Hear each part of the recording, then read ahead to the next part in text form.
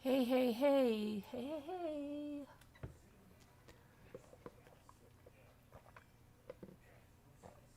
Still drinking my iced coffee. I'll be up all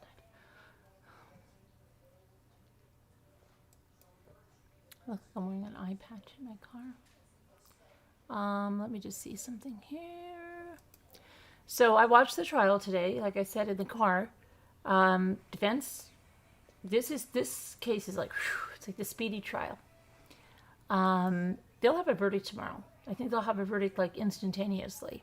They'll probably be like, we don't have to go out. We're good. We don't need to go deliberate. We're all good. Just give us the forms. I mean, to me, there's no way that they're going to get him, that he's going to get off, you know. Jimmy's like, I can't wait till he goes to jail. I said, he is in jail already. Yeah, but I can't wait till he goes for good.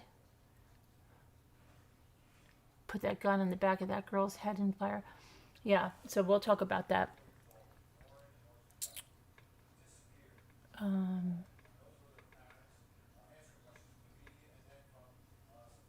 Let me see here. Whoops, that didn't work. Why didn't that work? Okay, I'm trying to get into the oops. Hold on a sec. Do.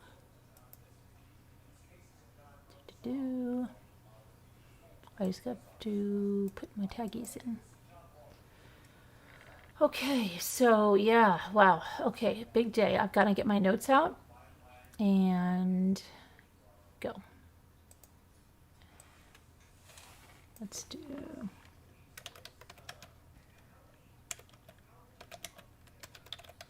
I have my Meyer lemon. You see my Meyer lemon I bought back there? I've got to transplant it tomorrow. I got to transplant it. It was $22.99. The guy charged me $24.99. I'm like, I think they're $22.99. Really? We go outside and I go, see, they're $22.99. He goes, yeah, that's what I charged you. I said, no, $24.99 is what you charged me. And he goes, oh, you're absolutely right. So he changed it. I don't know why their prices are. It wasn't even on, like, that was like the regular price. But I'm determined, I am bound and determined that that lemon tree is going to thrive.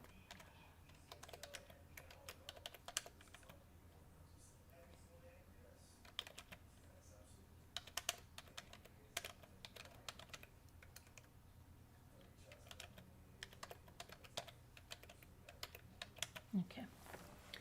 All right. Let me see here now. Save that.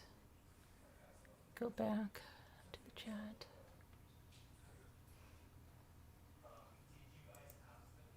Sorry, Jimmy's got that. He's not even in there, but it's just on so loud from before. I'm going to have to get up in a minute and lower that. Okay. And my phone, if anybody's been messaging me, texting me, I'm not getting them because my phone was dead. And to Aunt She, Jimmy tried every single thing you said. Nothing. Nada. Nothing worked. My necklaces are all...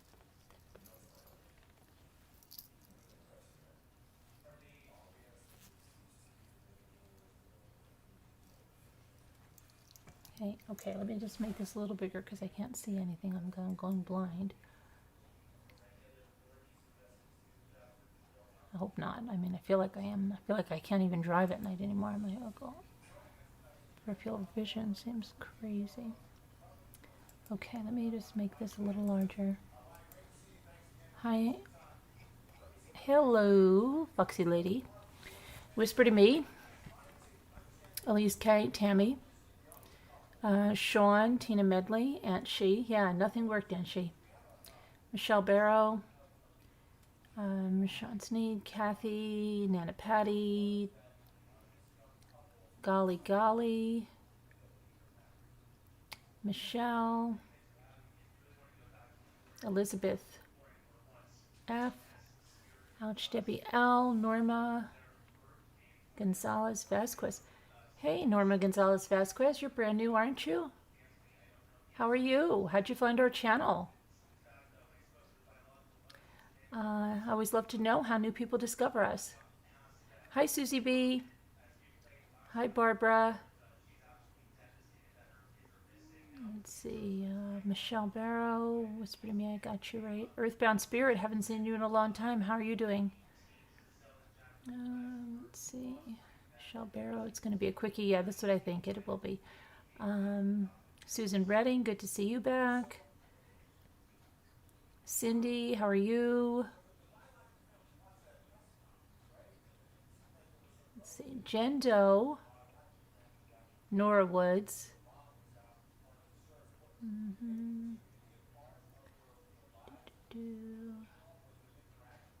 Who am I missing? Cece Love. Cece Love, we just asked for you last night. Where are you? What are you doing? Did you have a birthday?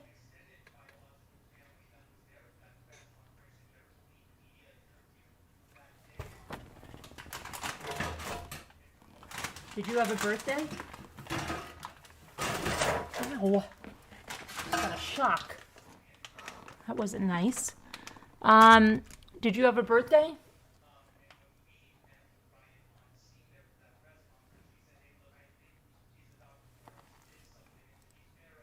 We were all wondering where you were, Cece Love.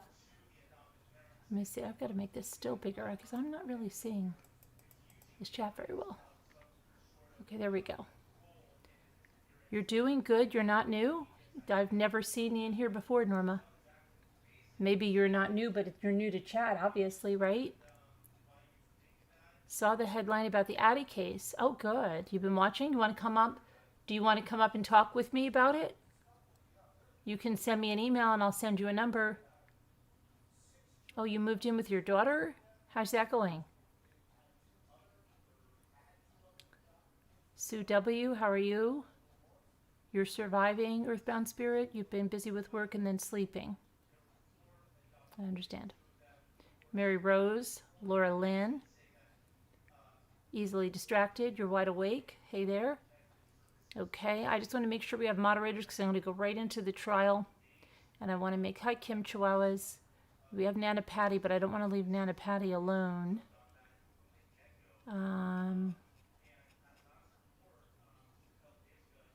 Snow Remover, are you here? Sharon, Danielle, Scooter. Who?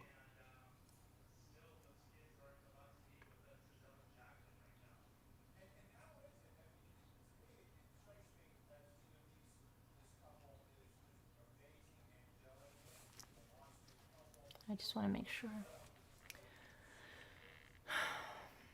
Are you going to be okay, Nana Patty? Hi, Deirdre Realtor. Oh, there's Danielle. Okay, good. All right, I didn't want to leave Nana Patty alone, you know? I gotcha. Auntie She, you can't fix that. I don't know with the computer. If you have any other ideas, let me know. All right, it's driving me absolutely batty.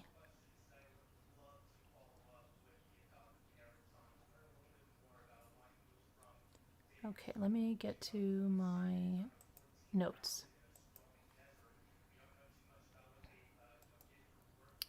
Notes.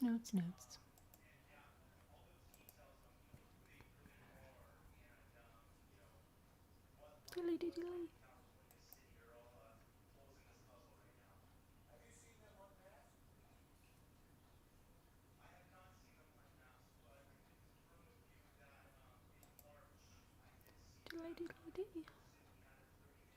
Where's my thing? Oh, here they are. No. Is that it? No.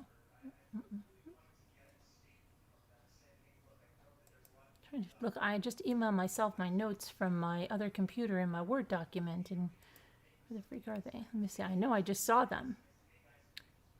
Oh, I see why, because there's a search on here. Okay. Hold on, I gotta go to my inbox.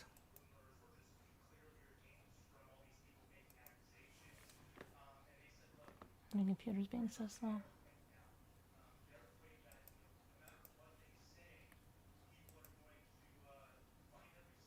Okay, here we go. Sorry about that, guys. Sorry. Day 3. All right.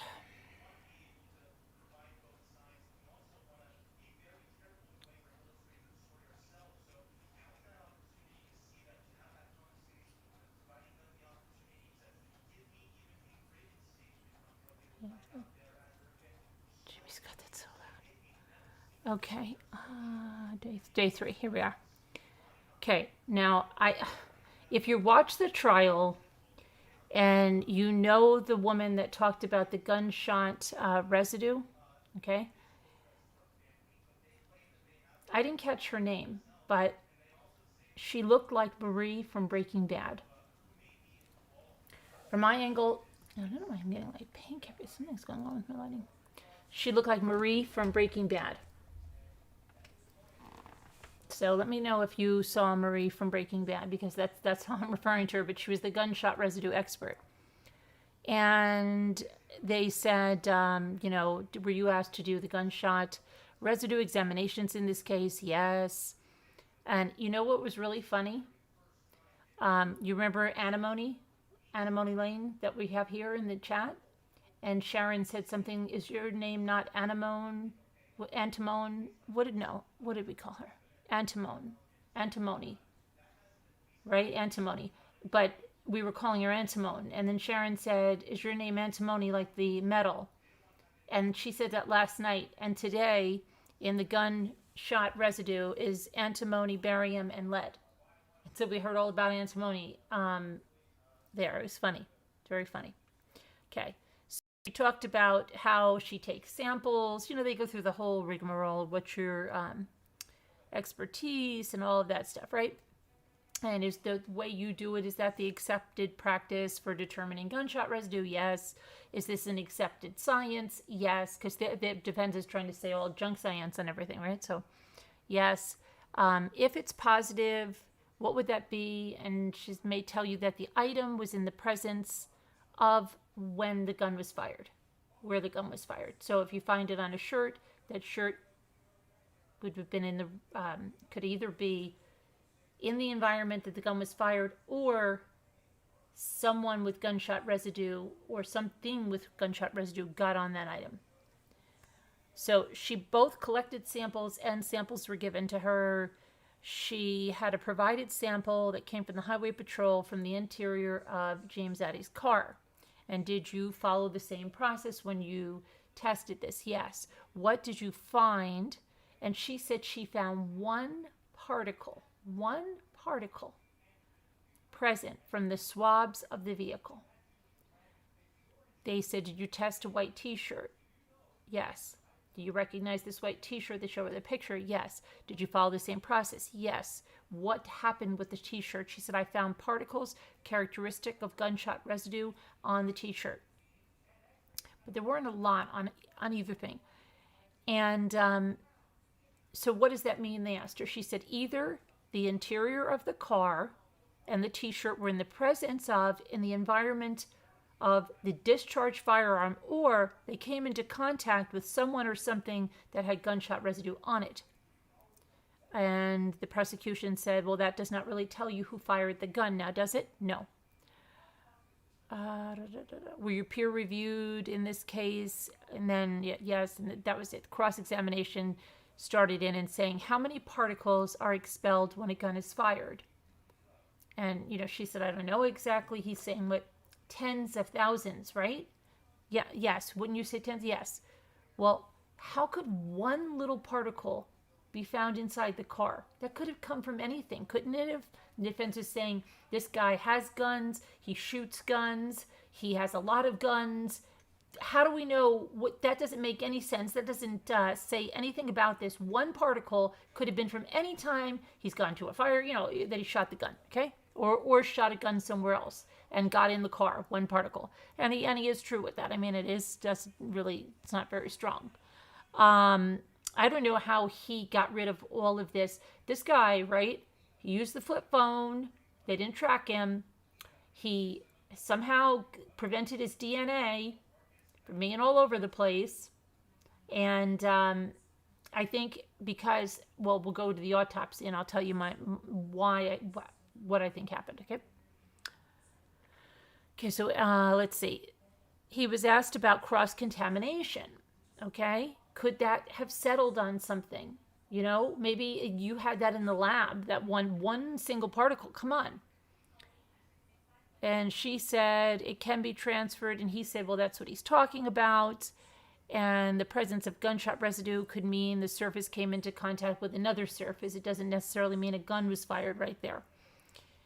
Okay, so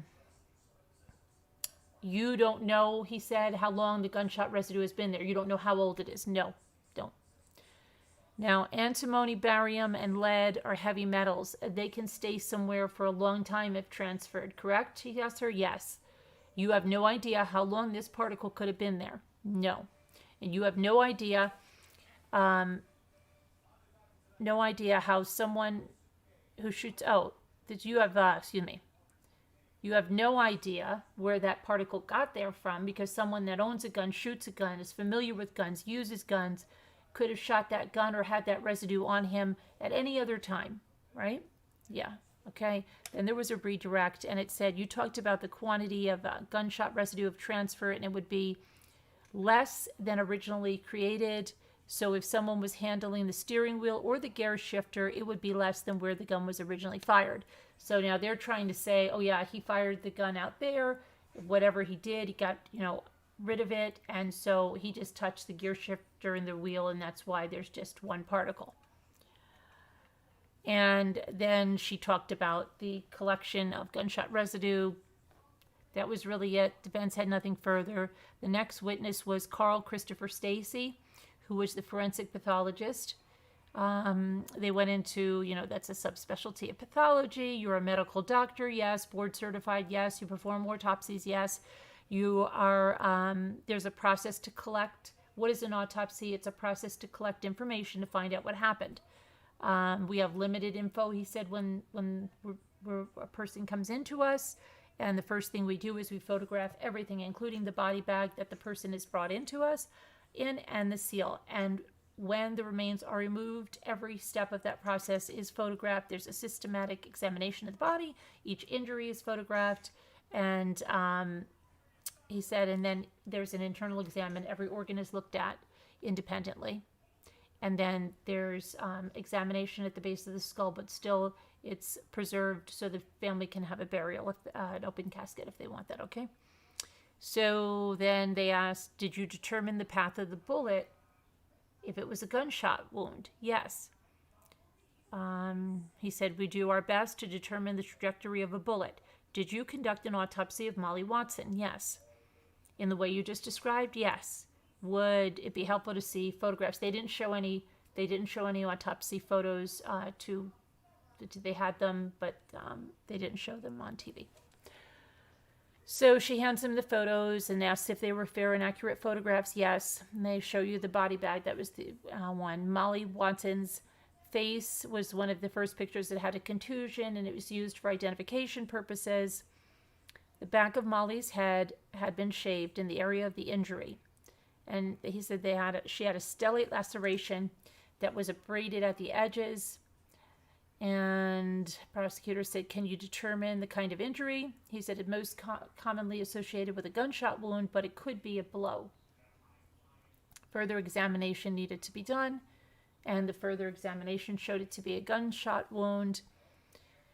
So he explains that it's not just the bullet, but the gases from burning and unburned gunpowder, and these gases can cause that stellate laceration, and it causes the skin to balloon up and tear, and that's what happened.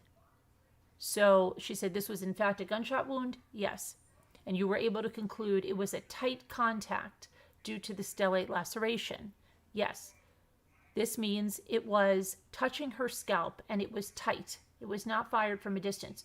So whoever killed her had the gun right up against the back of her head. And very, very close range. Extremely, couldn't really get any closer. So he showed some pictures, but they didn't show him of this skull after the scalp was reflected and the muscle moved away. And he said you could see soot at the edges of the skull bone, and the bone was a little chipped and irregular. She said, what is the darker area? He said it's soot. So the conclusion drawn is that it's a contact wound and an entrance wound. Okay. She asked if there was an exit wound. There was no exit wound. So The other side of the same wound, he said, is chipped inward, internally, beveled. It's another evidence of the direction. So that's additional info for direction? Yes. And then the next thing it says, x-rays are taken with gunshot wounds, and they show the x-ray. And you see a white area, and that's the projectile. We are shown that. The projectile was markedly deformed as it went through the skull. So it was really misshapen. The photo of the projectile, right, he shows another one right over the skull in the front of the head. Now, James Addie at this time is looking very distressed. Okay, he looks like he's crying. And then at one point he takes a tissue and takes his glasses and, you know, he's wiping tears. So let's see. She says to him, you do rely on x-rays? Yes, that is how we recover the projectile. And she says, did you recover this projectile? Yes, he did. This is a penetrating gunshot wound and a contact shot wound. They say, how tall was Molly? 4 foot 11 inches, and she weighed 212 pounds. Cause of death was contact gunshot wound. And then they showed a CV. And then now Addie's wiping tears and crying. The projectile is shown on the photo after removal. And she asked, did you turn it over to law enforcement? Yes. And they look at a death certificate. No further questions. The defense has no questions. Okay, bye-bye. Excused, okay? Jason Crafton was called as the next witness. Oh my gosh. I just wanted to shake this guy. Okay, he was an impression and tool marks and firearms. That was his expertise. Okay, so they go through his training, and he said he trained with the ATF and explosives training on the job, reading books and articles, continuing education, workshops, courses, trains others in his area, you know, trained recruits, Missouri State Patrol at the training academy, special guest instructor for the ATF. He helps new trainees in cartridge case comparisons, etc., etc. Have you testified in court? Yes, approximately 70 times. Then they talk about his CV. Is that your CV? Does it accurately describe what you have just explained? Yes. Were you asked to evaluate a projectile in Molly Watson's homicide investigation? Yes. Let's start with the projectile. Did you understand that it was removed from Molly Watson's body? And this guy says, I'm not sure. And then she showed him the photo to confirm that it was the same projectile he was asked to evaluate. He said, that appears to be the projectile.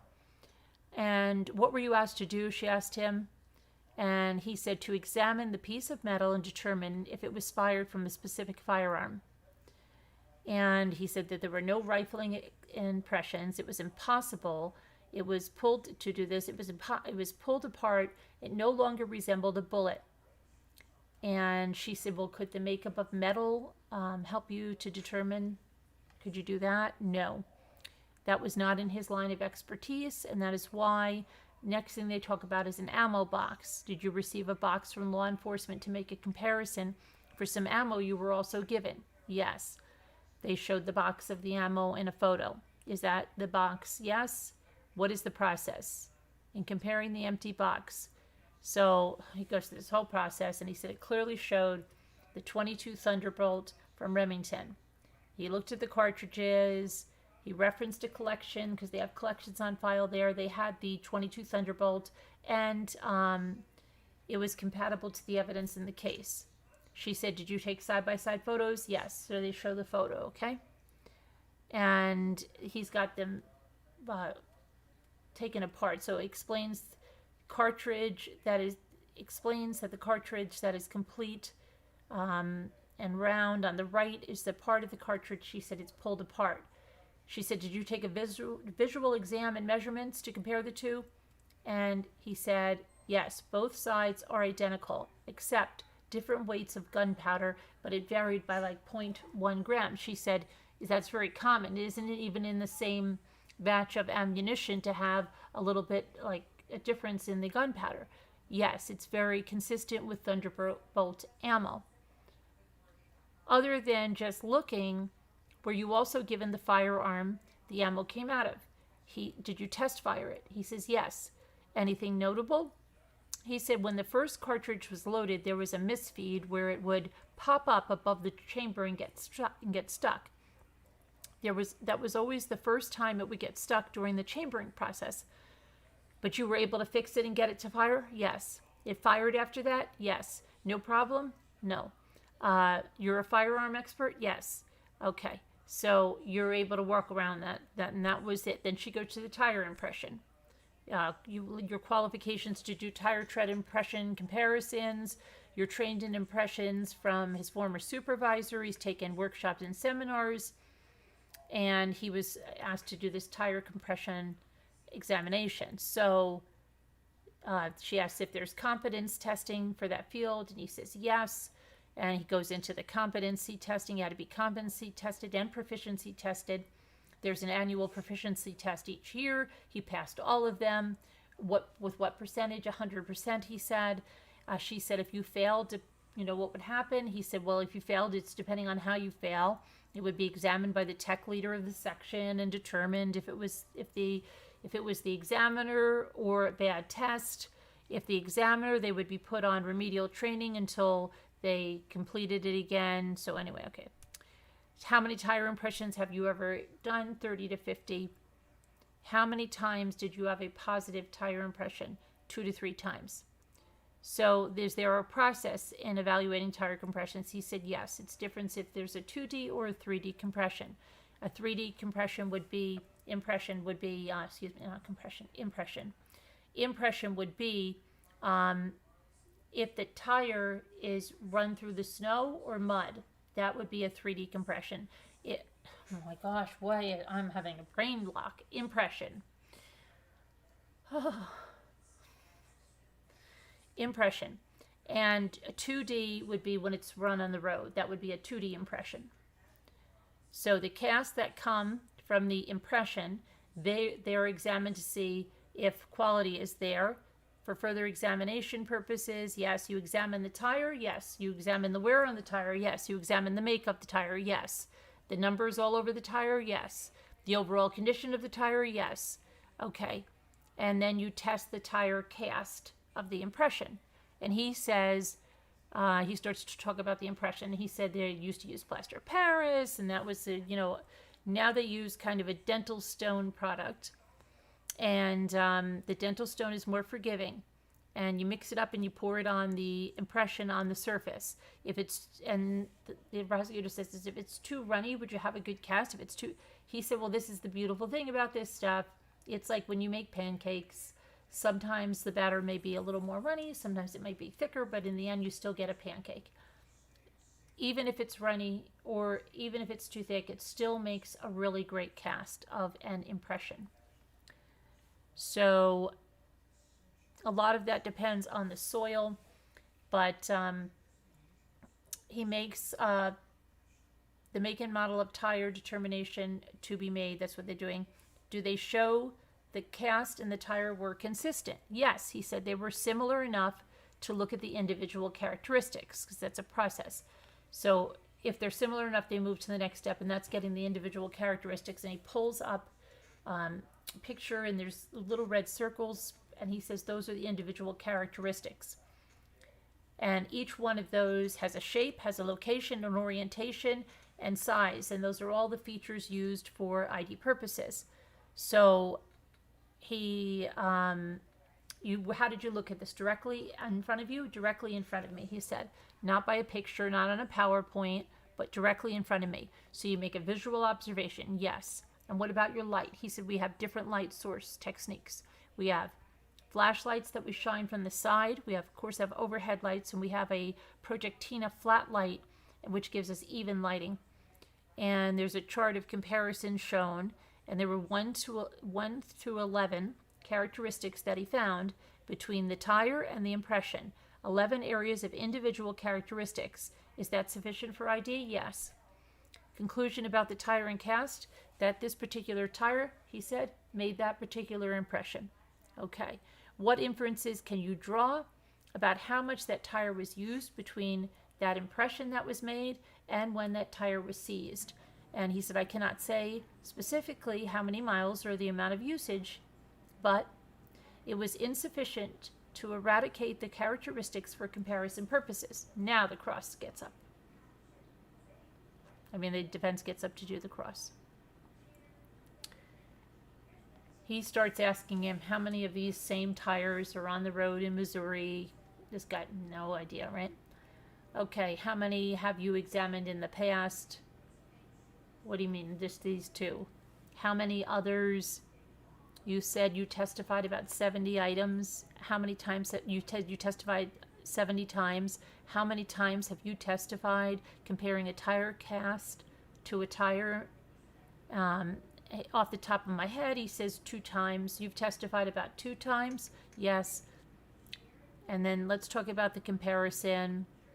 So they talk about the states 191, number 1 on the left, and he goes to this guy, describe for me the individual characteristics. Now, I don't know about you, but this seemed pretty straightforward, okay? This should have been in his report. He's pointing out all these little things on a tire, whether it's a gouge or whatever it is. Okay, so if you have a gouge and then you have a gouge in the cast, he's saying it has a size, shape, and location and an orientation. Wouldn't that all be noted that this is the same? This is what the defense attorney is asking him, meaning he wants him to say, sure, let's look at 1. That's a crescent-shaped gouge. It's 1 centimeter, but and then compare it to the cast. This guy doesn't get it. This guy just sits there and goes like this. I'm not sure what you're talking about. And he said, wait a minute. You said you identify these because they have a shape, a size, a location, and orientation. I'm asking you what the shape is, what the size is. And this guy is just like, I wanted to see what the prosecution's face was like. I don't think anybody prepared this guy. Frankly, he really, to me, oh my gosh. So he goes, I didn't do this from a photo. I did this with the stuff sitting in front of me. So the defense attorney's like, well, that's great. You did it with the tires sitting in front of you. Don't you have a report you can read from and tell me about the characteristics and, what makes them No, I don't have it. Okay. And from this photo, I cannot do it. It's not proper. Okay. So he said, I don't have it in my notes or anything like that. So he said, well, can you tell us the size of one? And then he says, I do not measure the individual characteristics. They were the same size approximately. So the defense attorney says, you didn't measure them?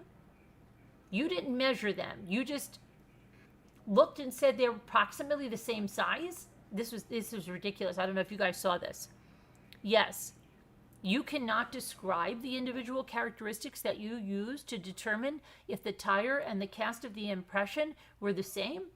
No, not like this. And he took forever to answer a question. So then the defense attorney said, look, I'm not asking you to conduct an examination here. I'm asking you to talk about the specific characteristics that had you determine that this specific tire made this specific impression. And he just starts talking about, well, I used the characteristics that are circled there on the picture. Location, shape, orientation were the same, and that's what I did to ID it. But then the defense attorney said, you cannot describe a single one of those indicators? Not right here, because I didn't do the examination right here. Oh my gosh. And then he says, you testified on direct examination that this method is relied on by practitioners in your field. You said it's relied on in your field. And you rely on it in your field. And that there are scientific articles about this method. And then you discussed peer review as Missouri State Highway Patrol, as you talked about that, and you made an identification. Can you tell me a peer review article discussing the process of ID of the tire to the cast? And he just goes, there are several peer-reviewed books. And the defense attorney says, wait, you said there were articles. Yeah. Do you have them? No, not here. And then the defense attorney says, a few weeks ago, I asked you to send me articles that you referenced in the past. You did, and I appreciate it. And they were about shoe prints and shoe impressions, nothing about tire impressions. Correct. Have you found any on tire impressions since? Yes, I have. And he said, the way Highway Patrol made this idea, you say that there is sufficient agreement between right and left. Sufficient agreement means that the character, and he's, what is sufficient agreement? He asked this guy, and this guy says sufficient agreement means the characteristics between the tire and the cast and the amount of agreement between the classic and individual characteristics agree that they would not be found on another tire. And so the defense attorney says, but this conclusion is just up to the examiner, right? Yes. Any objective standards to make a sufficient agreement determination? Yes. And then he says measurable features from the state, like example 188, like the tread characteristics, are then subjective in determining what weight to place on the individual characteristics that are seen.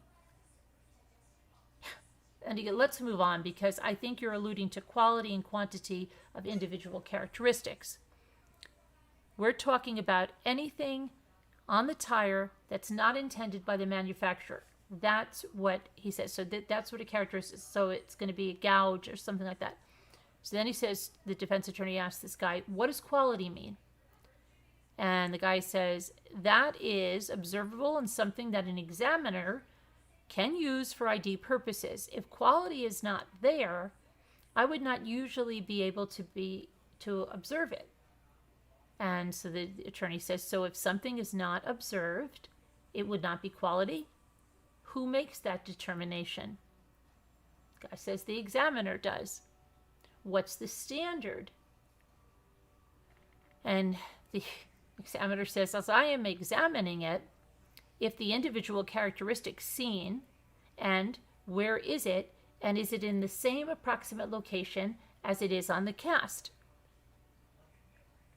And the attorney says, I'm talking just about the quality. You said that there were some not high enough in quality, so how do you differentiate in the ones you do use to the ones you don't use? And the guy says, if there are some on the tire, but not on the cast, because it might not be on the cast due to debris, and he goes, that's your comparison analysis? Yeah, but once you have a characteristic, he said, then it's up to you whether to use it or not in your analysis. And he's like, the characteristics in the tire? They don't have to be on both sides of the slide to be considered a characteristic. Then the attorney says, my question to you is, what objective criteria is relied on to make sure that you're using quality individual characteristics? And then the guy says, well, it's the examiner's qualifications that make him make that call. So it's up to you, the attorney says. Yes. So you also mentioned quantity. And the guy says, well, that's just the number of characteristics, right? Yes, that's correct. And then it says, if I have it right, is there any objective or standard of quality in your evaluation? And he said, it's what would make the quantity sufficient. Is that up to the examiner? Yes, it is. You cannot say with any specificity that you can say that ammo came from that box. Now they're at the ammo again. But you can say they are consistent with each other. Okay, the defense, oh, this is the prosecutor now. I'm sorry. This is, okay, so the guy really, he grilled him on the tires, on and on and on about this stuff. And this guy just, that was ridiculous. And then the prosecutor says you cannot say with any specificity, I can't even speak tonight, that you can say that that ammo specifically came from that box. And he said, no, he can't, but he can say that they're consistent. The defense asked how many times you evaluated this tire, okay? And He said, or a tire like this. And he said, I said at least 2. Can you remember all the makes and models of tires you've ever evaluated? No. Does it matter the make and model of a tire? No. It is individual characteristics I'm looking for, the guy says. And she says, if there was an improper wearing of the tires due to an improper balancing or alignment, would that have any difference on the cast? And he said no, because the tire is the tire. It doesn't matter even if it's aligned wrong or worn wrong on one side. If that's the impression will show that it's worn wrong. You know, it's worn more on one side. So then she said, how many IDs, positive IDs, where you say this is just like the impression, have you made? He said 2 to 3 times. And she said, have you only testified in court 2 to 3 times about a tire making a match because that's the only 2 times you made this match? And he goes, I may have only tested, I don't understand. And so she repeats it. He says, correct. She says, and all the rest of the tires you examined, they didn't match? What were the other conclusions? He said, well, it could have been unsuitable, it could have been inclusive, it could have been not match. Okay. Is this one of your only cases where you were able to testify in a court of law that this tire matched the impression? Yes. And then, listen to this one. Listen to this answer. She says, is this one of the only cases that you feel comfortable to testify in that this was a match? And he says, I never feel comfortable testifying, but this is one of the only times I testified to the tire matching the impression. And she said, well, that you felt sure enough to make a positive conclusion. Yes. And then they started talking about error rates, and he's saying, yes, on the proficiency test, you can do that, but not in the real world. You can't give an error rate because they know the ground truth in a proficiency test. They know if it's an positive ID or it's an elimination. But that's because you know the ground truth, he said. With a case, the ground truth is ID is unknown. So what is your rate of error on proficiency? He said, I never failed a proficiency test. Then they said, you provided articles to the defense on the foot impressions? Yes. Are they similar to tires? He said they were very consistent to tires. Very similar in comparison? Yes. Can they be applied at one or the other? Can they be, can the same set of facts or whatever be applied to one and the other? Yes. Since then, you did find tire articles, right? Yes. They discussed very similar cases with shoe impressions and tire impressions, he said. Are they peer-reviewed? Yes, he said. Do they establish scientific reliability of the tire impressions? Yes. When you conduct your evaluation, are you looking at the tire in front of you with different light sources? Yes. Are any of the characteristics lodged in the tire? He waits a long time and he says, I can't recall. And she says, well, look at that picture now. Does anything come to mind? Does any of that look like it's lodged into the tire? I don't know. And she said, if someone was standing over your shoulder when you were doing this, can you describe the individual characteristics? And she said, what? And she's like, to them, like a scrape or a gouge. And he said, well, that is how I would describe it to someone else. She goes, well, if you were just talking in the break room and they were not in front of you, he said, well, then I can't do it there. That tire has to be in front of me. And she said, is that what you were being asked to do by the defense? Describe something that they have not seen? And he goes, yes. And then she thanks him, nothing further. Okay. And then they recross, let's see, the highway patrol, the way they make this identification. I don't even know what he said. There was just one or two questions. Then they broke or something for lunch. Now, not lunch, for the day. And that was it. That when they came back, the prosecution rested and the defense rested. Tomorrow there'll be closing arguments and there'll be a verdict. Guarantee you it'll be super duper fast.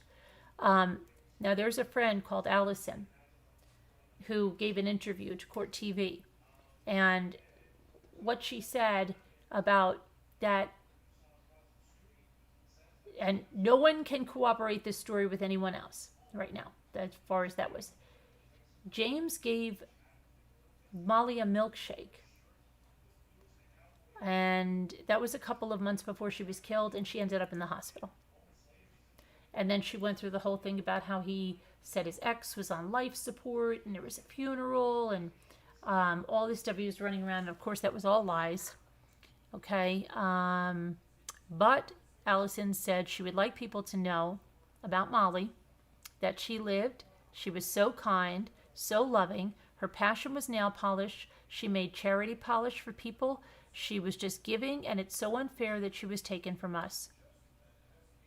And then she also talked about wondering why Molly was not conceiving, because they were trying to have a baby all this time. And then that's it. The rest, it's done deal. They're going to have closing arguments. It's going to go to the jury. So, where's my Norma? Norma, was it Norma? Well, you want to come up and talk about it since you watched it all day? I could use someone to help here. I'd love to talk to you about that cross. Hi, Mrs. Calabash. Is she still here, that Norma Vasquez? She watched the whole thing. Norma, where are you? Hi, Sleeping Beauty. Hi, Deborah Vancouver. And hi, Kathy from Texas. Hi, Alicia. Hi, Adriana. Sharon. Mrs. Calabash. Robbity Bob. Two Scooter. Kevin Leonard.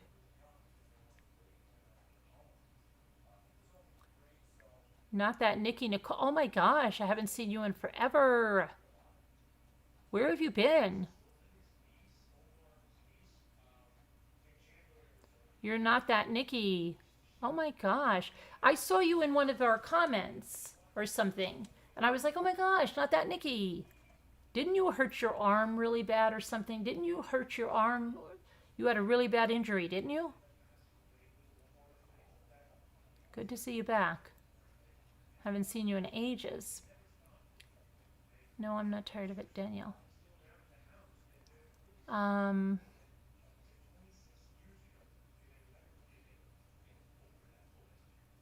Who's showing her previous channel name, Kathy? Who changed their name? I have to know who changed their name because I get so freaked out with that. Who changed their name? Who changed their name?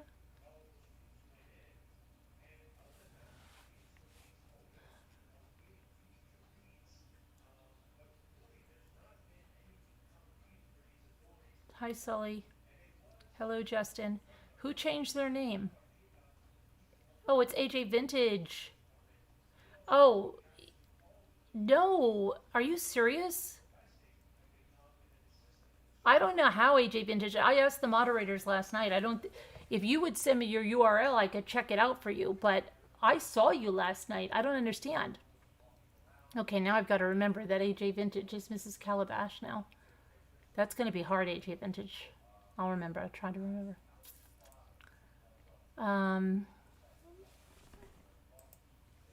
Thanks for becoming a new member, Mrs. Calabash.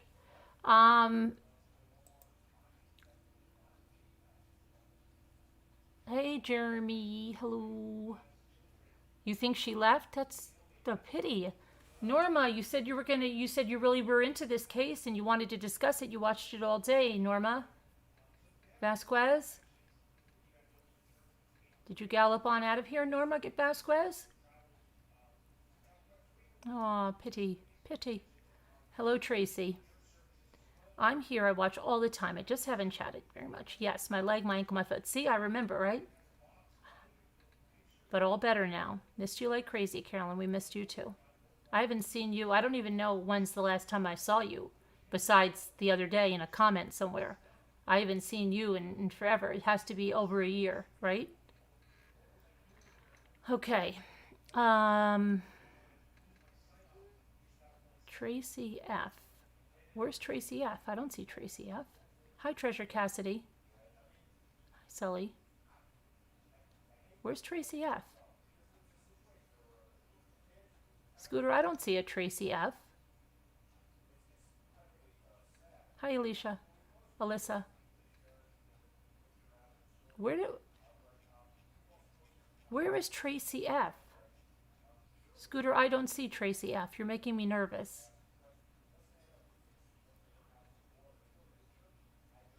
Sleeping Beauty, my daughter sold my home and I'm living with her and my granddaughter and they make me go to bed early. And my granddaughter uses my iPad.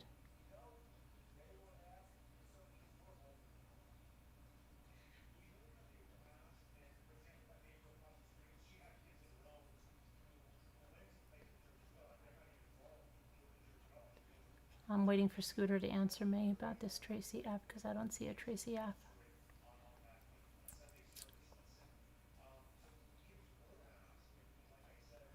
Yes, AJ Vintage is Mrs. Calabash.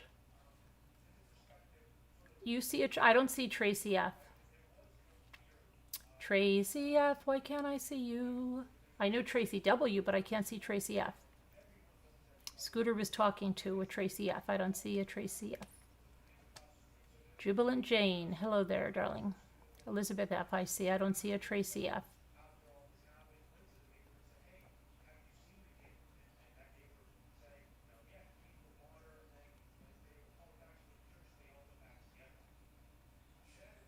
Oh, there's Tracy F. Hi, Tracy. I didn't see you. Hi, Lori Coley. Okay, Tracy F. Tracy W. There she is. Nana 3. Nana times 3. Okay, my comments were not showing up under my AJ Vintage. I don't know why. That's so weird. Okay.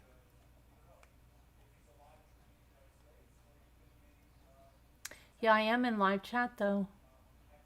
Okay, I'm going to put the number in. Mama Ames did give me some other houses to look at. Hi, Shar. What else did I say?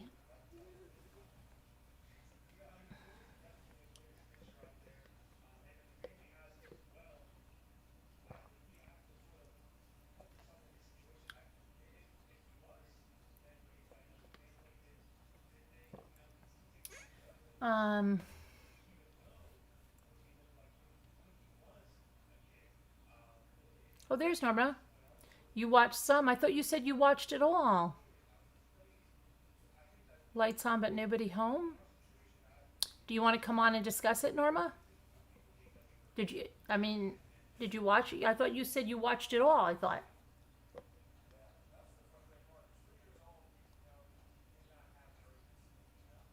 Maybe I misunderstood you.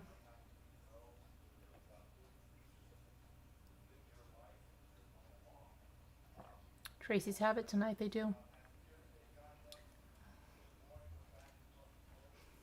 Well, I'm going to put the number in Slack. Elizabeth T. Elizabeth. Okay, hang on. Let me get this. I got to put this over here. Hi, Teacup. Hello, Teacup. Hello.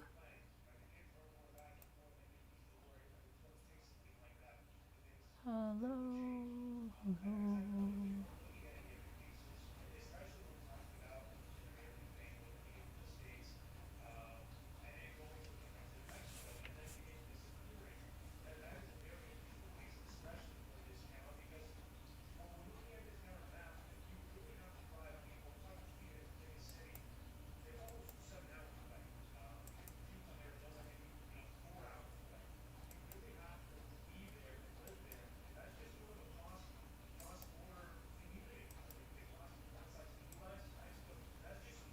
Okay, I'm putting it in Slack now.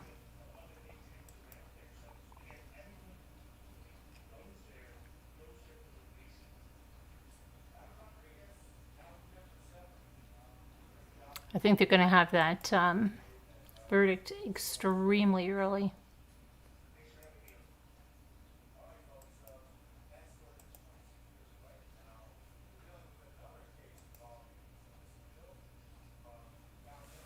Okay, so I was also watching about those West boys. They haven't come any closer to finding those kids. Have they?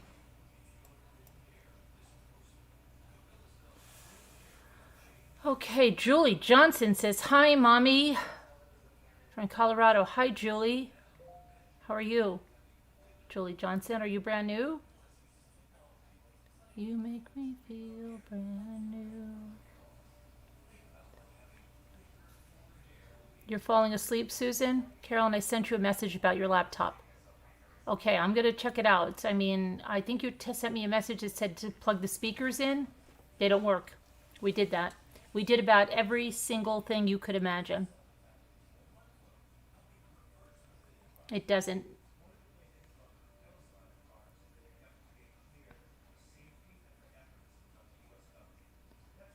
Hi, Lisa H. Hi, sweet peeps. Just going to listen in here. So tired and my sleep apnea is bad.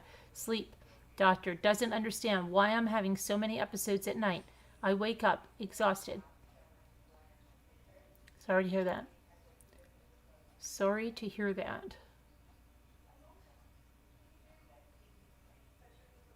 Good night, Susan Redding.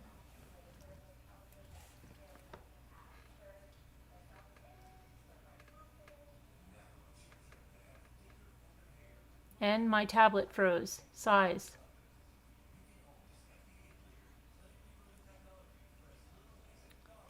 No, my husband can remote in. Oh, really? Oh, okay. I'll check it out.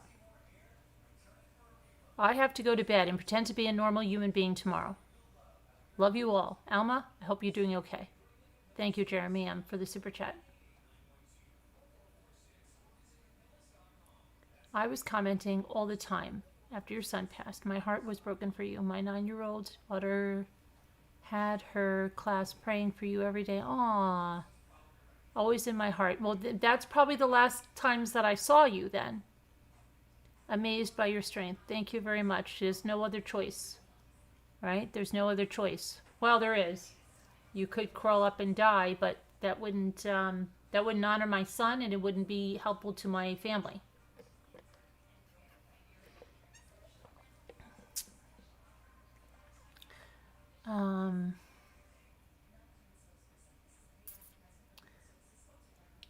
Sandy, if Sandy hears me, if you come in, there's a surprise. If you come in, you'll see a surprise.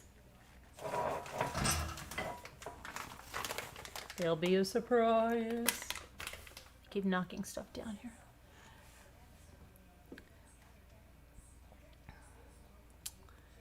Elizabeth, since my husband has been working from home, it has been a real battle for the downstairs thermostat. Yeah, it's really hot in here. I hope the heat is off. It's raining again. It's raining again. Your anxiety and depression is not helping matters. Yes, I get you. I hear a beeping.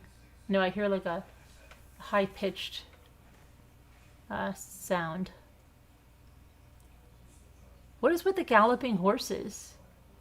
Are you using code in the chat too, Scooter? Is that code?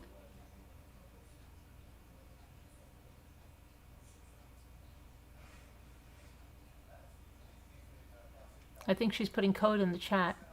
Hi, Larky. Well, I put the number in. Where's David's? I've only seen her in comments. Davida, where are you? I know she has to work tomorrow. But still, Davida.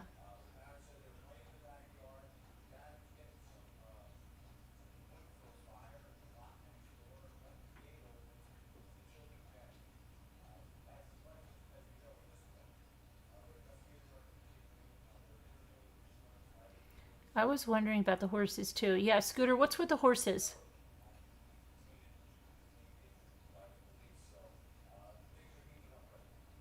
Friday, first Saturday in May, and fancy hats. What?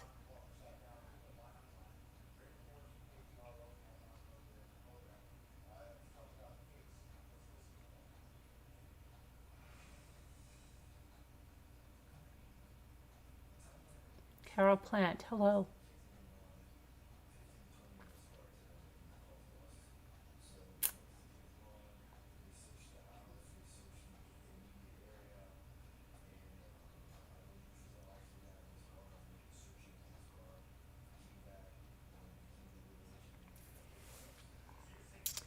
Giddy up.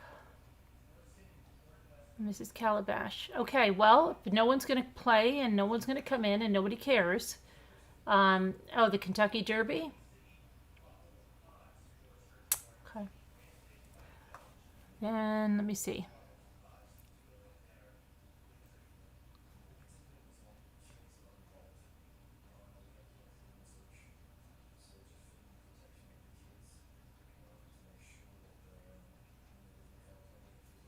Kentucky Derby is Saturday, yeah.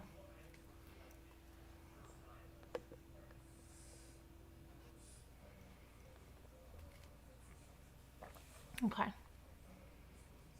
Let me, yeah, how I used to go and meet Moo over there. We haven't been able to do that in a while. Moo, where are you? My hair is driving me crazy. I got rained on like a lunatic. Okay. Uh-oh.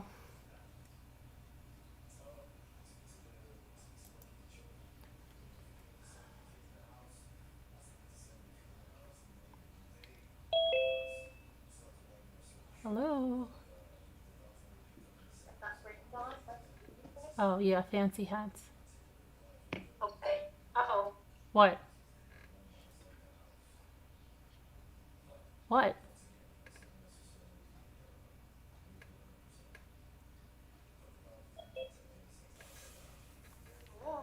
Hi. What you doing? Oh, yeah, not much. I didn't get any messages from you because I couldn't hear them, so I don't know what you sent me all day. What? Hold on. Hold on. Hi, Grace Stewart. I have a live going. What you doing? You're Are you kidding? Just from you because I couldn't hear them. You're being live streamed. Okay. Oh boy. Did Dave change the toilet today? Yeah. Okay. Yes. And no, you're not being live streamed. I'm just teasing. I was trying to. How's the new toilet? Oh, it works great. What'd you do with the old one? Threw it away. You didn't. I thought you said you were using it as a planter. No. Oh, I thought that was tacky. I told you, but I thought that's what you said. No. Okay. I never said that. Oh, okay. When did you say that? When did you think I said that? You said that would look real nice by the front door with some geraniums in it. Oh, I did not know. And then you said maybe a little extra porch seating. Wait, I have to turn the sound down. It's a little tacky. I told you that was tacky.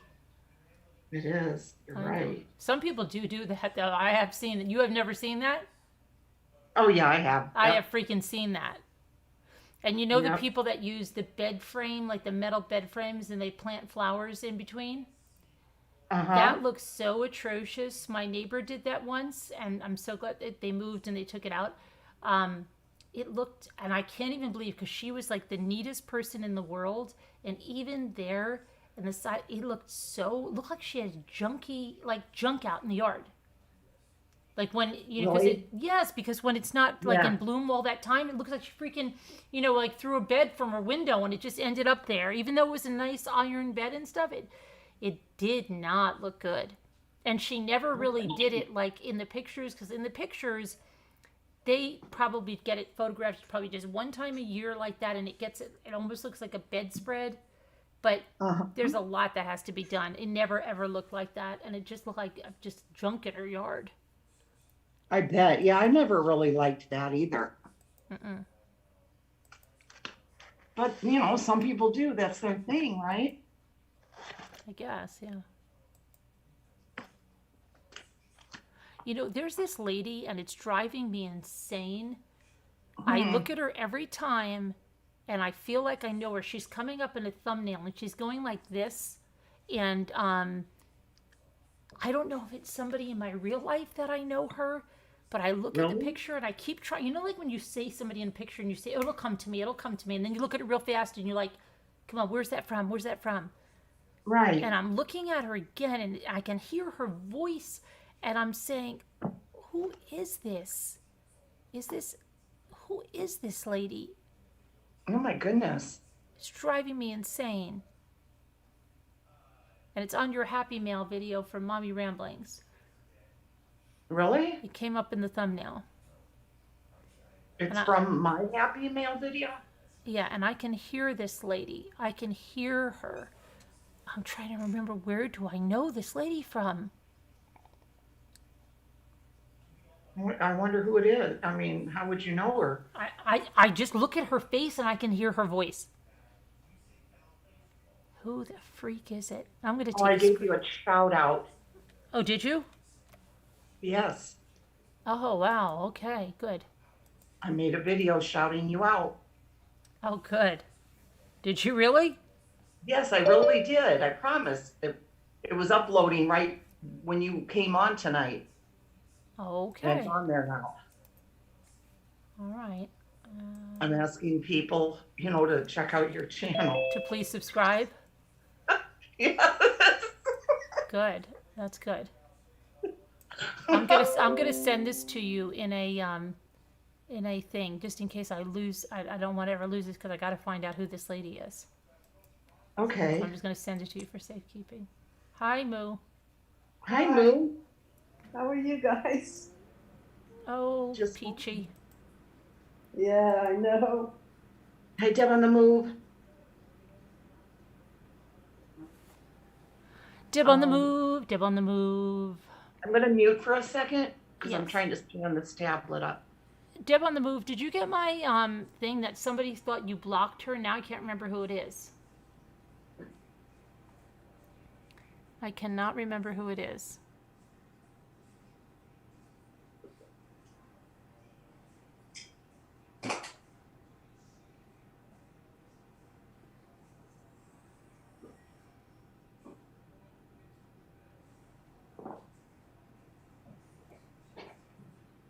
Drama llama. You should change to the drama llama.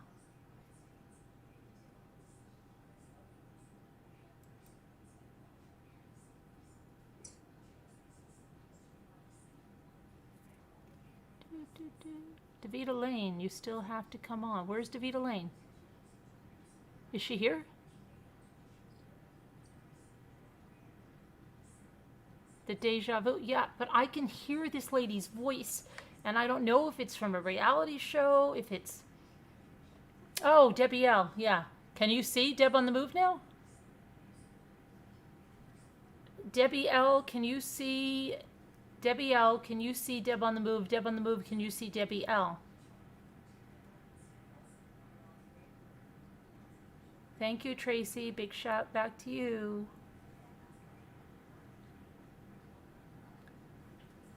Oh, boy.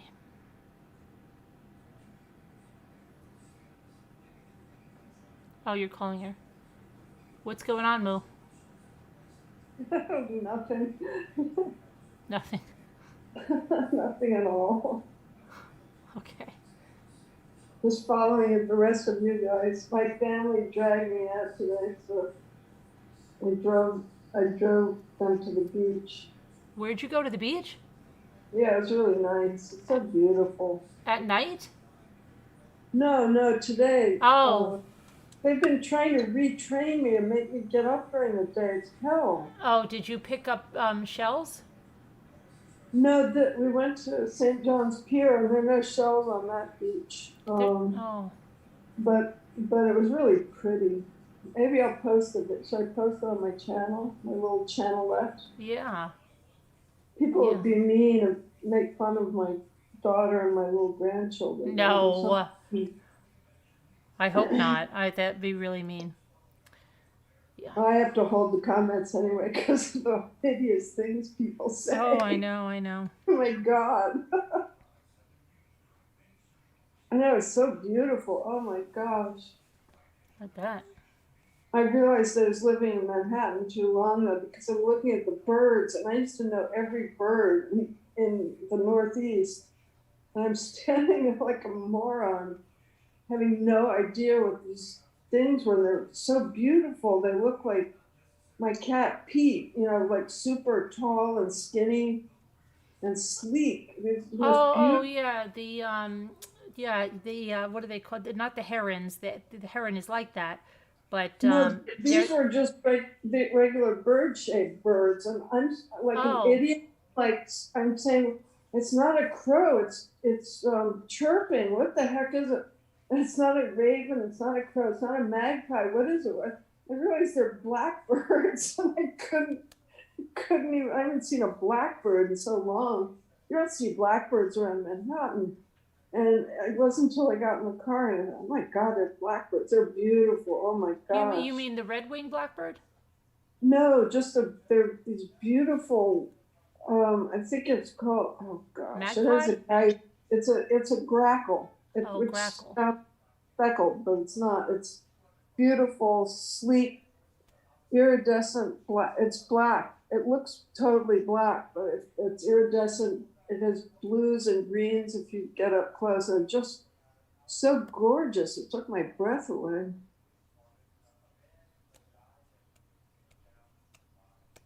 Luckily, my daughter was there. This is why I'm not a good grandmother. I mean, I'm sitting there staring at birds while my granddaughter's running around in the surf. I can't take my eyes off the birds. But luckily, my daughter was the grown up today. Hold on one second. Here, let me see what the heck this is.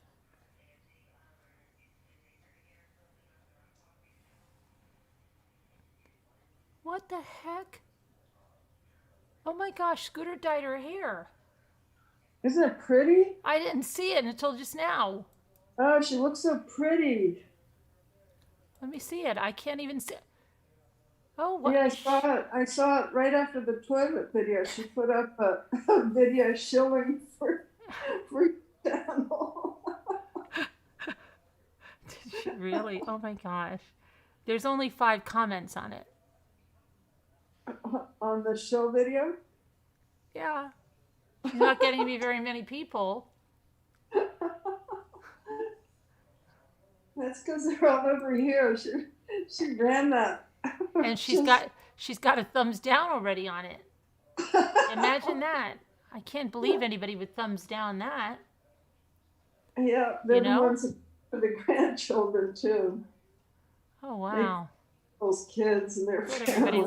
I thought everybody loved me. Oh no. Oh no. Uh-oh. I think we just caught a mouse. Oh no. Oh no. I gotta call Jimmy. I think I have to call Jimmy. Oh wait. It's done. It's done. It's done. Oh, I'm gonna freak out now. Oh gosh. Hold on a minute. Right there.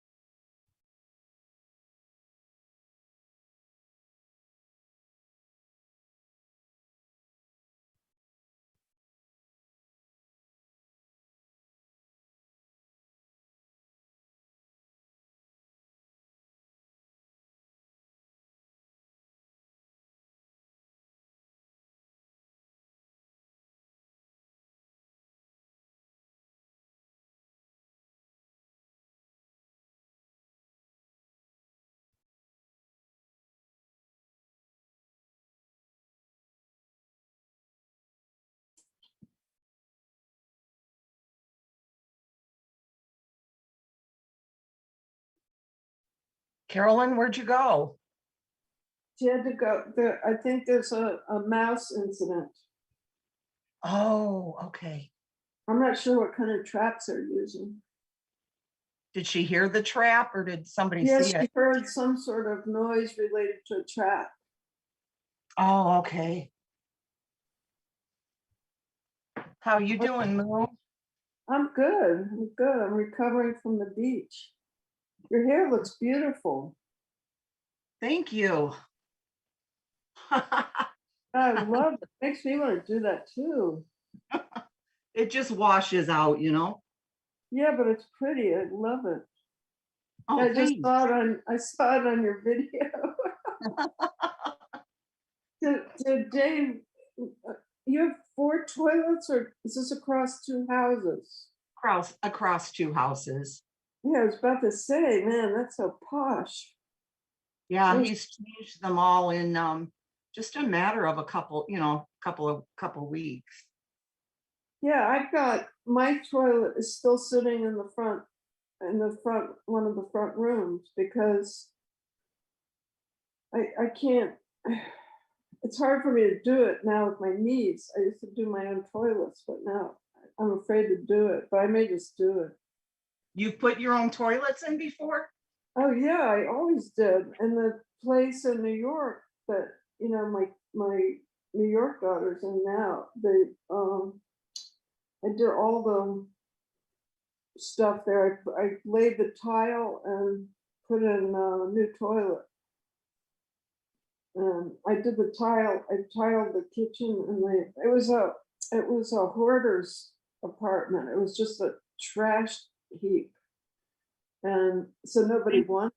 So of course I bought it, but I don't care about a trash heap. You know, it's easy to fix. So so I put all the kitchen tile, the front hallway tile. I put this really nice Italian tile, and then the bathroom tile and the toilet. Thank you all so much. Thank you. I see everybody saying they like it. Thank you so much. Okay, now, Beautiful. I didn't get to see this hair. What is this about? When did you do this? Tonight. You just It's got really- darker color hair? It's the purple. It's But beautiful though. Did you you should put a light on because it's so dark I can't barely see it, but it looks good. Carolyn, look at the video. Look at the video. She Yeah, put well, I up was the- trying to look at the video and that's when the whole thing happened. Yeah, Oh, look at, you'll see. Did it But have What? Did it have an okay outcome for the mouse? Does it get to go outside? Yeah, it's got loose. I was dying, Carolyn, when you were live in the car, in the car. Oh, okay. And it was just right at the end. That's when I saw you were Well, on. you're so- trending. You should have done a video about it, dyeing your hair on camera. I'm trending. You're trending with the purple hair, yeah. Looks good. I can't get used to it right away, but yeah, It washes out, you know, it's not permanent. okay. No, but it looks great. Does Bonnie know that you did that? Oh, I wonder what she'll say. She'll probably like it. She'll think it's cool. She won't think you're going through a crisis? She always thinks that, you know. Oh, okay. What's your father gonna say? Is that allowed? Oh, he'll laugh. Be like, what'd you do?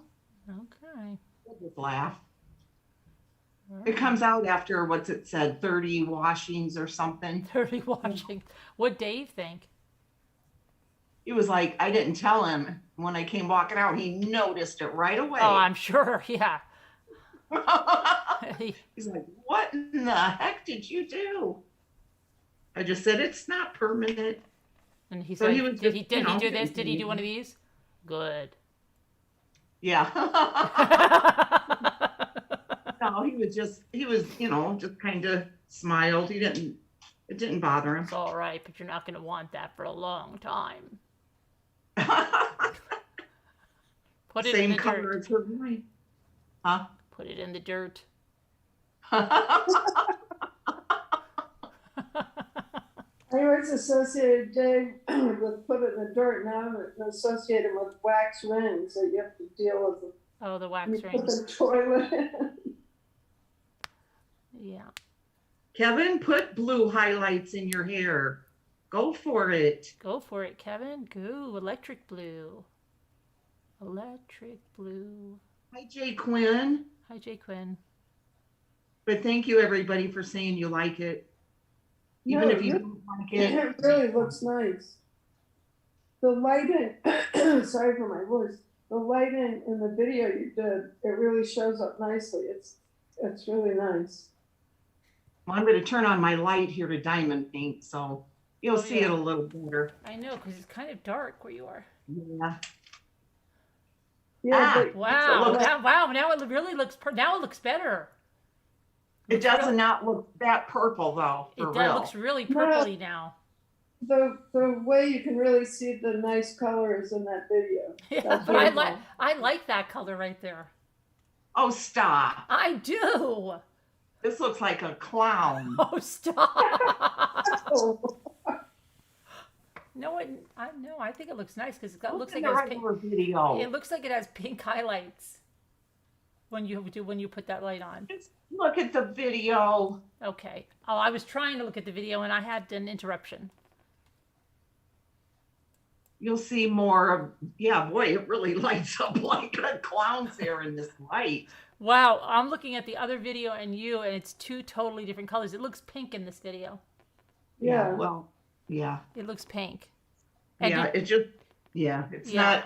I can't That's play. the I old can't play your color. voice because I don't want to get a copyright strike. But did you mention the purple hair, or you just talked to them like you didn't have purple hair? Yeah, I didn't mention the purple hair Yeah, until she right talked at the end. so everything was normal. Oh, really?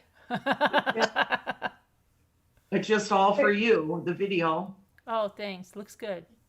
So my subscribers they'll all come over here tonight and sub. I know there'll probably be be like a big arc right around there. Oh, that's when Scooter shouted me out. Yep.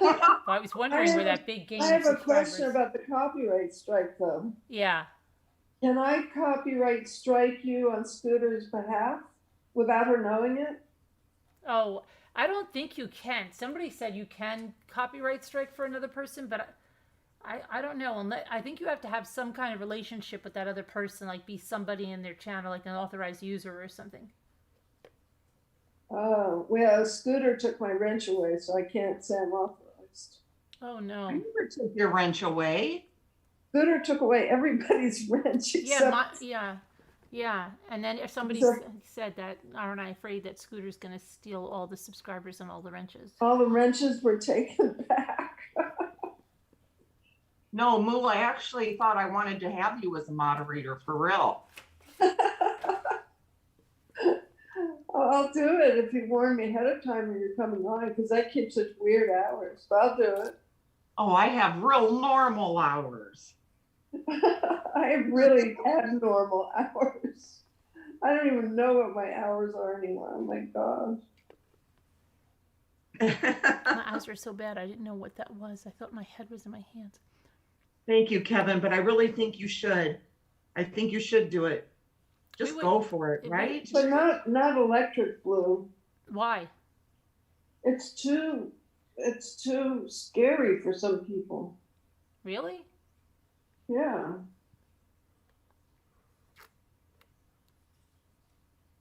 I mean, I get nervous with electric blue. Really? That's what Kevin wants to do, the electric blue. He wants electric blue? Blue, yeah. But why can't it be a nice subtle, Because he wants to stand out. He wants to be electric man. yeah, but that's like Blue Man Group blues. That's the one time I'm not alarmed is if I see it on the Blue Man Group, then I can be calm about it. Really? Yeah. It's not a Kevin, negative. just do it. It might make you feel better. He's so worried and everything right now. It might Yeah, make but- you. If electric blue will Oh, help. yeah. then Henny said you do got to it. prove who you are to copyright for someone. Oh, okay. Thank you, guys. You're so sweet. Thank you. It's hard to do. You have to be like someone important, she said. Oh, I was just curious because I wondered if someone could do it to get you. I mean, do it just to get you, even Oh. though Scooter didn't want you to. So they can't. Oh, I gotcha. Yeah, I know what you mean. I'm following along. I'm picking up what you're putting down.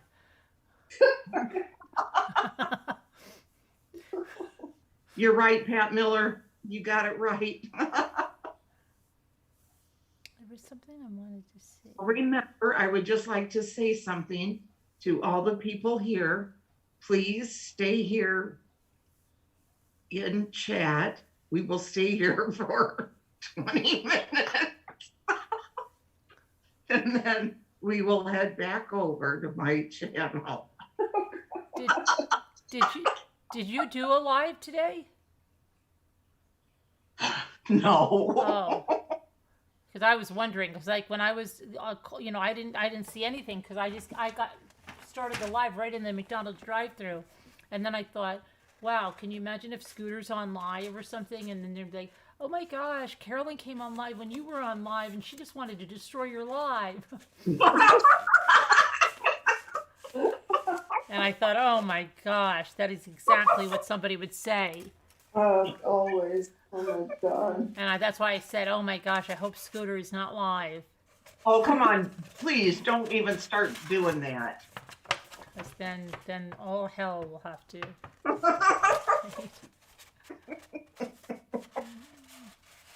Oh my goodness. Oh my goodness. I was going to go live like 5 minutes after you started. No, wait, I was going to go live. I was planning when you were putting the number in, when you said, I'm putting in the number now.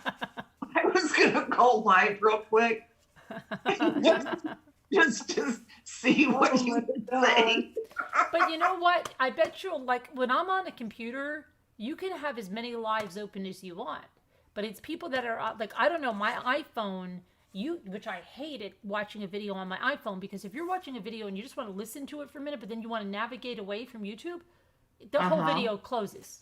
Like, I don't know, Scooter, how do you text me and you're watching a video at the same, how do you do that? Doesn't your video shut down every time you text me? No. Nope. How? Because I have an Android. Really? Yes, ma'am. So you can be watching a video and navigating away from YouTube?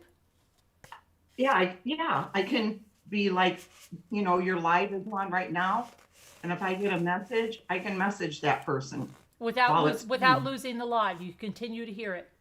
Right. Oh, I lose it. That's it. Gone. If I go off YouTube, I'm done. See, I don't even go off of it. I just, when I see the message pop up, I click on it, and I'm typing as the video is going. Okay, but let's say you wanted to go to look at your email. Okay. Can you do that with the video playing and it continues to play? Let me see. I think.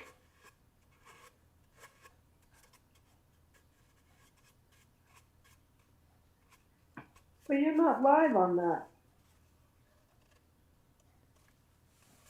Well, I'm here on my email. No, but aren't you pointed at your face? You are still playing. Or something? But wait, isn't something else taking you on the live? Okay, that's weird. I don't know. It's very weird. Isn't your tablet live? Yeah, I'm on my tablet, on Zoom for the live, but I'm on my phone for YouTube for the chat. Twits lets you do that on iPhone, and so does Hulu. They need to do that for YouTube. Oh, yeah. Okay, so yeah, we can't do that on an iPhone. You can't navigate away from YouTube. Thank you, Mrs. Caliban. I can, if I look at chat on that's what I do. I do everything on my iPhone.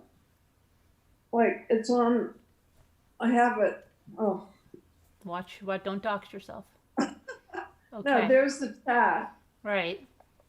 And if I want to check my email, now I'll dox myself. If I want to check my email, I can go there, and then I can just go back to the. Yeah, but you can go back to it, but you can't, like, if you were listening to that video, right? Wouldn't it stop playing? Yeah, Yeah. but the thing is, I can't play it anyway because then it would cause problems with the live. So I have the sound off anyway. Right, but I mean, like, say you're just sitting out on your patio and Scooter's like, "Moo, turn on this video." It'll shut Yeah, the video. and you can't text to her and watch the video at the same time, but she can. Well, yeah, but you know what though? If you have there's a way to do it. If you have a Google, not Google.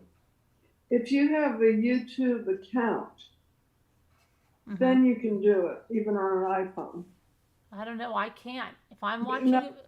But do you have a YouTube? Yeah. What's it called? No, Yeah. I don't need The app. channel. The app. No, not even the app. It's a subscription. Every now and then a pop-up comes up saying, would you like to be whatever it is? And, you pay, and I don't want to, so I don't. But if you pay the YouTube, it Oh, you mean YouTube Red?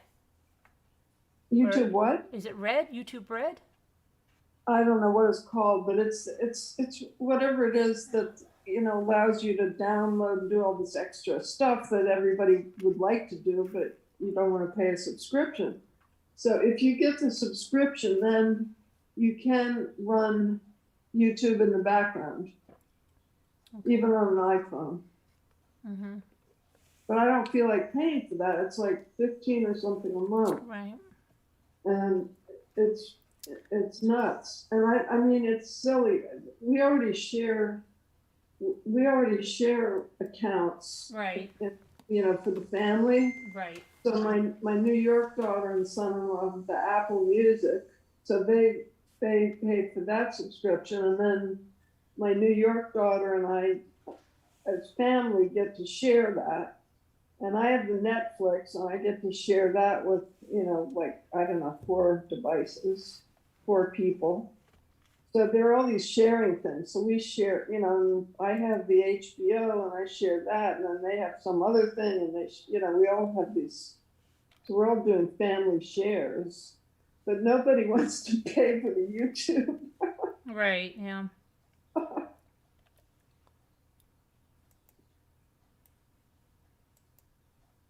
Okay. Every now and then though, it accidentally does it. That's what's really weird.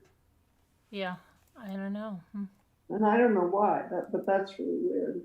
Oh, I think maybe it's a free trial, or maybe it's a free trial, or something. Who knows? No, I always say no to the free trial. They're always popping it up, and I say no, go away, because to initiate that, you have to give them information so that they can bill you. Yeah. When you forget to. Exactly. Yeah. Exactly. They never used to do that with free trials. And then they got wise and they started doing that. Yeah. A long time ago, when the internet was first, you really had a free trial. Yeah, back when back in the early days of internet. Yeah, and then they got wise. The free AOL disc. Yeah. Yeah, that one was free. Oh my gosh, I can't believe that was how we did it back then. Yep. Thank you, Alicia Bissell. What'd she say? She said that I look great. She was busy into the ancient Peruvian rock for Deborah. Oh, really? Yeah. What are you doing? What is she doing with it? Researching it? Yeah. Uh-huh. What'd she find out? I don't know. Why don't you come and tell us? Come up and tell us. Deborah wants to hear about it too. Thank you, Karen. Thank you, everybody. Skipper. Can you is the Meyer lemon portable? Can you show it to me? Oh yeah. Hang on, I'll get it. Oh my gosh, that wasn't a trap. That was not a trap. That was not a trap. I'm so jumpy. That was something I stepped on, a spring thing. That was not a trap. That scared the crap out of me. Okay. No, I had my foot in something and it turned on the side, and that wasn't even It was a, I'll tell you what it was. It was a galvanized plate that turned over, and it sounded like snap, but it It's wasn't. bear trap. Yeah, you know, it was one of those things that I'm working on with my Cricut over here. Okay. Yeah, the Meyer lemon, I know I probably paid, I don't know.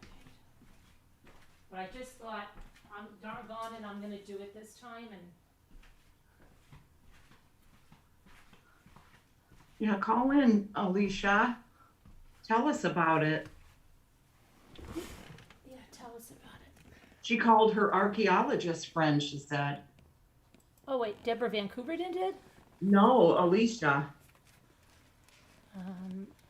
It's a patio tree, I'm Yeah, gonna she's just transplant teasing it. She But might be it's, teasing about it. Oh, let's see. Oh, wow. Oh, Oh, that's nice. That could have fruit any time then. Does it have any buds? I don't know if it has any buds. And they had kumquats, they had a bunch of, I would have gotten so many. This is a Meyer lemon.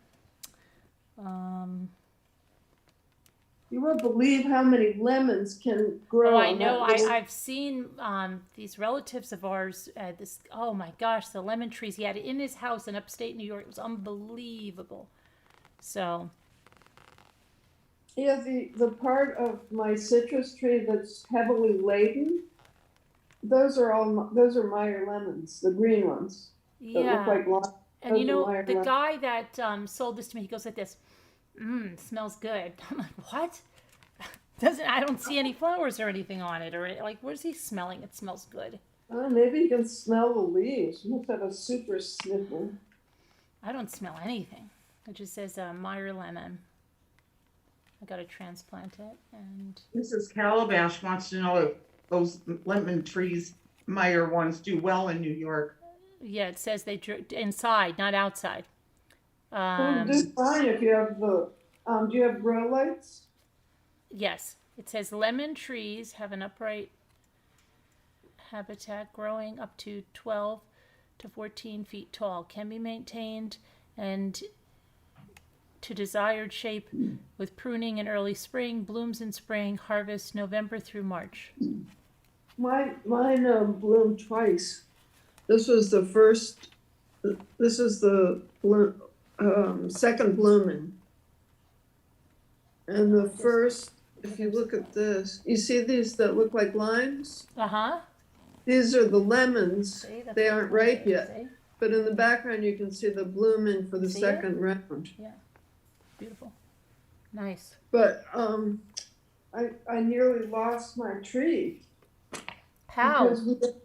Because we had a drought. I mean, it sounds stupid to say drought, but we didn't have rain for like a month. And right at that moment, the whole place is irrigated by a well. And just when this drought happened, the pump died. But I couldn't deal with it. And I didn't realize that the ground was getting so dry. I mean, everything was green, everything looked wonderful, and the citrus tree was in its second bloom, and all of those blooms were on for all 5 types of fruit. And everything was perfect, and then the next day, boom. It was like one day everything was just glowing.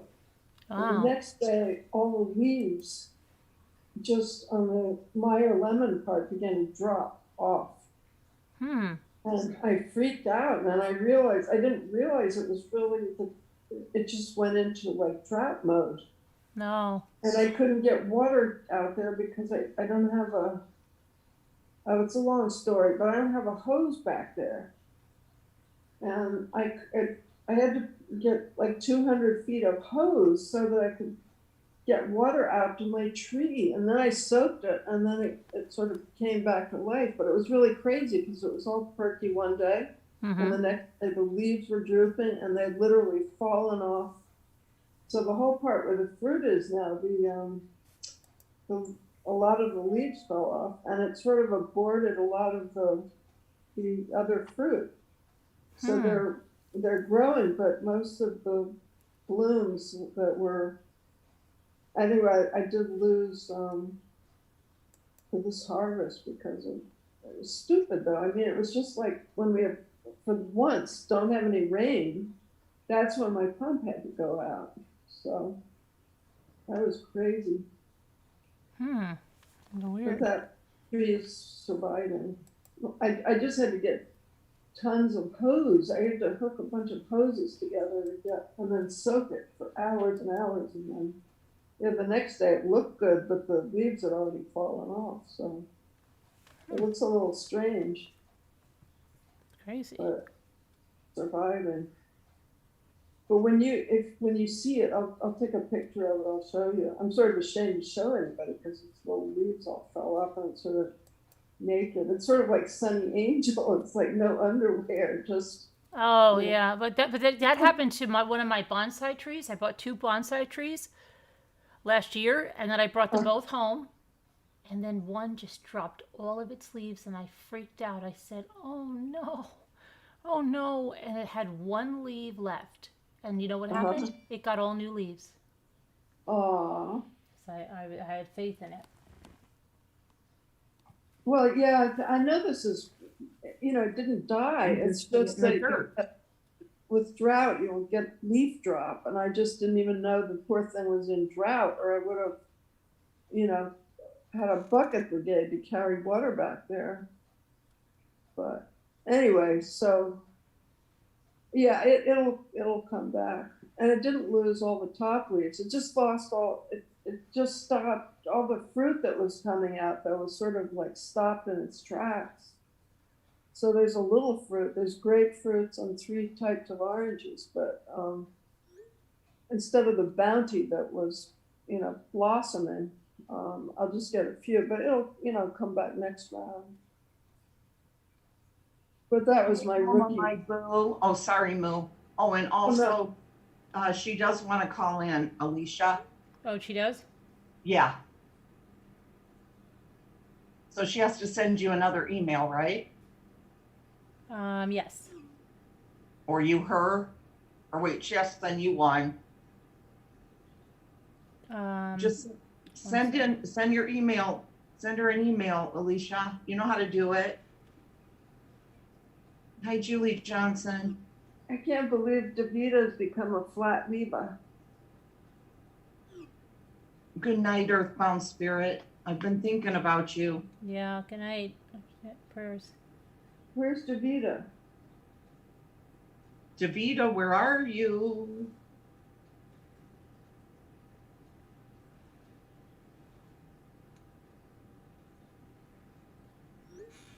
See, I came on because I heard you guys. I saw you guys calling.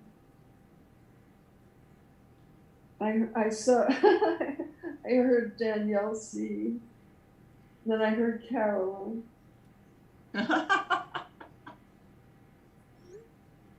Yeah, we were wanting you to call in. Well, I was secret. I've just been lurking because this is crazy because my daughters are trying to force me to become, a day person, and then I end up sleeping. Yeah.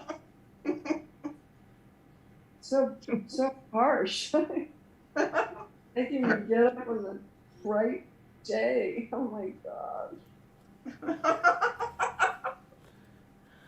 All right. So. But, that's why it took me so long to get the pump fixed, because it was hard for me to schedule anything because I have to set these loud alarms so that I could even be awake if someone shows up.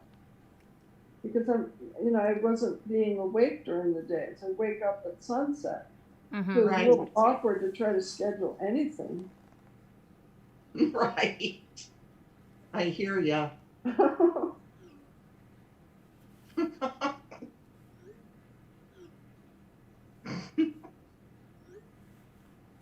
Oh, no, wait, you were talking about you actually would put in your own toilets, Moo? I want to hear about that again. I didn't get to really hear. I put toilets in everywhere I've lived because I'm very picky about toilets. And I like I'm tall, and it's I don't like these little kindergarten height toilets. Oh no, I can't do that. Oh my gosh. They're impossible. And if you Oh, have bad days, forget it. oh my gosh. I know, And if right? you're used to a higher toilet and you go somewhere and you're like, whoa, like you feel like you're I falling through the know, floor. right? Like, what the freak's going on? I know, See, you feel like that's you're what falling she's down on. a well. And I'm not used to that. My feet aren't touching the ground, sort Wait, of. you got a high one now, right? Well, all of them that he put in seem like they're higher than Yeah. Because they're, what do they call them now? They're called Comfort height. comfort height or yeah, elevated. Yeah, And they're elongate with an elongated bowl. I always had the elongated bowl, always. And so the other thing I'm picky about is I like to get a one-piece toilet.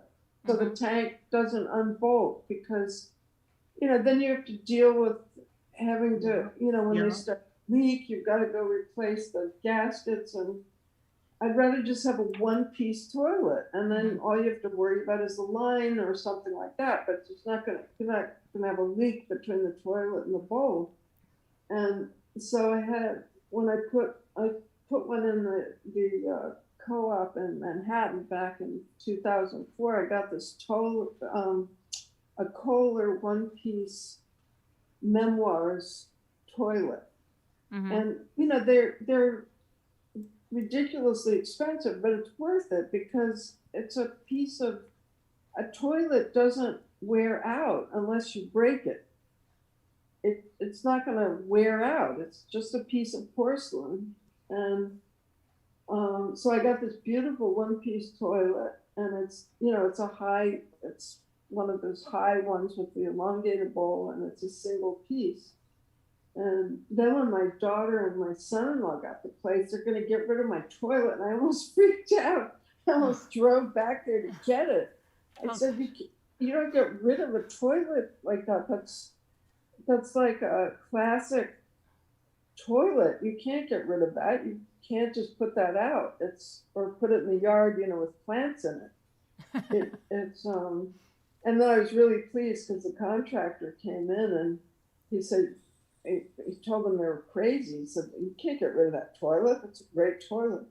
So I was very pleased. So they still have it. It's like a fabulous toilet, but it's very hard to put in because, as Dave knows, the one piece is harder. It's trickier to put in if you have a bad back and bad knees, because you have to plant this thing straight down, and the tank is already affixed to the bowl, so it's a little trick. It's our Toto toilet didn't have a wax ring.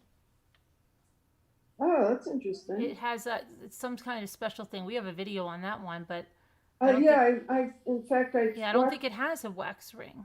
That's interesting. I wonder. I remember him saying something about that. Not that I remember something about that too, about not having a wax ring for some reason with some toilets. Remember Dave talking about it? Yeah, I forget what the reason was. But you get the elongated bowls with those. I should have went with him. Oh, he didn't get the elongated bowls? No, he didn't. You let him pick out a toilet all by himself, Scooter? Yes. Oh dear. But hey, Yeah. It's okay. It's okay. Well, I have my second, the exact same Kohler I put in the co-op, like however 17 years ago. I bought this exact same one for here. It's been sitting in my front hallway since almost a year now, because I haven't gotten anyone to put it in. I'm afraid to do it myself because I can't. The way my knees and back are, oh man, I'm afraid to do it. I'm just surprised that you could always put those in by yourself and get them on there just straight, just right. Well, that's the thing. If in a normal bathroom, it's not that hard because you have room to move.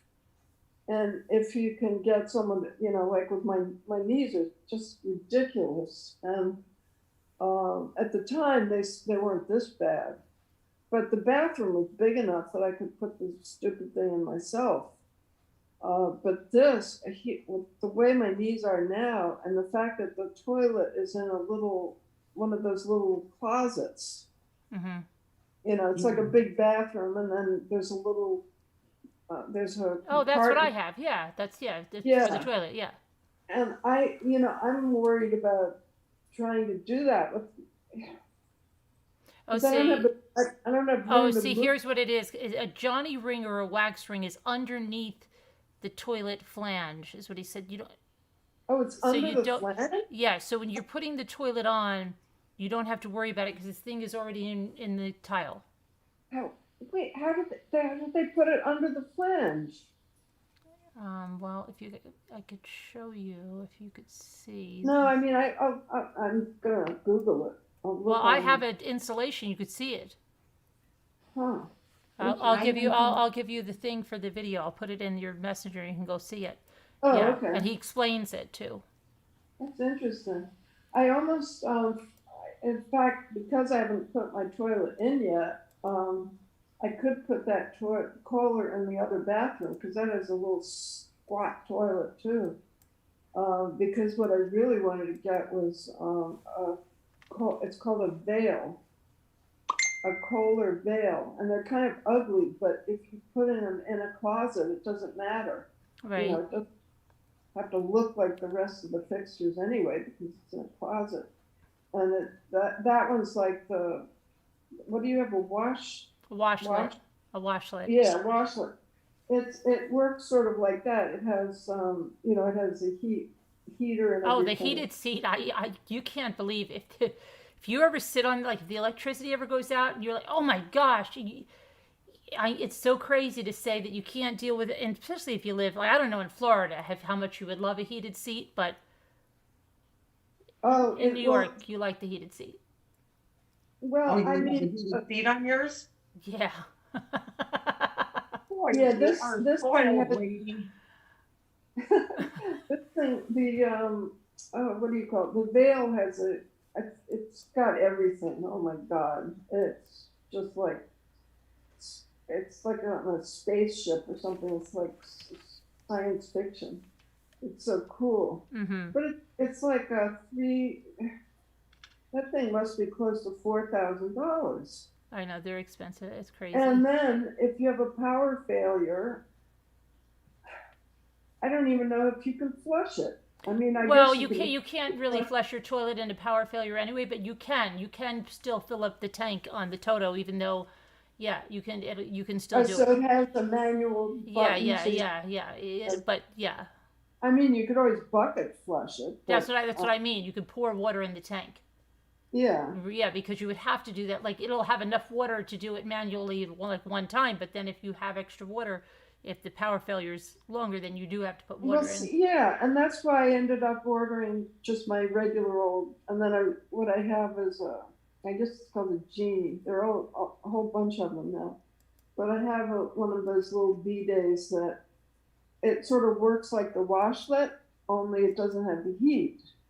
But in Florida, the water isn't quite as brutal as it would be in New York, because you really, I mean, in New York in the winter, Oh. that water is pretty cold. Yeah. But in Florida, it's not bad, because my Florida daughter and son-in-law, they have bidets on both toilets. Right. And it's not, when I go over there, it's not bad. It's not like a New York winter water blast. Oh, Carol and Alicia sent the email. Oh, she did? Okay. Yeah. All right. Actually, a while ago, I forgot to tell you. Oh, sorry, Alicia. Let me just get that. I was looking at the toilets, Alicia. No, it was my fault. I forgot to tell you. All right. Well, you threw that on me pretty darn quick. Well, you volunteered, and so. Did you send me that link? Yeah, I put it in your messenger. Oh, okay. Thanks. God, now I'm wanting that veil again. Can I ask you a question? Yeah. Would you consider doing a guest spot on my channel? You mean call in? Yeah, speaking of your toilet. Yes, I'll do a demo of a crippled old grandmother putting her one-piece collar in and using really bad language. Wait. AJ Vintage? I'm confused. No, AJ Vintage said she had to be Mrs. Calabash because she had Right, some. but then AJ Vintage, did you just send me another email? Oh, okay, never mind. I thought you were saying Mrs. Calabash got blocked. I'm trying to figure out why she I have no can't. idea. Can you do me a favor, AJ Vintage? Send me the URL for your channel. You know, if you go to your AJ Vintage channel, copy what's up there and send it to me, because that's the way I can tell if you're blocked or not. But you know, it could be something wacky like Bridget. She's not blocked or anything, and she can't chat. I don't know what the heck that, we never figured that out. YouTube is supposed to be working.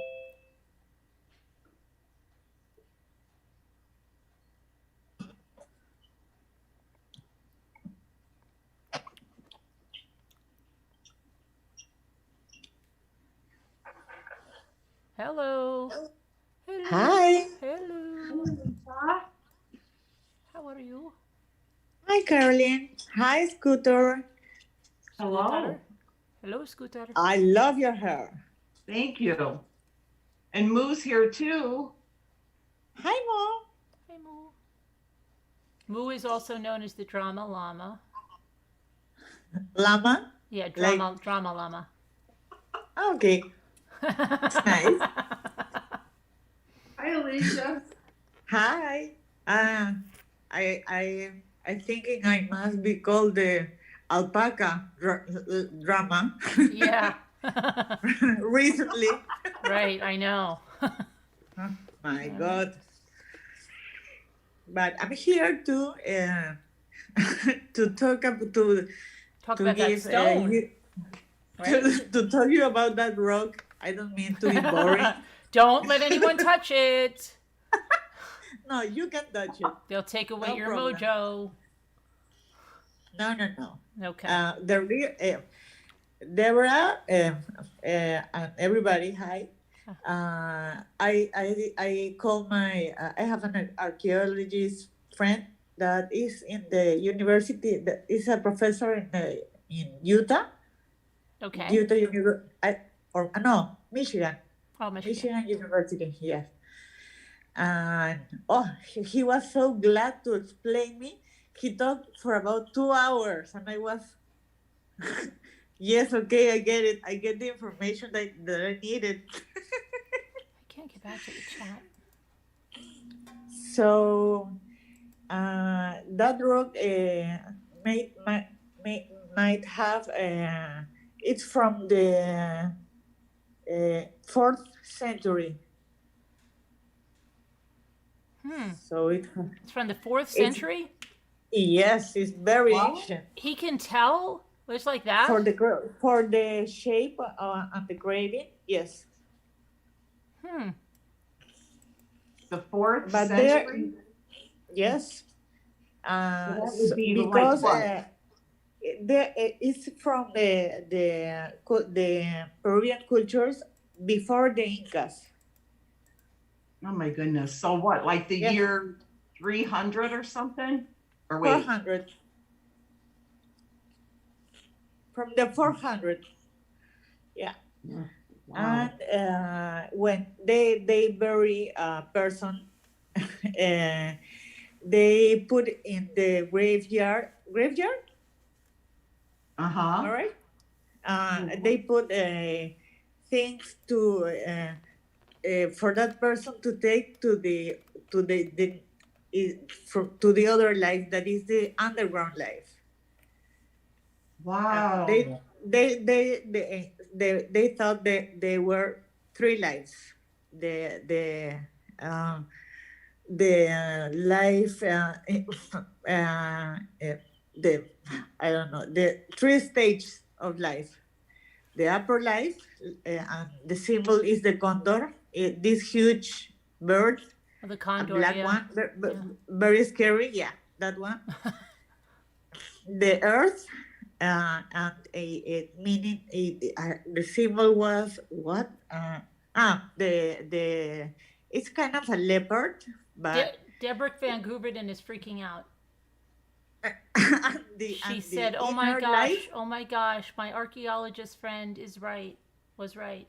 and my and the inner life, the last life is the symbol is a snake, but a good snake. It's not a mean snake. Not a mean snake. No, not not.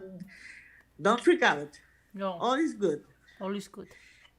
Yes. So that rocks means they bury that people with symbols of like gifts, like offerings from all the holy things in which they believe, like the water, the sun, and this one.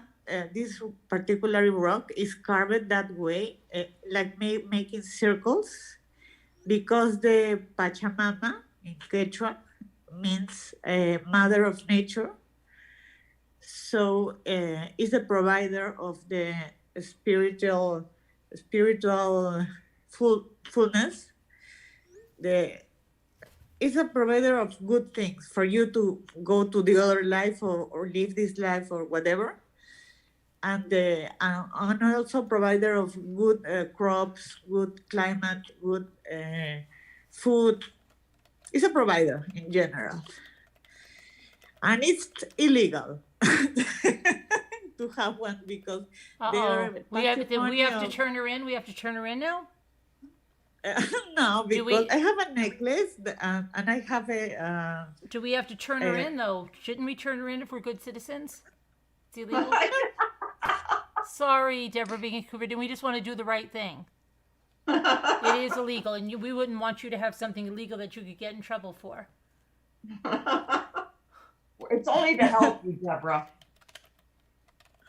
But there are many people. They call the the huacos that are the ceramic things with faces. So the huaqueros, it means the people that dig in the dirt, dig in some places, some sacred places, and they found these graveyards and these tombs, and are very famous ones that I don't know that they're pure gold because they buried them with gold earrings and the crowns and all the stuff. So I think that rocks had a value. She also said that when she got it, it had dirt from the ground on it, and she washed it off. Oh, that's okay. Oh, But, dirt, but that, she dirt, that, watched. dirt, that dirt. She could have had- watched like 100. I don't know how many years. Yeah, of dirt. that dirt could have had something on it. Deborah Vancouverden, right? That dirt could have. You don't know what could have been in that dirt. Now Caroline wants the rock, but I advise you keep it. Boy, that would be something though. I would like to just sit there and touch that and try to imagine, who it was. You have to come here to visit, all of you. I can't believe I thought you lived in Brazil. I can't No. either. I knew she was Peru. Cool. Yeah, when you were at the party, Scooter, with everybody, you shouted out to everyone, "He's from Peru." Did I? Yeah, it's in your dream.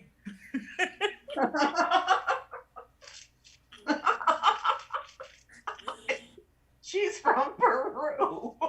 Yeah, everyone, she's from Peru.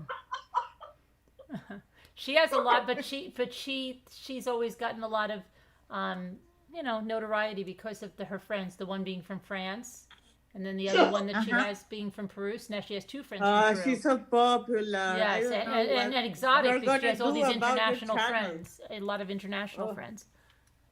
Yeah. Yeah, she's always said that. Oh, my international friends, and I'm like, Scooter, you have a friend from Peru and a friend from France? Yes. Now she has 2 friends from Peru and 1 from France.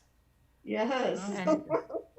And Yes. Deborah is from Australia. Many others are from Yeah, Australia. now she uses everybody in here as her international friends. Oh my She God! goes like this. She goes like this. I have so many international friends, I can't even keep count.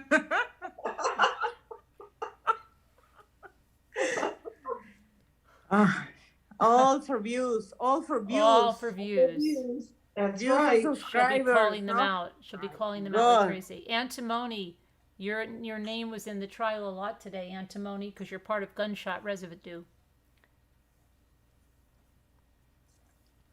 I don't believe that Sharon knew that, and you knew that too. But right? I just can't see. That's the kind of stuff I mean, that it comes up once and then you get like, that's the kind of stuff that happens that's weird.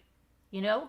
That Sharon makes a big thing about antimony and it being a metal, and then the very next day there's all this talk about antimony. And then what's even crazier is that like tomorrow somebody will say something in a different context. Right. About Yeah. it. That's the kind of stuff I'm talking about. It's just so weird. Right. Yeah.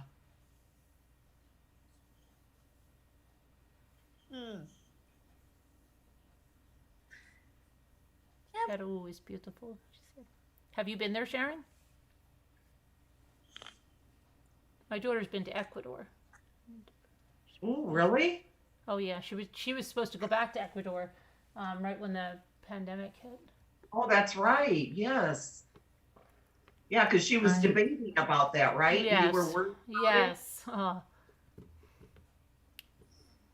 Yes. Oh, and Deborah told me the rock is from Machu Picchu. Oh, Machu Am I Picchu. right? Oh, I don't know. Is it from Machu Picchu? Antimony, because of the gunshot residue. It's one of the metals that was there. That's present in gunshot residue. And then Sharon was asking you, why is everybody calling her Antimone? They think her name is Antimony. Don't you remember? Yeah, last night. Sharon had school friends from Peru. Oh, nice. Nice. We're nice people. Not everyone, but some. My friend from Alicia, my friend from Lima, Peru. Her name is Rina, Rina, and then her last name before she got married was Herrera. But her maiden name was what? Was Herrera. Miranda? I'm probably not pronouncing it Oh, right. Catalina Herrera. What was that? The model? Carolina Herrera?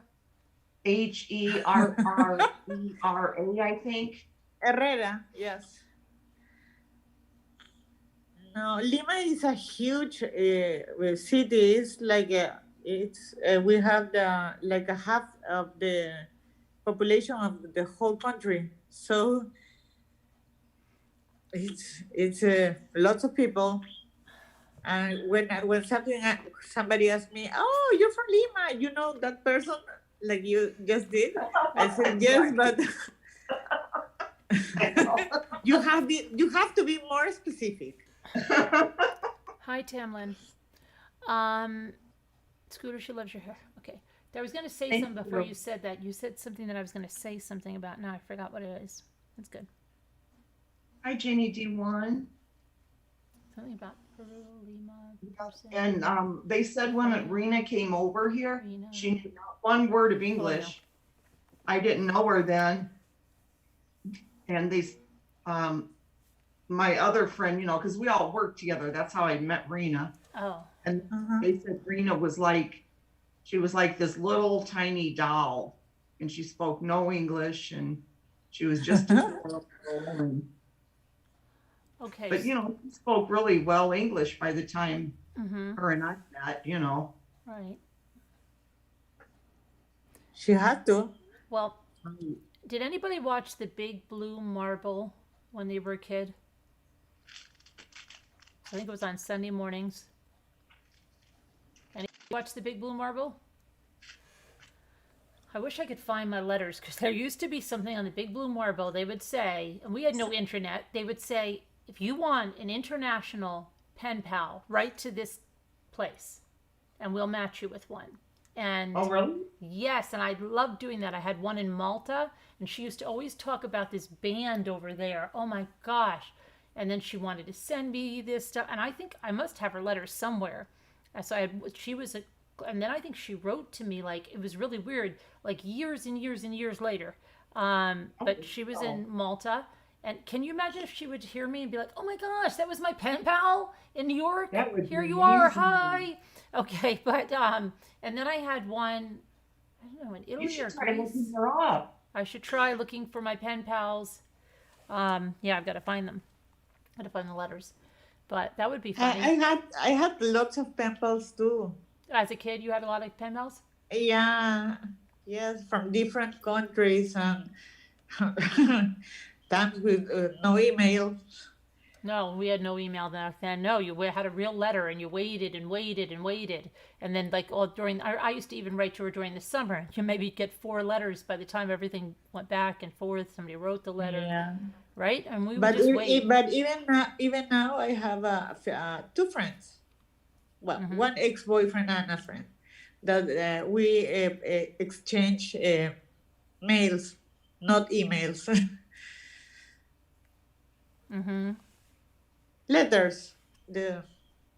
I love writing letters and receiving letters, so that's nice. It is. It is.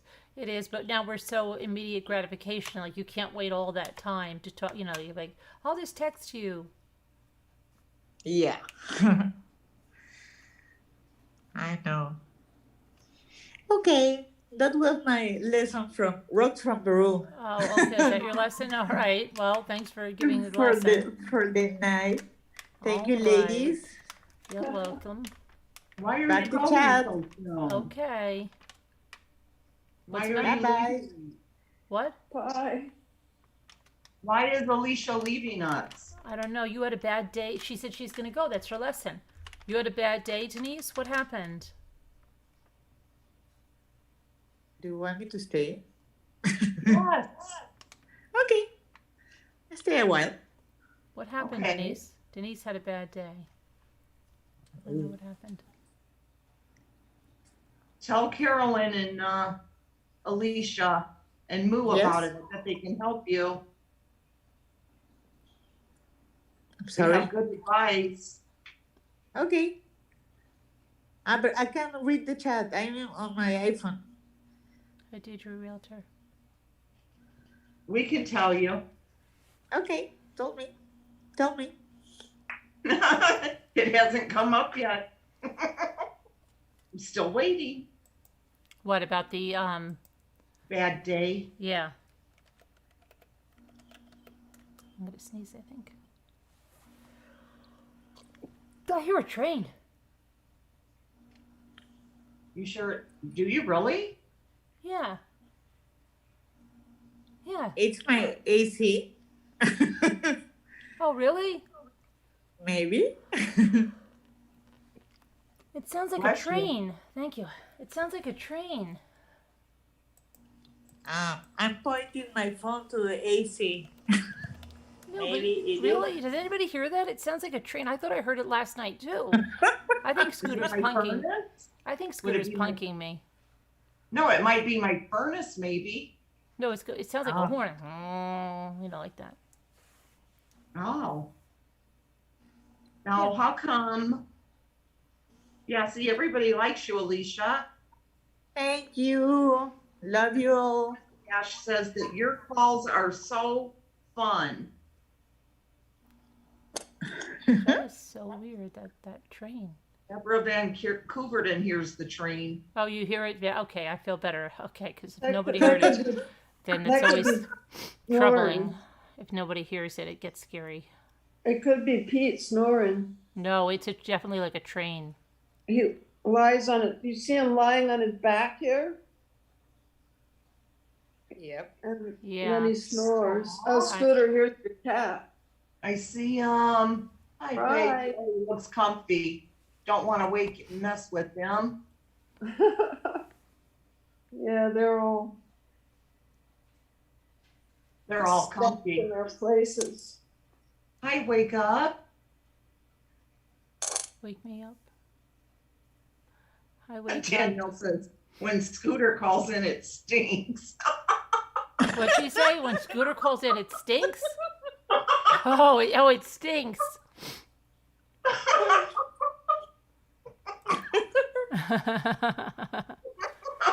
She said when Scooter calls in, it stinks? Yes. Oh my God. Who said that? Oh, boy. Danielle. Well, since she's not telling us what her bad day is, could you tell us, Alicia, some more of your dating stories or your about your blog or something? Another bad date story? Let me see. I have a bunch of that. Or just some of your experiences with your online blogging? Oh, yeah. Oh, yes. When I have the blog, many guys want to date me. So they it was not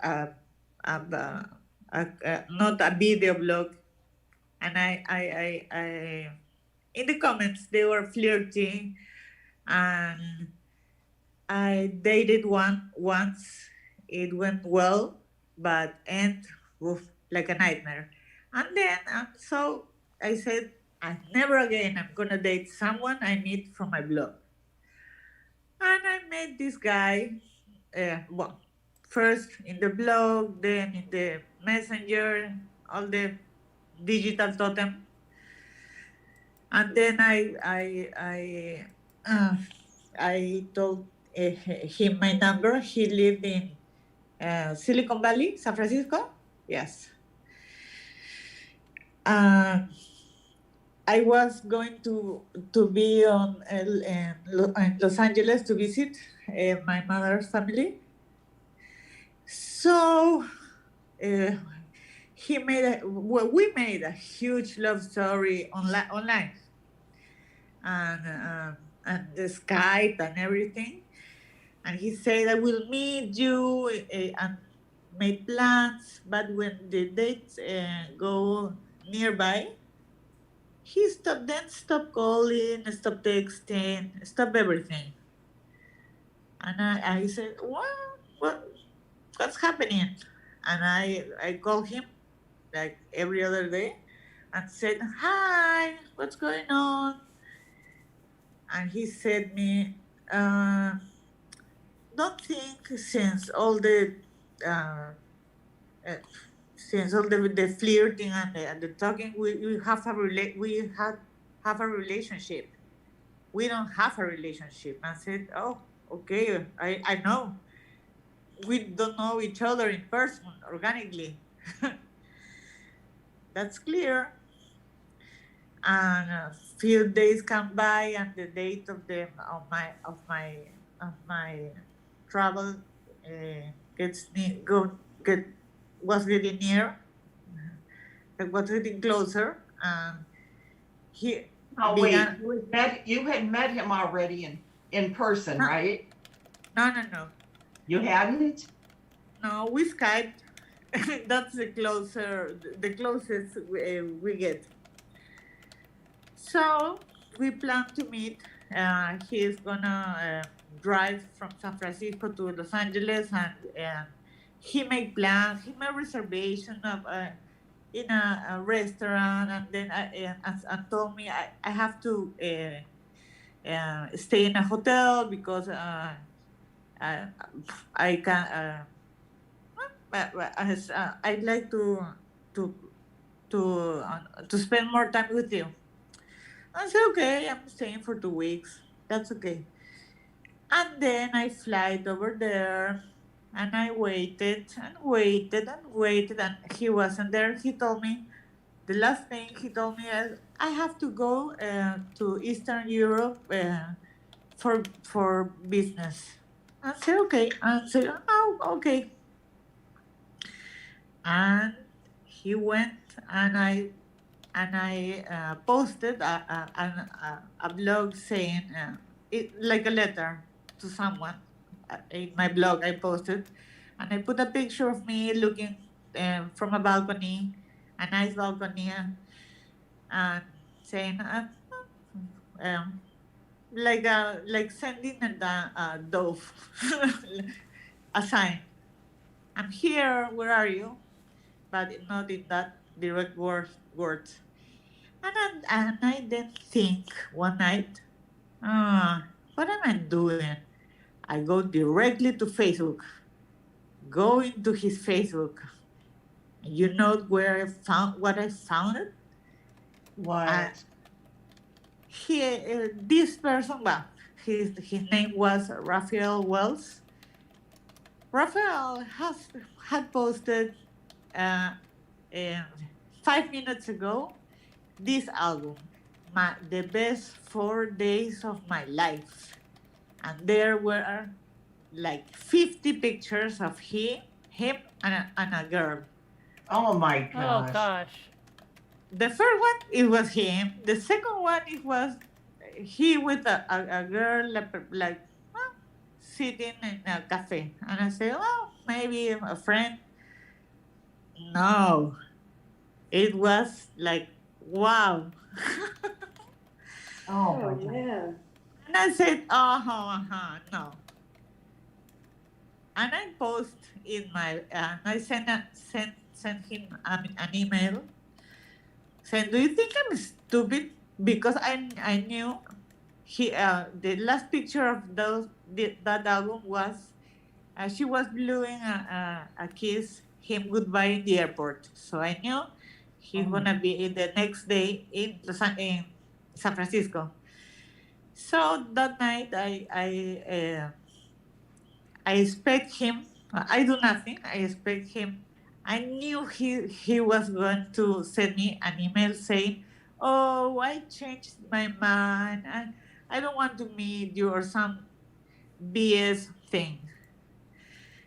So I can't couldn't wait and email him first saying, "Do you think I'm stupid? You just posted that album with your girlfriend or your new friend or whatever, and such a liar, and Oh, goodbye liar, bye bye, you yeah. never." And he wrote me, "Oh my God, no!" And he erased the album from his Facebook and blocked me. First he erased it, and I said, "Do you think I'm stupid?" In the on the message, and he blocked me from the Facebook. So He blocked you from Facebook? He blocked me. Yes, and then he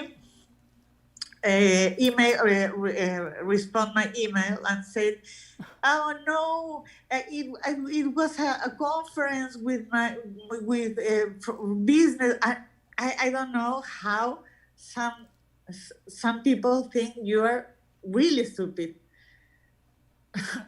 And the funny thing, the fun fact of the whole history was, please don't write anything of this in your blog, because everybody, I told a bunch of people in Lima that I was dating you. Oh my gosh. Okay. What? I have a great time writing a revenge post, but not in a bad way, in a funny way. Right, yeah. So he was telling people that he had dated you, or He you was did- dating me. Yes, dating like he her. was dating me. Oh my gosh. and he went since in that time um, no, I don't know how to say it, because Scooter is gonna be mad at me because I had more followers than you. Oh, you had more followers than Scooter? Yep. Oh boy. Yeah, I Can, have. can you give her? Can you give her a shout out? Like not now because I'm not famous anymore. Oh, you're not famous anymore, but still you could give her a shout out. I would be famous again. I'm writing a book, so. Yeah, yeah. Just give. Can you dedicate? But I'm Can not you interested. dedicate a little part of that book to her? Okay. All Yes, right. I will dedicate it for Scooter Okay. and put a Now that link. we have to wear masks in the stores, because I probably be getting mobbed by people. Yeah, but you should get a mask that says like subscribe to Scooter on YouTube. Of course. Popular YouTube. I will do. Will do. Now, how did But you get started on that anyway? What made you start that? Having that blog? Because a friend of mine and me always have a drink from time to time, and we have the worst love life ever, both of us. Wow. And he was the editor of the online version of El Comercio, that is the biggest paper over here. So they were going to launch the blog section of the online paper. So it was well written, the paper, and then that's the story of that. That's the story. Yeah.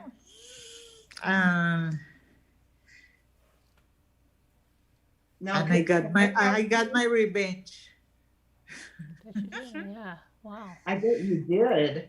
Yeah, but not the angry revenge, like Not angry, just ironic, Right. funny revenge. Yeah, yeah. I'm not a mean person. I was like, my writing is like ironic. I have a dark humor.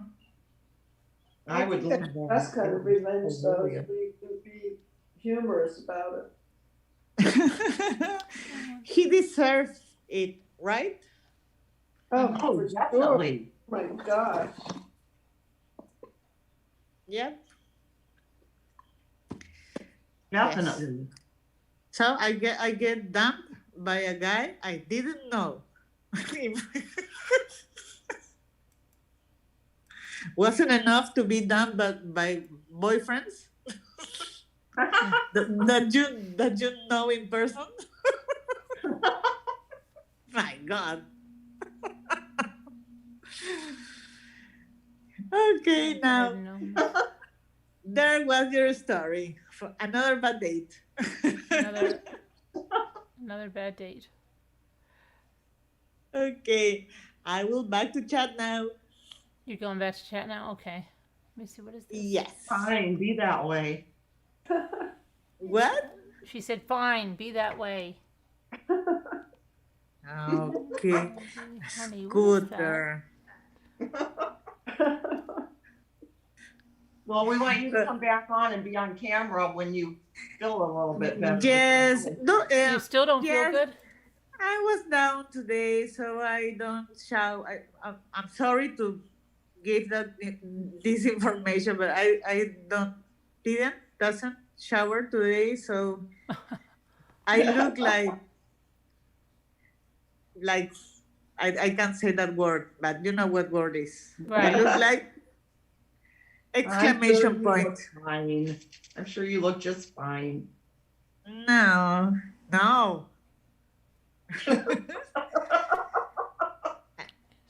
Just show us. No, don't be mean.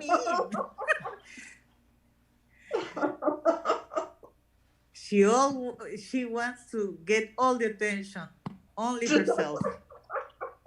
She wants people to be like, That's so like you, Scooter.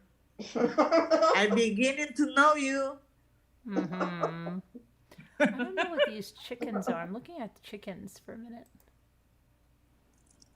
I'm down a Okay. rabbit hole with chickens. Okay, and I'm sorry that I thought you were from Brazil yesterday. I don't know why I No, thought that. it's okay. I thought I once in when I lived in Spain, one guy told me if I was from Thailand. Oh, really? Yeah, but I was very bronze, tan. I'm sorry, I was very tan, and I have little eyes. Maybe I fit the profile. Mm-hmm. I don't know. I don't know either. So, Deidre Realtor wants to know what's the name of your blog. it's in Spanish. Is busco novio. That means searching for a boyfriend, but that's not exact translation because it's ironic. Yeah, because you don't find one. Is that why it's ironic? Because you're searching for one and don't find one? Right. Don't I have like Right. Don't go there to try to find one because you still haven't found one. No, I have boyfriends during No, but I thought that's why you said it's ironic. Yes, because I'm still single. Right. Yeah, that's what I thought you meant. Oh, I'm a loser. I know. No, I didn't. Oh my gosh, everybody misconstrues everything I say. No. I was being ironic. You said no because you said it's you said it's searching for no, would you say it's how to get a boyfriend? Searching for a boyfriend. Searching for a boyfriend, you said, but it's ironic, and I said why? Because you haven't found one. That's why. Yes. Yeah. Yeah. And then you go, oh, I'm a loser, right? Now it's gonna go around. Carolyn called the lady on panel No, a I was loser. ironic. Yeah. No. I was being ironic. Yeah, I was just saying, why do you call it ironic? Because you're searching for a boyfriend, and well, it wouldn't be ironic if you still don't have one, because then you're searching for one. Oh my God, I'm talking in circles like Deborah's Rock. She has that dry humor just like we do. Yeah, I know, but people are not going to get it. They're going to be like, oh my gosh, she said somebody was a loser. If you, yes, that Alicia. She's so mean. She's only a member. She's so mean. She's so only mean. a member. She let her on panel, and she's not even a member. I mean, it's She's crazy. not even a You member. can't be She's on her. a- Nobody can call in if they're not a member. You can't call in. No. What the F that she pretends she is. Members only. Members only.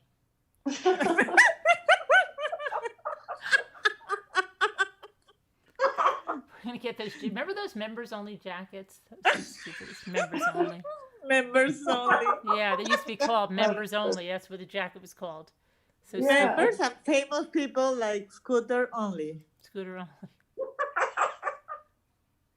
Deborah Vancouverton wants to know what's the name of your book. I put I will put the link in chat. They're my old posts, but there are so many from the 10 years, and I wrote Hi, like Emma B. 4 in a month. I'm staying single. You said less hassle. Yeah, we would love to be able to read your book. It's in Spanish though. Yeah, but you could read it to us in English. Yeah, couldn't we could translate it. If you give me the blog, I have something that will translate it into English. Okay. Yeah, you're giving me more work for tomorrow. Yeah. Yeah, work for tomorrow. And after that, I have a pop quiz. I'm sorry. Yeah. She has a pop quiz for you after. Oh, pop Isn't your quiz. book for sale right now, though? What? I was asking, isn't her book for sale right now? No, it's online. You can read it for free. Oh, Can it's for free. Can you Okay. but can you send me a link? Yep. I send you. I send you. I email you Oh, you my did? link. Yeah, I will. Oh, okay. I'm you will. sorry. All right. I'm very bad with the verbs at this hour. My English is not too good. It's not that good. No.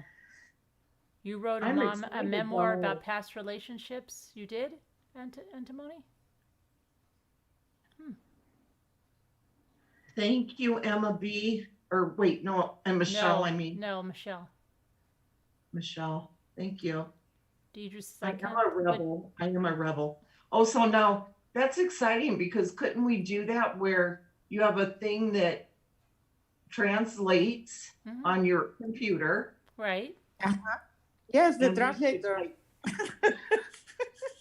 do that, so much every night, like, or something, or whenever, I or we can see. just do that on my More channel. work.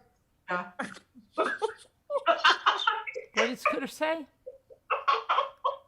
He's giving me more work. Oh, I gee. said we can just do it on my channel if you're. Oh, now she's taking Oh, the okay, now your she's taking the channel. people over there for exclusive content. I have to announce it. And then in she'll be my- like, "We're my doing followers exclusive content of Facebook. Alicia's book over on my channel." Really? Exclusive. Yes, it's exclusive content over there. It's not on any other channel. Scooter. Well, everyone, do you want to listen to a very short, funny story? Okay. Very short. All right. I was in a bar with a boyfriend, and we were having a discussion because we have been to the movies, and then we were having drinks, so we don't agree, and for some reason a girl appeared from nowhere and slapped him on the face. Really? Really? And said to him, "If you hurt her, I will return and slap you again." Wow. What'd he say? Yes. What'd he say? He was like mute, we were both in shock, like what? And she hugged me and said, "I love your vlog. Bye bye."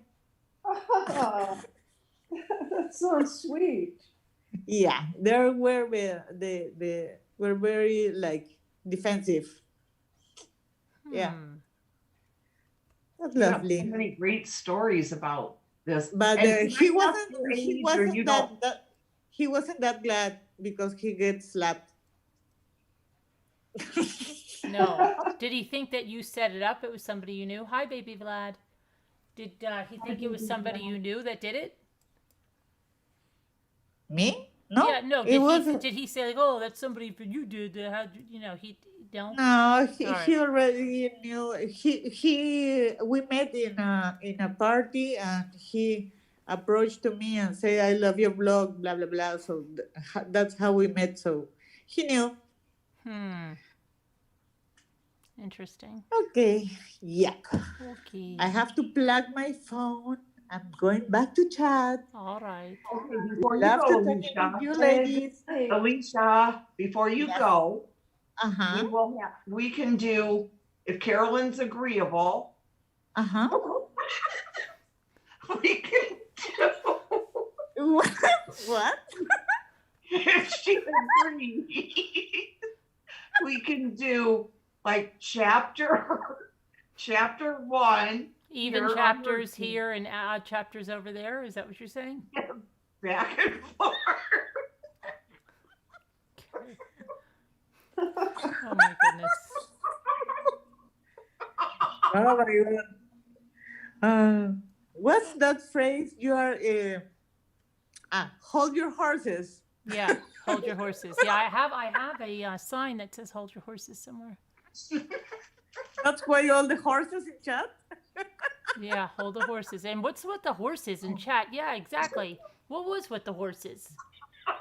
I always do that though. I've always used horses. But what is the You what are the too? horses for? It's the first time I saw you putting horses everywhere. I went crazy with them tonight, but I've always done horses. You going to sleep, Sharon? You going to sleep, Sharon? Are you, Sharon? It's not even 3:33 yet, Sharon. Nope. Good night, Sharon. Night, Sharon. Good night, Sharon.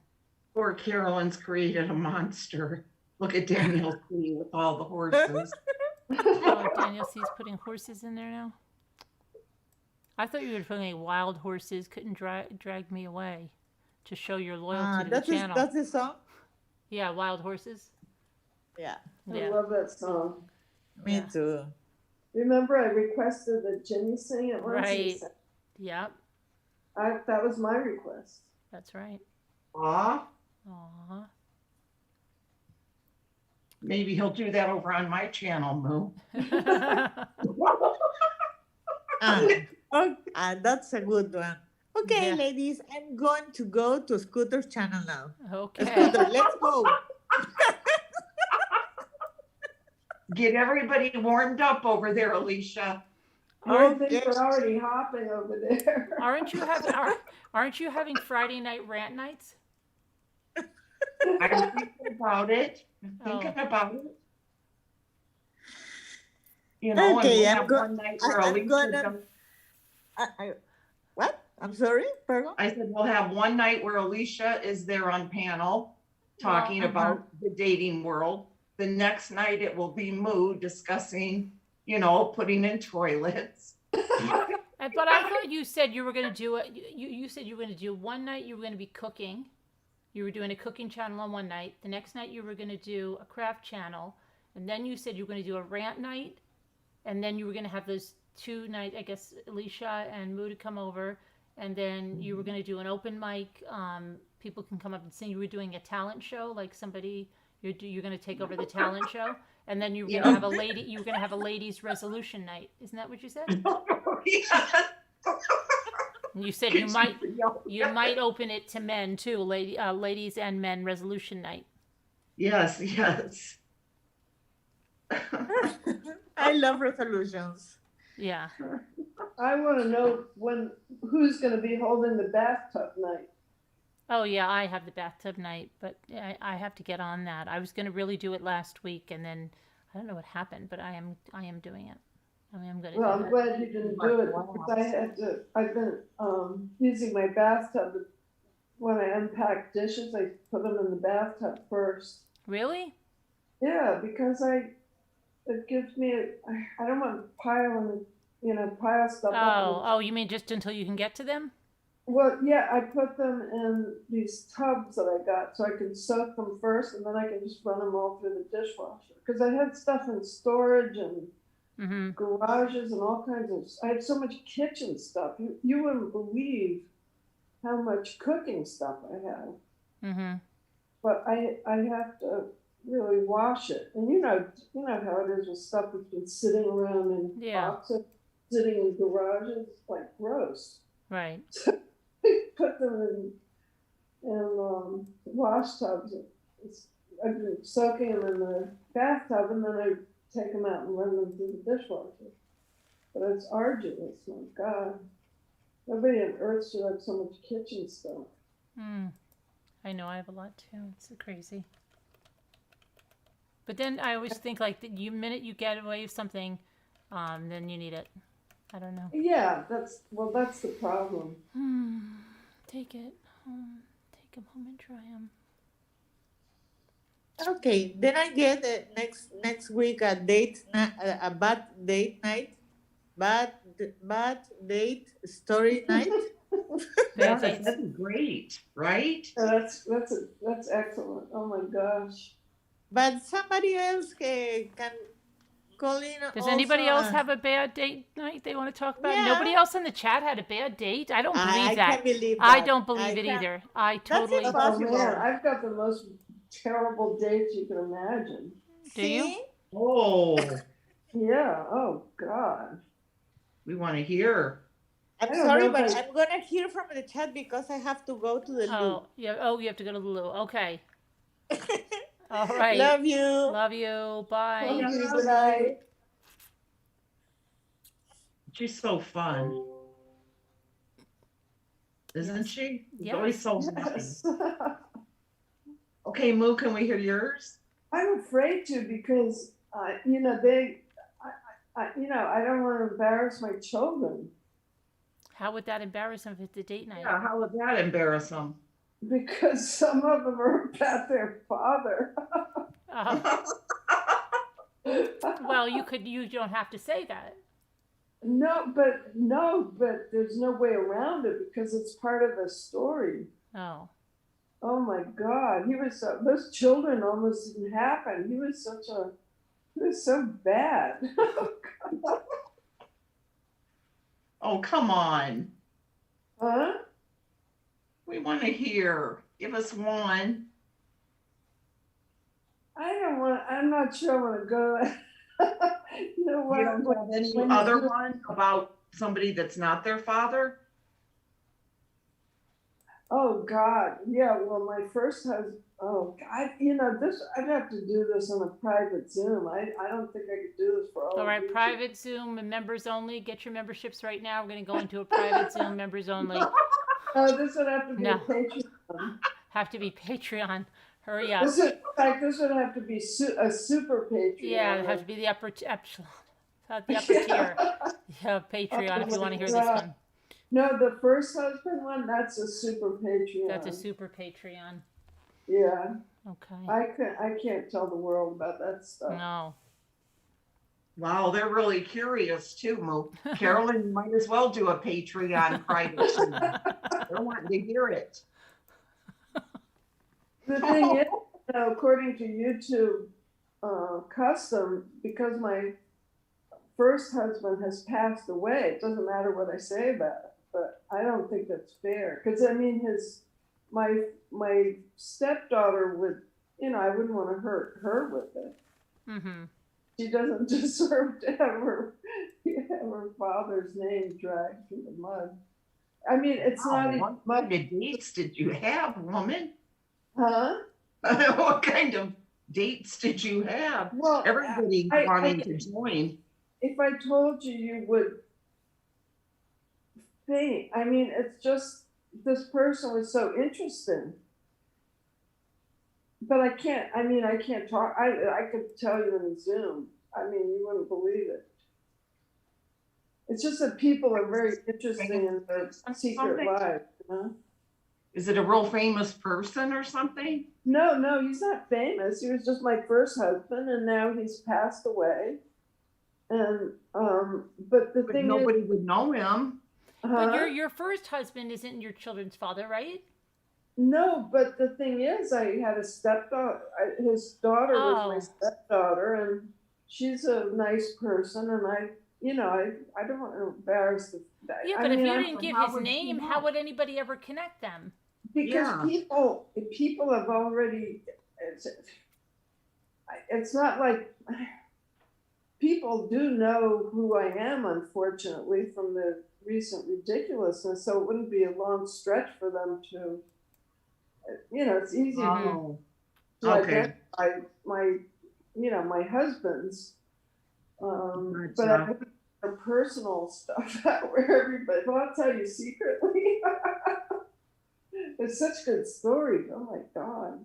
Join Patreon, guys, for a private meeting. Oh my God. We'll be spilling the tea. I was gonna save this stuff for a book, but then you put it in under things where it's more of a Ramona clef, where it's not you're not identifying people by name or. Justin Lingavan says everything on the internet is safe. Yeah, it is. Yeah, right. I found that out. There's nothing to worry Been about. in a Everything's safe. year. I couldn't believe it. These people I thought were my friends are like going through my Facebook with a roto-rooter. I had to lock that down. But I took the cat's out of the bag. I mean, people, they know who I am. They know my Right. personal stuff. So that cow is out of the barn, Mm-hmm. Yep. but they don't really know all the secret stuff. That stuff is so much fun. Oh my gosh. And all of you can have those fun secrets Right. for just a low price. Yeah, but what, says then what would I put in my $2.85. book? But you know what? The thing is that I think everybody has really fun stuff that would be fun for somebody else to hear, Yeah. but nobody's going to talk about that stuff. Right. But then when you're sort of going through it, you find out that all these people you know are going through these same things, and you're like, oh my God, you too? Mm-hmm. Are you kidding me? And you find out all this crazy stuff. It's so interesting. Was this person like married or something? What, my first husband? Well, I mean, was he married to somebody when you were dating him? Oh, no. I mean, I actually was a very traditional sort of person. And my first husband had been married and he had a daughter. And when I met her, she was only 4. And wait, what year is it? Oh my God, just in December, she turned 50. Really? And I met her when she was 4. Wow. Oh, wow. And when let's see, when we got married, she was 6. We got married when she was 6. But when I met him, she and he and his first wife were already divorced. So I mean, I never came into somebody's marriage. No, I mean, No. I was just, since you didn't want to really speak about it, I said, well. Oh, no, it's other stuff that is just. Okay, that's all I'm saying. The first husband is so funny. I mean, the stuff that people do, it's just crazy. Oh my gosh. I mean, I know it's not fair, but I just can't say these things for, everybody in the world to hear. But, Right, yeah. the thing is that even though I'm twice divorced, I'm actually friendly with, I stayed friendly with my in-laws. I mean, I'm still friendly with all of them. I was friendly with my second husband's parents. We were over, out in their, they're the grandparents of my children. So Right. we were out all the time. Yeah. And I got along really well I got along with them much better after the divorce, actually. Mm-hmm. And we got along great. And I'm still friends with the extended family. Sure, yeah. Half my Facebook friends are my second husband's family. But, we're friendly. Of course. I mean, if you have kids with somebody and you're not. Yeah. Yeah, that's terrible. I mean, it's sometimes, marriage is not easy. And the things that ended both marriages were, they were legitimate things. Mm-hmm. In the case of the first marriage, no, both marriages are pretty funny. I mean, everything to me eventually becomes funny, even if it's Right. Yeah. As you move away from it, yeah. terrible. You have to kind of roll with it and then try to see the humorous parts. But I can tell you one thing about my first husband. I can tell you some things about him if you want. Okay. But we were both medical photographers. Oh, right, the medical photographers, yeah. And we actually, I don't know that I want to go too far with it, but the thing is, when you're a medical photographer, that's sort of it's what's the word? It's an archaic field. It's sort of, because of digital photography, there really aren't medical photographers anymore, because surgeons literally take their own, they take their iPhones and do their own photography of open heart surgery and every kind of surgery you can imagine. They do their own now. But we used to have to put on gowns and scrubs and go in and take pictures with these giant, like Hasselblad cameras with the huge negatives. And, you know, it was really beautiful film. And digital isn't quite as gorgeous, but it does the job. So they don't really need people like us, but we were both medical photographers. Mm-hmm. And see here, I just can't go very deeply into it, but when you're in that field, it's a morbid field, and you see things that you have to keep your mind has to shut down, or you can't do your job. It's like, you know, because you're working in morgues and you're working in all these things where you're seeing people dead or near dead or in surgery and all these things, and you have to be very respectful. I mean, that was my view. Not everybody is respectful, but you also have to not be freaked out or grossed out or whatever. You'd never be able to Yeah, do your job. right. Yeah, that would make it. And the thing about my first husband, but you often develop like a dark humor about it. And sometimes it's very dark. And if you're all like hanging out with each other, it's ridiculous because you all know why you're, you know, having this dark humor and stuff.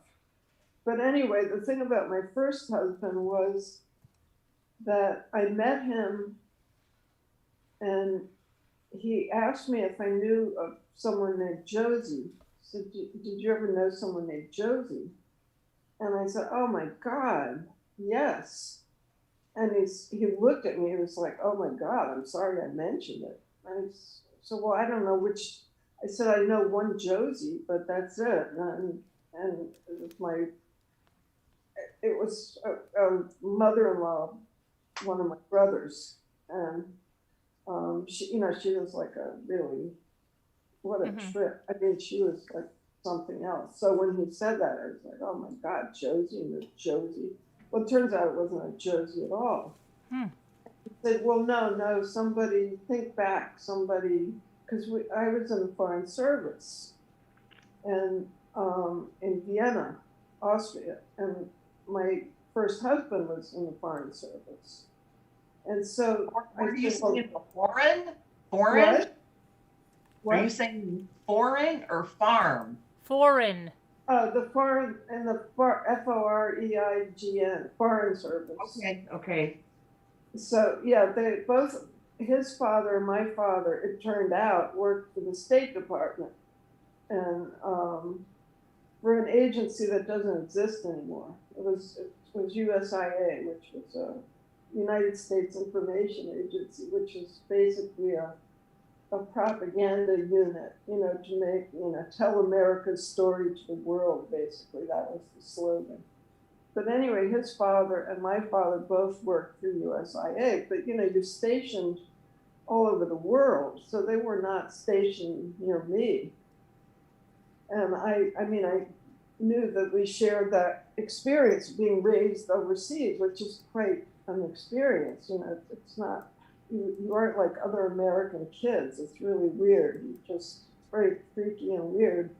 So anyway, we did have shared that. That's how sort of we became friends. You know, it was over, you know, like, wow. So he mentions Josie, and then I said, well, wait a minute. I know Josie, but you can't possibly mean this Josie. This is from, you know, like 1957, 58. And he said, yeah, well, that's about right. And I said, you're kidding me. And I mentioned her last name, and he said, yup. And so this Josie was the daughter. She's, I don't know, maybe 5 years older than I am. So she was the daughter of some friends of my parents from the Foreign Service. And when we got to, I've told you in the past that my mother was stricken literally overnight. She was stricken with MS when I was 5. And Yes. she just got up and fell out of bed one day. She got up and stood up and fell on the floor because she didn't know her leg didn't work anymore. And she literally, her left leg just fell out from under her. She fell on the floor. Well, they didn't know what it was for years, but this was in America. We were in Washington, D.C. That was where he was stationed. That was the home base. They're New Yorkers, but that was the home base. So we were in the D.C. area, and she fell on the floor, and we're supposed to go to like a 4-year post in Europe. And they didn't know what to do because here my mother has this malady, and she's like falling on the floor and can't walk anymore. And nobody knew what to do. So we ended up going anyway. She was sort of rehabilitated enough to get on a ship. And so we sailed to Europe, to Southampton, then went to Vienna from there. And when we got there, my mother was put directly into a hospital in Vienna for months. And I was put I was 6. Was it 6? Yeah, I just turned 6 when we sailed. And so I was put in a friend's house, and I didn't know these folks, but they were really nice people, and they were Foreign Service family. And the daughter was Josie.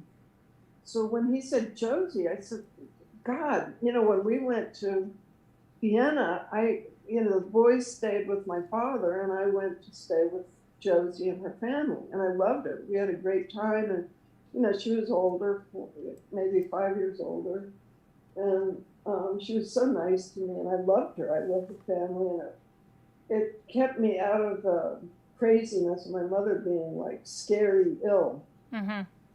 So anyway, so I had just the greatest memories. I still do. I think about that, and I'm sort of getting excited because we lived in this interesting house with hidden elevators, and it was crazy. We had the greatest housing in the Foreign Service. So anyway, so I said, yeah, okay, so what about Josie? I don't get it. How could you possibly know Josie? And he said, well, she married my brother. So what happened was, after all of these years, by then I was 25, maybe, I forget, can't remember. So it ended up that when Richard and I got married, my sister-in-law was, well, by then they were divorced, but Josie had married my first husband's older brother, and they had, how many children? They had they had 2 children, 2 daughters. And it was the freakiest thing because it was so weird because my ex-husband was not stationed in Vienna. He was stationed in Greece and Beirut and other places, nowhere near the places we were stationed. But his brother went into the Voice of America, and he ended up meeting Josie somewhere along the line in Foreign Service. So it's crazy, the Foreign Service connections. So, we ended up with this sort of small world connection. And really, it was the same Josie then. It was this. Yeah. It was the same Josie that had sort of been my older sister babysitter when my mom was, in the hospital all those months in Vienna. And then she turned out to be she was no longer married to my brother-in-law, but she was still a big part of the family because she was the mother of the 2 daughters. And so I would see her, and she was huge fun. I mean, it was so cool. I mean, it was kind of surreal. But the thing is, the only reason we got married really was we were like best friends. And that leads to all the parts that I can't tell you about right now. But it was such a weird coincidence because, you talk about a small world. I mean, there's small world stuff happening in Manhattan all the time. You bump into people all the time in this big city, and you have these small world. Imagine running into you here And it happened all the time. But when you run into people from the other side of the world and they're married, I mean, it's really super cool and weird. Right. But then it can also lead you to marry someone who should have stayed your best friend, Right. not your spouse. But that's the part where I really don't think I want to go further on that one out in the public. But that it wasn't a viable marriage. We were together for 5 years, but it wasn't something that was sustainable. But he kept marrying anyway. So Did he? yeah, he married again. But I mean, he was not a person who should have. It wasn't a good fit for him. But I'll leave it at that. Yeah. But it was so crazy because the whole time we were married, he was his father and my father. It turned out, another coincidence, they were both already dead. And they both died of cancer, and they both died of smoking-related cancer. And it turned out that their offices were in the same hallway. So we realized that our fathers knew each other because they literally worked in the same hallway, in the same building of the vast State Department in Washington, D.C. And it was just unreal, the coincidences that his father and mine would be in the same hallway. And they were dead before we ever met. They were both dead of cancer. But he used to drive me crazy because I'd say, how can you smoke? I mean, after your father and mine are both dead, that's why I didn't smoke. I mean, it was like, oh my God, I just wouldn't go near cigarettes. And both of my brothers smoked, but they started before my father got sick. They were older than I was, and but anyway, and I'd say to my first husband, I said, I don't know how you can do that. He said, well, I'm going to quit. And he was always talking about how terrible his father's death was, because, it was, those days, they didn't really have hospices or anything. People really suffered. I mean, they didn't, pain relief was not effective. And, his father really suffered horribly. And it's a terrible thing, in a family to see your loved one suffer like that. And I couldn't figure it out. I said, why do you smoke? So he was always battling this because he couldn't seem to stop. And then we had the same boss. And this guy made a bet with him about smoking. He said, I bet you $10. He said, if you can give up smoking, it was a $10 bet. And my ex-husband, he was such a cheapskate. He wasn't going to pass up the deal on this $10. Really? Yeah, I mean, so he allegedly quit smoking. But the thing was, he was such a cheapskate, he wasn't going to quit smoking. He stopped smoking in office. And then we found out he was like smoking down, like, we were both working at Georgetown University in the medical center. And that it was attached to it was right near some field, some big sports field, whatever. It's a big complex there. And he'd be like taking these long walks. He'd be out like under the bleachers smoking cigarettes. But he wouldn't let anybody know because he didn't want to have to give the $10 back to our boss. Are you serious? Yes. And he never stopped. And then when I thought he had stopped, when we were married, I thought he'd stopped. I sat in my car and I reached under the front seat of my car. He had his own car, but he liked to drive mine. And I reached under the front seat of my car and I found these cigarette packages under my car. It was like what in the hell? And then once I was sitting out in the balcony, we had this like co-op, and these really cool balconies, and you know, you could, it was big enough to grow, you know, I had plants and stuff, and sort of gardening on the balcony. And in the winter, I went out there, sitting there on a mild day, and there was a pot, you know, there was a sort of a leftover pot, and it had something odd, like the underside of a pot on top of the pot, over the dirt, like of an empty pot, and I picked up the lid or whatever thing was, and underneath it is a forest of cigarette butts. Ugh.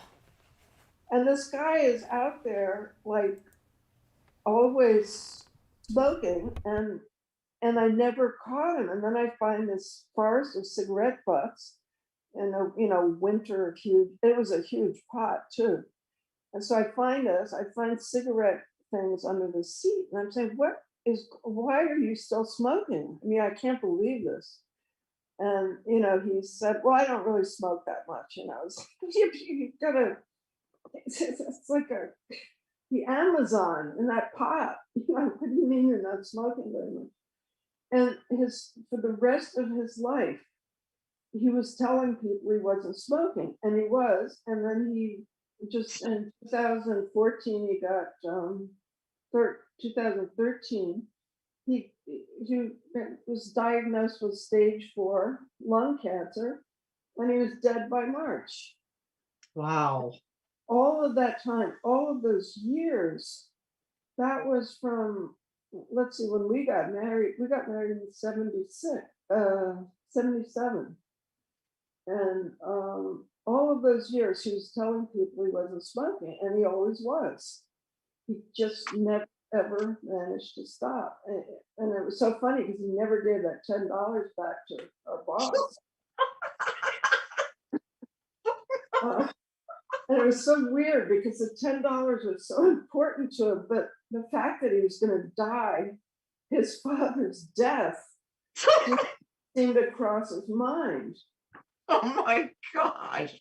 But, and here's the part, if you want to stop me, you can. But as I was saying about the medical photography, if you're in a field, you know, like working in morgues and all that stuff, and working at Georgetown, they did dissections on human bodies where people donate their bodies to science. And so every August, a whole shipment, you know, just like 100 bodies would come in that people had donated. They were embalmed, you know, and the students used them for dissection for anatomy. And Right. so every August, this, you know, it was sort of spooky. It's like Stephen King stuff. It's like people would say, hey, you want to go up to I forget what floor it was. You want to go to the 4th floor? Yeah, let's go to the 4th floor. It was scary as heck. You go in there, and you know, there's like 100 corpses there, and the thing is, everybody's embalmed, so they're there wherever. I'm sorry if this is too much. I'll try not to make. But you get very it's hard to see. Your brain has to like shut off to cope with a sight like that. It's a fearsome sight, and so this is the kind of thing we're always exposed to, and we were always exposed to pathologists. And so there was this guy. I'll tell you his name because he's probably dead, but his name was Dr. Manza, and he was a pathologist. And we were telling this type of weird story because we're always around death and bodies and anatomy. You know, we were always shooting photographs of anatomical specimens, things that came in from the operating room that had been removed, or things that came in from the morgue, where, you know, so it's sort of grim, and you have to not think about the grimness. But Right. anyway, Manzo was transporting a pathologist. This is crazy. I can't even remember the story. But I mean, I can't remember the actual punchline of the scenario. And I can't ask my ex-husband because he's dead. But Dr. Manzo was in traffic and he was transporting body parts because he was a pathologist and he was taking, and one of them, I mean, he had body parts, and this is not unusual. You'd have coolers, literally a cooler sitting on the seat next to you with a body part. You took it from one facility to the other. And this doctor got in some kind of a road, I wouldn't say road rage because this guy was very funny. I mean, he was a funny man. He wasn't the type to lose his temper, but he was in some kind of a traffic thing where the other person was losing their temper. So this doctor reaches into the cooler next to him and he picks up a head and shows it to the guy in the other car. And the guy, I mean, can you imagine going road rage on someone and then the person you're pissed off at pulls a human head and holds it up? And so, I mean, it was insane. And so this makes a very good war story if you're, in the office. But after we got married, Richard used to say, "Do you promise you'll stay with me until I die?" And I said, "Yes, of course I will." And he said, "If I ever get paralyzed," he said, "will you knock out my teeth so that I can drink food through a straw and take care of me, even if I'm, I have to drink through a straw?" And he said, "Yes, of course I'll do that." And he said, "And then after I'm dead, will you get my skull and keep it?" And I said, "I don't think it's legal, but if you can arrange it, yes, you can get your skull." And he was very, it was sort of, I know this sounds crazy, but this is when you're in fields like this, these are the Right, conversations. yeah. So I always said, "Yes, of course, whatever your wishes are within the law, I would respect them. If we're, whatever." At the time, there was no reason for us not to be married. So I said, "Yes, of course, I'll take care of you. If you're paralyzed, I'll take care of you, whatever. Yes, I'll always be there. And if you want me to keep your skull, I'll keep it." I mean, I could have dealt with that, or, we saw much worse things than nice, clean Right. skull. So with that sort of, it was a joke, but it was also like half serious. Yeah. And because he would have been very happy to have his skull on my desk, with a candle on top. He would have thought that was great. That was, I don't Right. think it's legal though, but anyway, that was the deal. So when I was, and I kept up with the family over the years, but Carolyn, where are you? I scared her away. Carolyn. Well, I'll make it short. So at some point, the thing was, we kept up, like texting and stuff, but I kind of lost touch with him the last few years. And I didn't know he was dying. And I was going through Facebook, and he and his daughter had the same birthday. And I always looked in on Facebook on their birthdays. And so I went to look on his birthday, and I couldn't find. Get a drink of water, Moo. Yeah, sorry. We have time. Carolyn, where'd you go? Carolyn. I probably scared her away. It's terrible. No. But Carolyn. I'm over here, Scooter. I was eating something, okay? I'll be right there. God, I probably spoiled that. Okay. God, I can't imagine anyone listening to this without barfing. So their birthdays, my first husband and his daughter, their birthdays rolled around. They had the same birthday. And I went to look on their Facebooks, and he didn't have it. So I'd look at his brother, who was married to Josie, and I'd look at hers, at my stepdaughter, and I couldn't believe it. I looked at his brothers, and there's a picture there of his brother standing next to a coffin that's in a, in a graveyard, ready to be lowered into the ground, covered in flowers.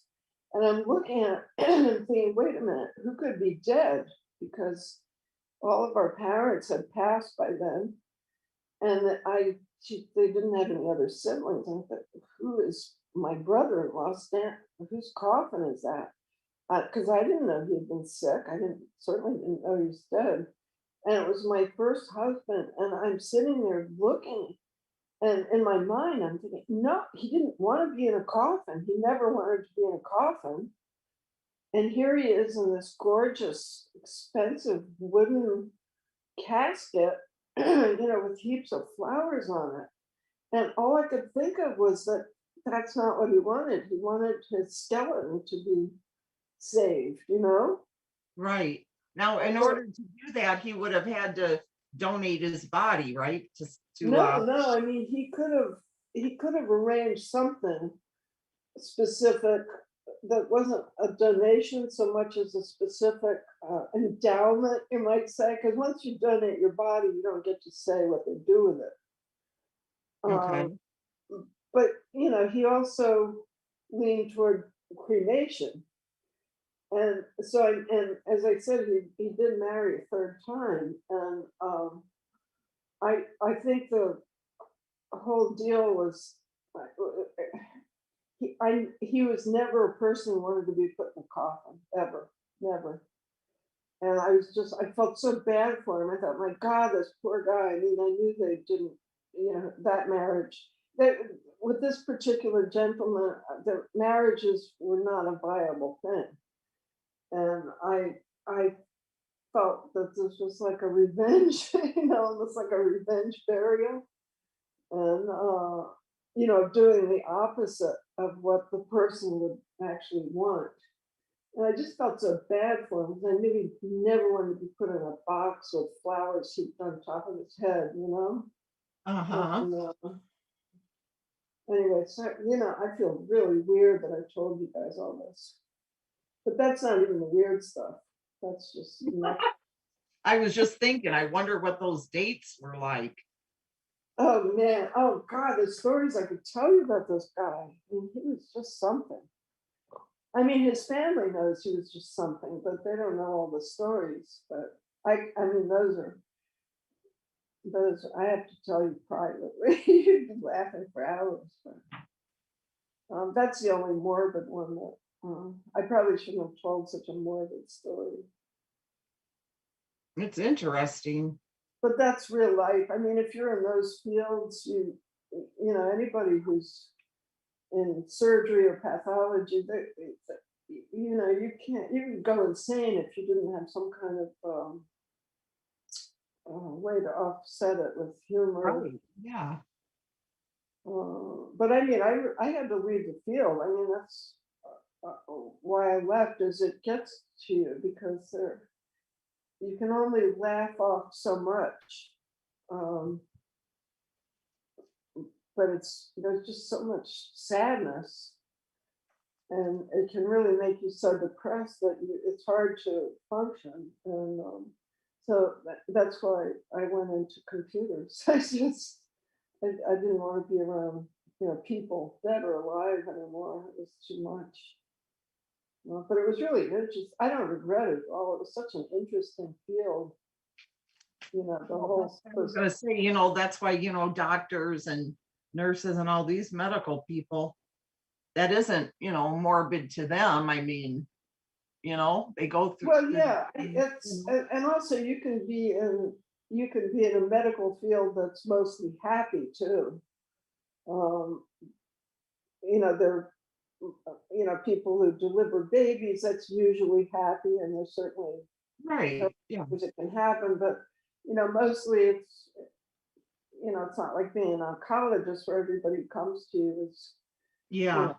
they're sort of sitting on the edge of things. So there are different types of, or you could be an orthopedist, and for the most part you're doing things on schedules, not necessarily being called in because of an accident or something like that.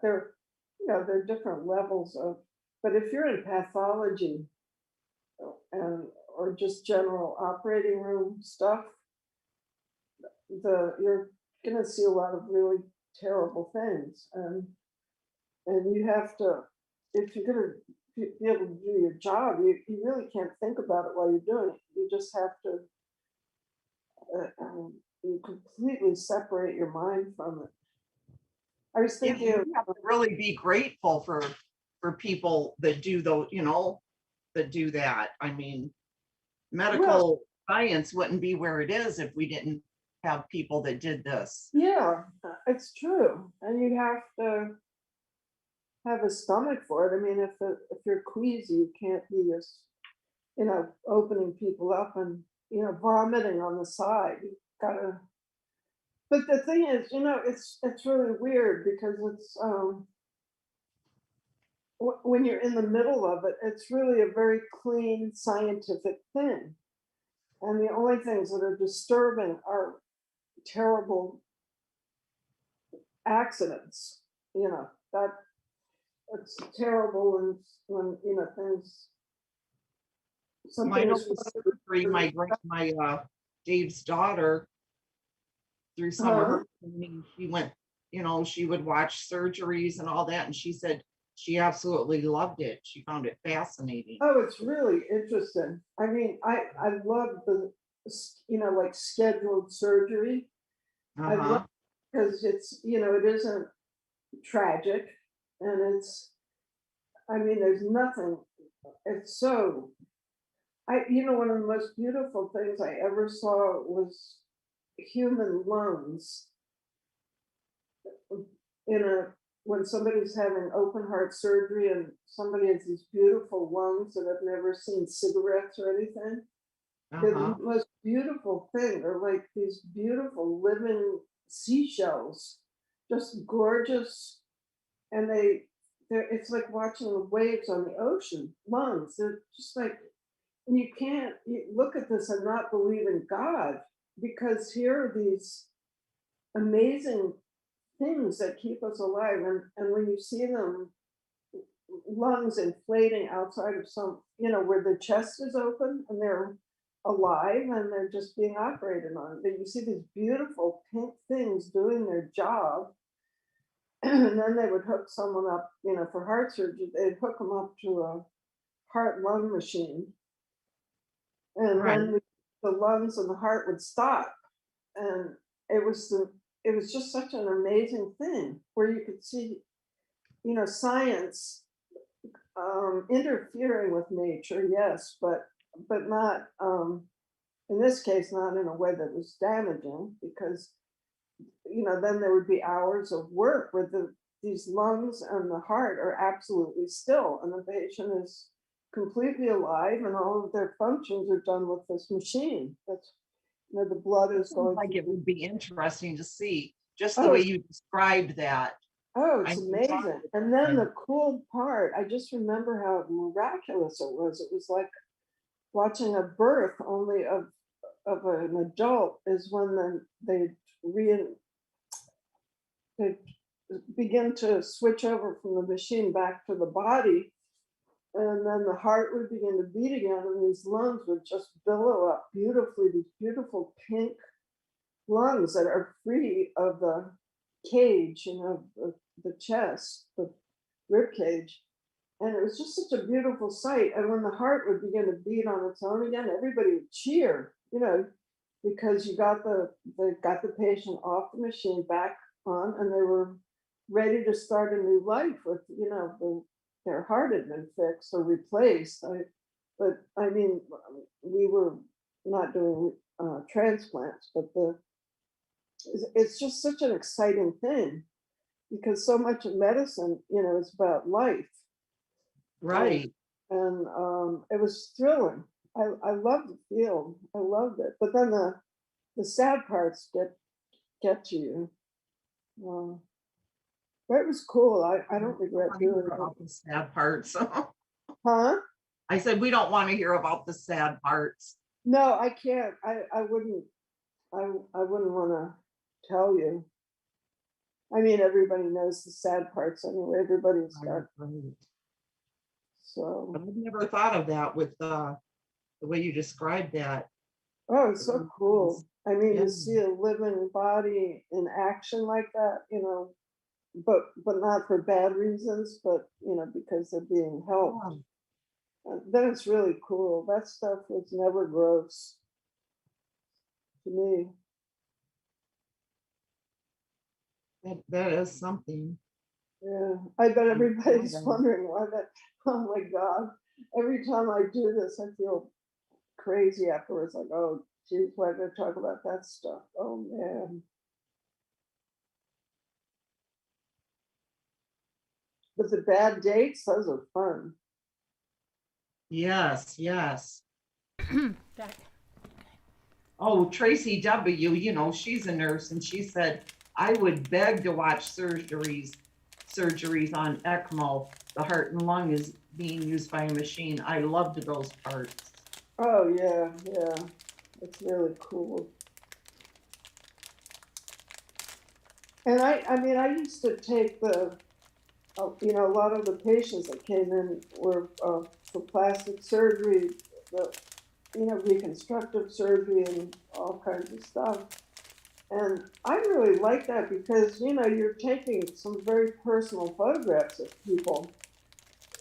And they, I mean, imagine how vulnerable someone is coming in, you know, to have their body parts photographed in a studio. It's sort of like, but the thing is, you just have to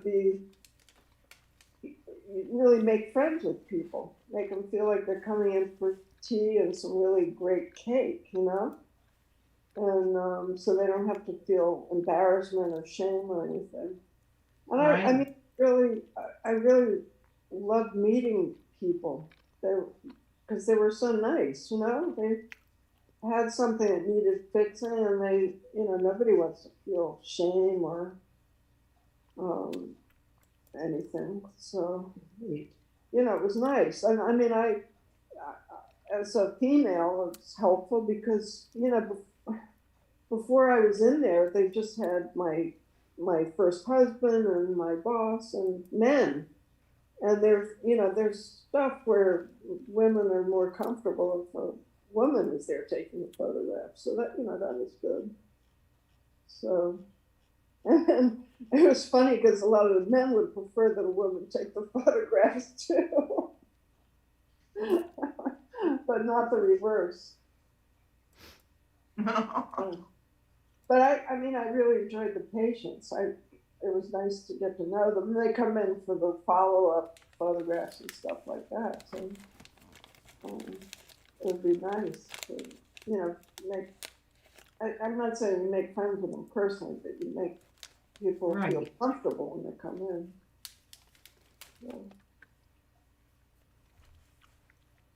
So, It's really interesting. And she's back. What were you eating, my dear, my child? I was eating tortilla chips when I was here. Then I went and watered all my plants. I think I got all of them. I got it finished in. Then I threw out some flowers that were dead. And what else did I do? And that was it. Are you still getting like flower of the month? Mm-hmm. Yeah. But now my son told my daughter, he's like, that's crazy. I could get her bitter flowers around here for like half the price. And she's like, but she likes getting them every month. And he said, I'll bring them to her every month. Who said that? Michael. No. Yeah. It's nice to get presents like that, though. Yeah. Or fruit of the month. Mm-hmm. Jelly of the month. Yeah. You know, living in New York City, it was sort of like getting fruit of the month was crazy because, you know, if you live in New York, Right. you don't even have to live in the city. Just live in New York and you can get whatever you want any time of the year. You get kind of spoiled that way. But it's still fun to get the present. You know, it's nice to get cherries sent from Washington State, stuff like that. Mm-hmm. I remember, that reminds me, Mark got fruit of the month from one of the patients one time. And it was beautiful fruit. But, Bonnie said, the boxes, they always had a lot left over, and he would end up taking them into the office, and sharing it. But they were beautiful fruits. Man, that sounds delicious. Yeah. I love a basket of assorted fruit. Even though we have grapefruit here. Bonnie was never a big fruit eater.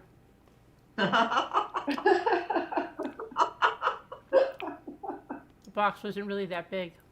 That's what she told you. Well, I forget, I was there one day when she got one of them, and I'm like, that is beautiful. She's like, yeah, but we can never finish it, and Mark just takes it into the office. And you never said, Bonnie should really eat your fruit, because you always let her, just never cared about that. No, they were, it was nice. I'm just saying, I forgot that they had gotten that. It was beautiful fruit. Because Scooter sits there and acts like I'm so serious. Like, she's like, no, because it wasn't. I was like, Scooter, it's a joke. Okay. I know. I know.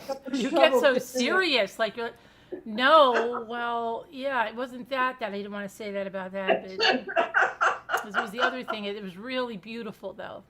I keep getting, I spend so much time trying to figure out all the family relationships now. Like, wait a minute, if Carolyn and Bonnie are sisters, what does that make Maddie and Luke say? Oh, cousins, yeah. Cousins. So everybody's Cousins. trying to figure out. And Yep. the age difference is phenomenal. Because if Carolyn is 29, I mean, how old were you when you had her, Mm-hmm. Oh, yeah, since she's only 29. Yeah.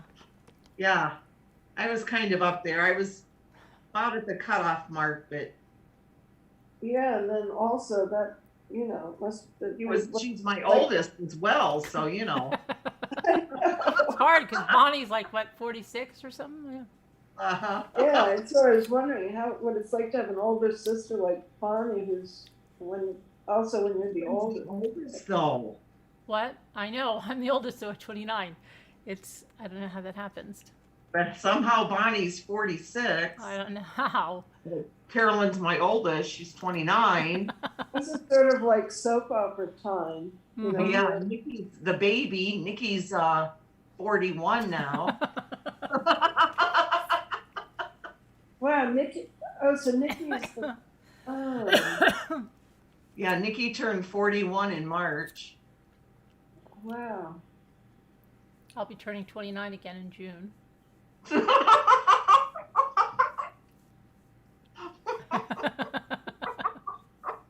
Funny how that works. I Isn't know, it? it is. It's crazy.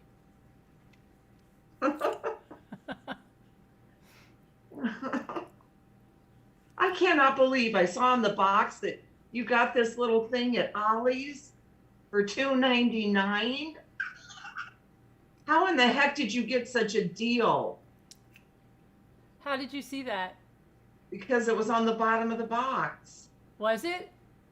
Yeah. Yeah, isn't that a good deal? I wasn't going to tell you. Oh, yes. I wonder if the Ollie's around here would have had these. You should go check. That's what I thought. I should, right? They're by Playmates. That's a good deal. Oh, yeah, because the original price was $14.99. Well, they don't even go by that because they always put the wrong price on that. I couldn't believe it because, I mean, this little thing is the cutest. Did you see it, Moo? Yeah, it's really cute. You should Let me- see. Do you have an Ollie's? Yes. Because I didn't even know what they do, but I just said for $2.99, get in the cart. Definitely. Yeah. I think we have an Ollie's in Jacksonville. I just love all the stuff she does. Let me make sure she's on. You can Okay. do that, Mommy. What can I do, Tracy?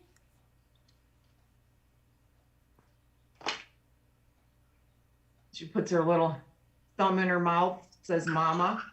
Aw. Yeah, they're by Playmates. I was looking at that today and thinking, wow. Let me see.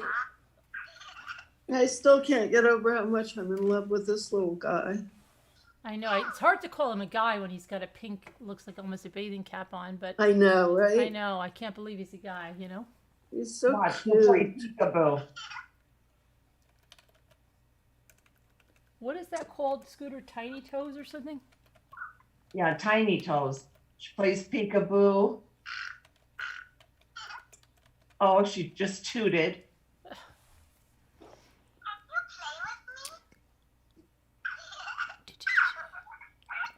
Well, people are selling them on, let's see, Mercari for $18. Are they? Yeah, and they're at Walmart for 15. There's some on eBay. Laughing Luna. Which one do you have? Yeah, it shows Laughing Luna on the box.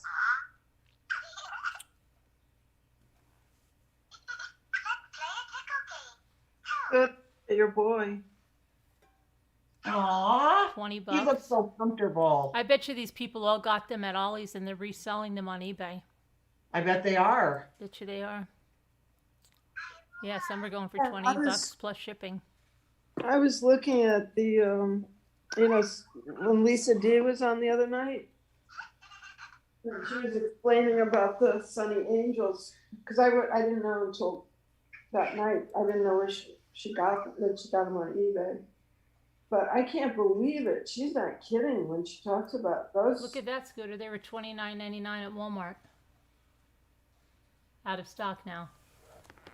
See? How many did you get? All of them that were there? No, I didn't have. I got all of them that way. I think I left. Well, I didn't want to be Yeah. be really Yeah. bad. I left like maybe 3 or 4, but I only bought Yeah. like 4. That's it. Yeah.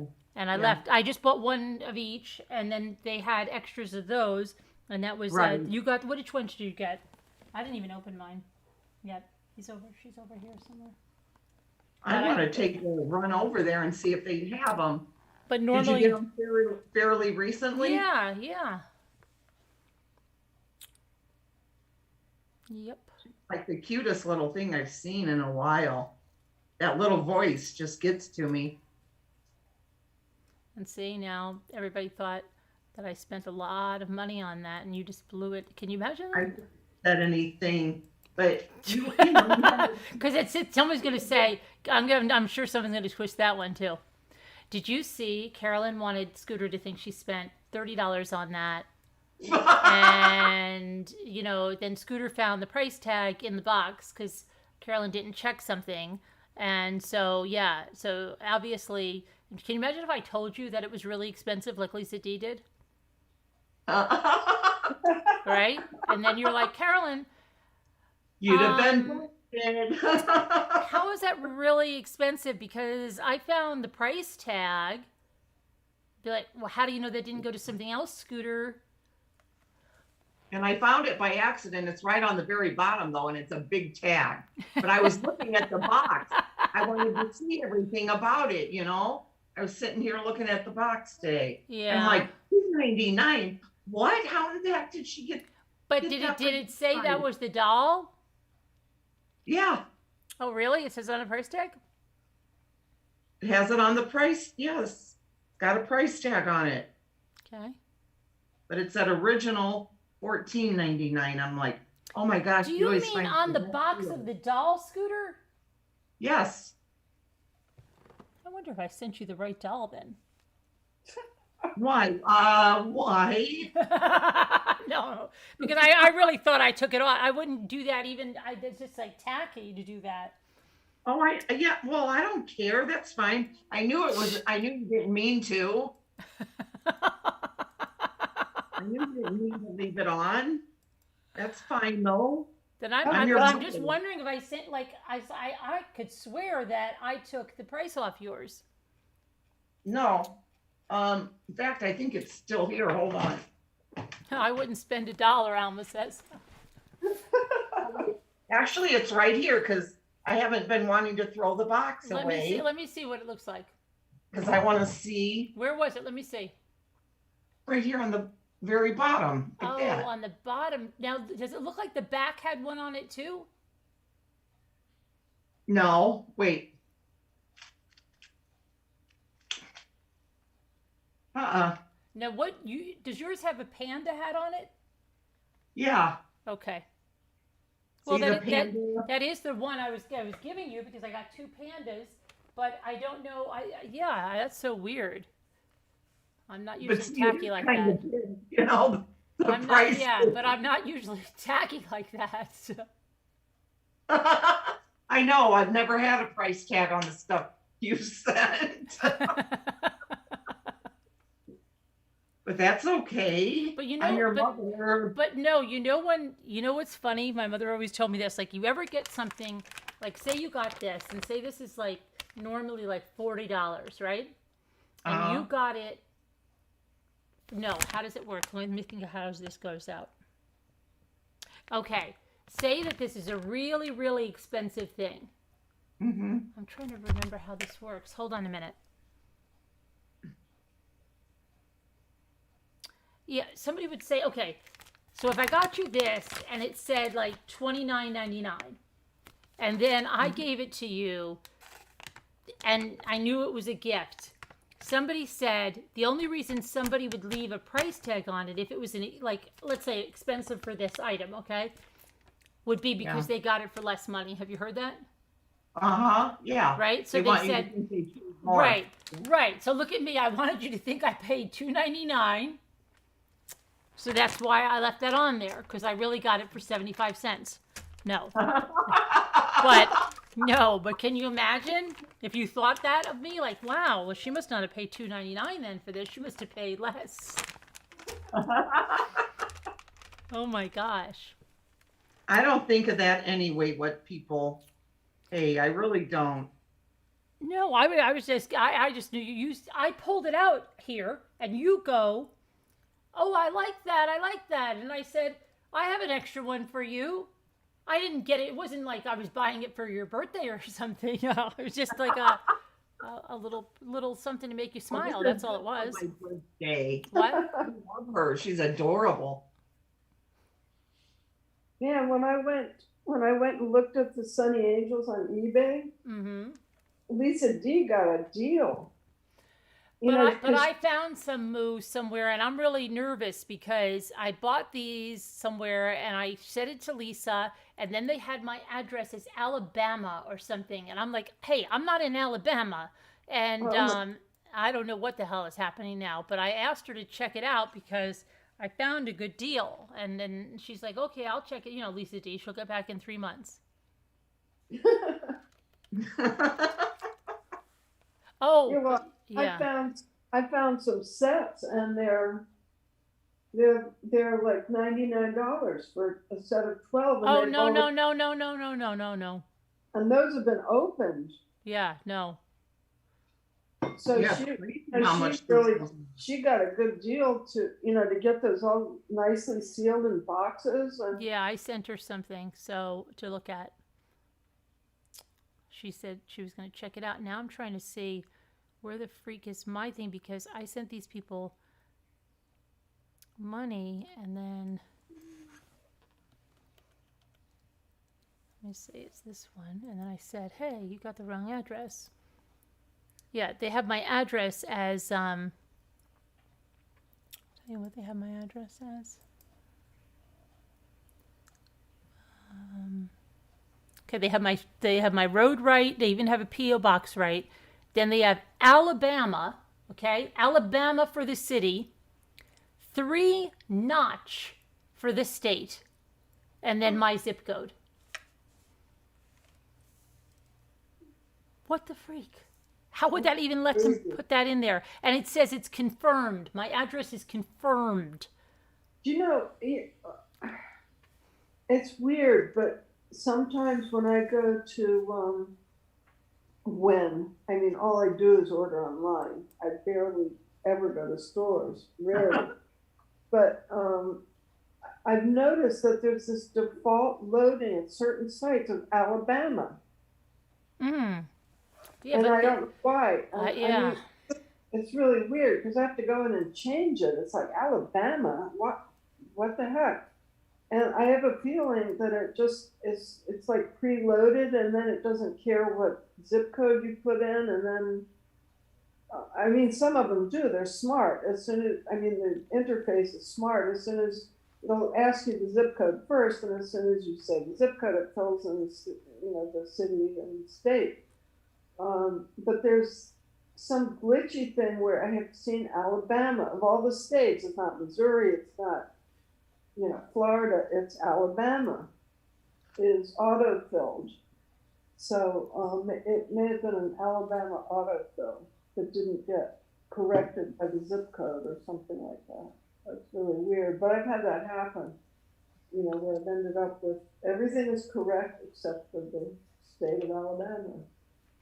I don't know. That's weird. But what is that? Anyways. Anyways, what is this? Yeah, I don't know. Oh, look at that. I can't believe I missed Lisa G night. Oh, I know. I mean, I was awake, but I was like paralyzed, so I just listened. Yeah. Too bad. Yeah, I'd like to run over there to Ollie's just to see. But I've only been in there like twice, I think. I can't believe you, Scooter. I can't believe you don't like that there. Yeah, I don't know. Maybe mine's not as good as the one you go to. Well, how do you know if you've only been there 2 times? Yeah, I'll go check it out. All right. I'll do a video for my channel over there and see if I find them. They have different inventory, or do they tend to have? Oh, well, no, they you know what you could do, Scooter? You could go online. Yeah. And look on the they usually get the same buyouts. They do? I think so, yeah. Oh my gosh, look at this. What? I have 2 Ollies. You do?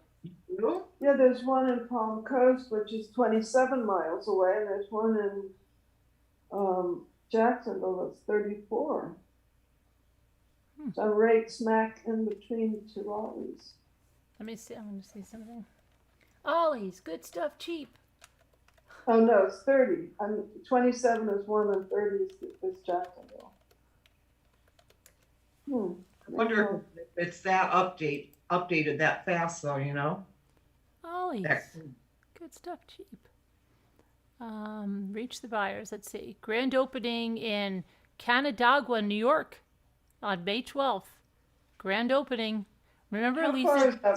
How far is that from you? Oh, I don't know, but I think it's far. But remember when Lisa H went to the grand opening and she met the Ollie guy? Oh yeah. Yeah. Oh, that. Let's see. Great. Is that in the Finger Lakes? Maybe. Yeah. It sounds like it's okay. Here's what they have. Here's what it says. They have a pottery buyout going on. They always have the K-cup buyouts. They have a fishing buyout. They have lawn garden buyout, Famous Maker Mohawk Rugs buyout, Bed Bath & Beyond bargains. Yep, they have a bunch of stuff from Bed Bath & Beyond. They have Family Game Puzzle buyouts, floor care deals, Famous Maker Paints, dog food buyout, Star Wars book deals, Nerf gun, Nerf everything buyout, air conditioners, Gildan clothing deals, Coppertone sunscreen, and cookware buyout. But that's the normal stuff. And let me see, Ollie's flyer. Oh my gosh, there are 4 of them near me. Oh dear. Now we know where Moo's gonna be. Let's see. That's crazy. Oh, say what's oh, you don't probably want to give me your zip code right here, but I could put your zip code in here. What's the zip code of where the town is that the store is in? Do you know that, or any kind of a zip code near that? Who, me? Yeah. Just go with 46342. Okay. Let's see.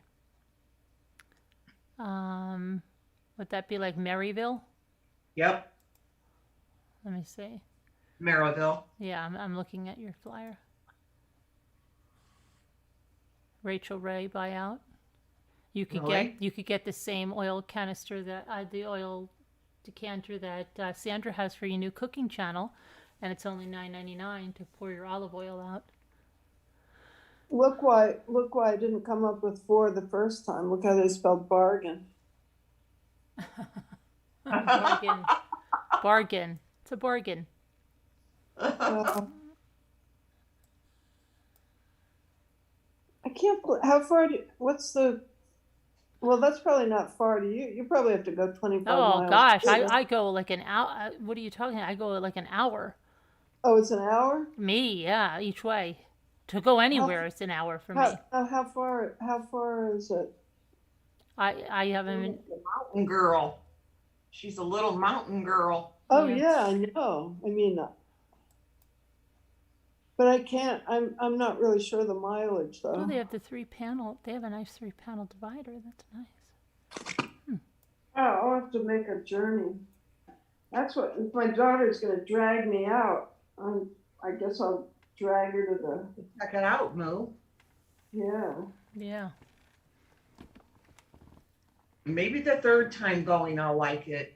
Because to be honest, I don't know. There was something about it. It just didn't appeal to me. My son Michael used to when he was a kid. They hated that store. Him and Ray. Oh my gosh, you're not going to Ollie's. Not going to Ollie's, right? And then as soon as he got his own apartment and stuff, where are you going? Oh, I'm going to Ollie's. I love that store. I said, you do, Mike? I love that store.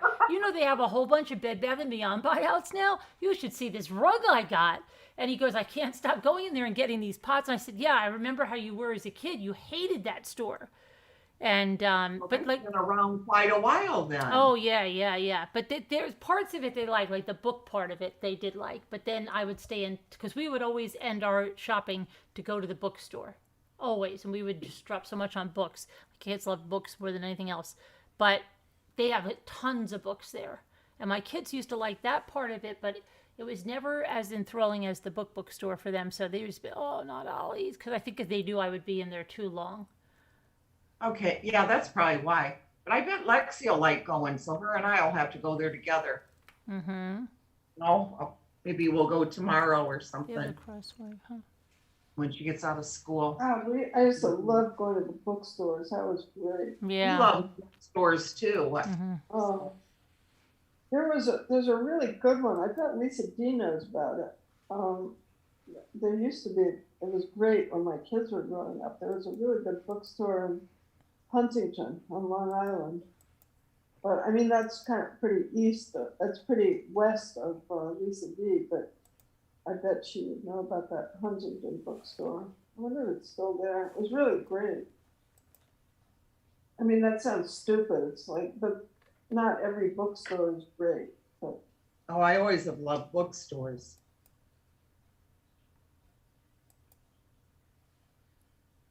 Always loved. There's a grand opening in Connecticut on May 13th in Barkhamsted, Connecticut. There's a grand opening in Springfield, Virginia. Mama Ames. I don't know if that's near you. That's going to be May 12th. There is a grand opening, like I said, in the Canandaigua, New York. There's a grand opening in Coshocton, Ohio. That's all happening May 12th and 13th.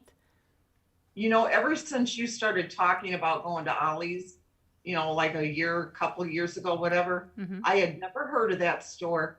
And then remember that one day I got the flyer out of the mailbox and I'm like, you're not gonna believe this, but Ollie's here. Yeah, and I just got a new 10% off your entire purchase coupon.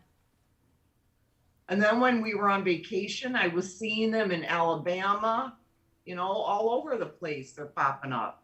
Mm-hmm. Yeah, there's a new one that just opened in Shaler, PA. These are the new ones that just opened. Thomasville, Georgia. Muskogee, Oklahoma. Was that near Nanapati? Halton City, Texas, Hagerstown, Maryland, Harvey, Louisiana, Amarillo, Texas, Richmond, Indiana, Shayer, Pennsylvania, Adrian, Michigan, Clute, Texas, Frederick, Maryland, and Sherman, Texas. Now open. They're opening stores like crazy because people love bargains. Yeah, definitely. Oh, I'm this, getting look at excited this. about going again. I bet you Lisa D knows this. What is that? This was book review. This is a great place. If you're out in Long Island, Carolyn, you might like this. This was a fun store. Yeah. Book review? This was like it was long. I didn't know if they were still open because you know so many in print bookstores are going out of business, but it's still there. It's sort of look. Let's see. They're saying it's still. What is it? Oh, Ollie's God. has a YouTube channel. I just subscribed. It has a YouTube channel? I'm going to tell them. I tell everybody on my channel about this store. It's the greatest. Oh, there you go. You'll probably be getting even deeper discounts. Scooter, if you run over there, you can grab it first. Oh, good. Moo, you're fast at it. Can you sign me up real quick?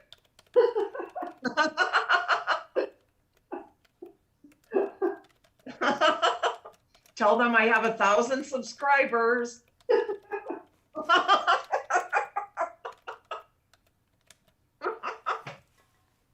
I'm right behind you. I think I have 100. Well, yeah, but you hardly ever put anything up, and you should. 'Cause I love your videos. They must have just opened their, yeah, I wonder how long their YouTube channel's been here because I know I would have been subscribed. Let me see. Oh, Scooter, I gotta tell you, you know the little short video of Bitey Cat? Yes. I sent that to Carolyn way back like a year ago because Luke had asked something about Bitey Cat, and I sent Carolyn a video of Bitey Cat. It was something to show Luke, and there's no context after all these, you know, a year. I don't remember what it was. Uh-huh. And so I sent it to her. But as we know, Carolyn doesn't have her names on the, so she didn't know who sent it to her. So she thought it was spam and deleted my poor Bitey Cat video. Oh no. So Carolyn, if you want to see Bitey Cat when he was the size of a lemon, you should go over to my channel and look at him. He barks like a little dog. Yes. Oh my gosh, you have to see it. And it's so short. Yeah, I did a Scooter length. I thought people I would. liked it. Oh, I liked it. I will. What? I said I will. I will go over there. I will. It's You can't adorable. believe You're shunning my channel. You know what, Scooter? They have a video here. It says Ali Celebrity TV Spots, and they have to show the celebrities that were there. So you should go there and say, "Hi, I will go in Ollie's tomorrow. Would you like me to do a guest spot on your?"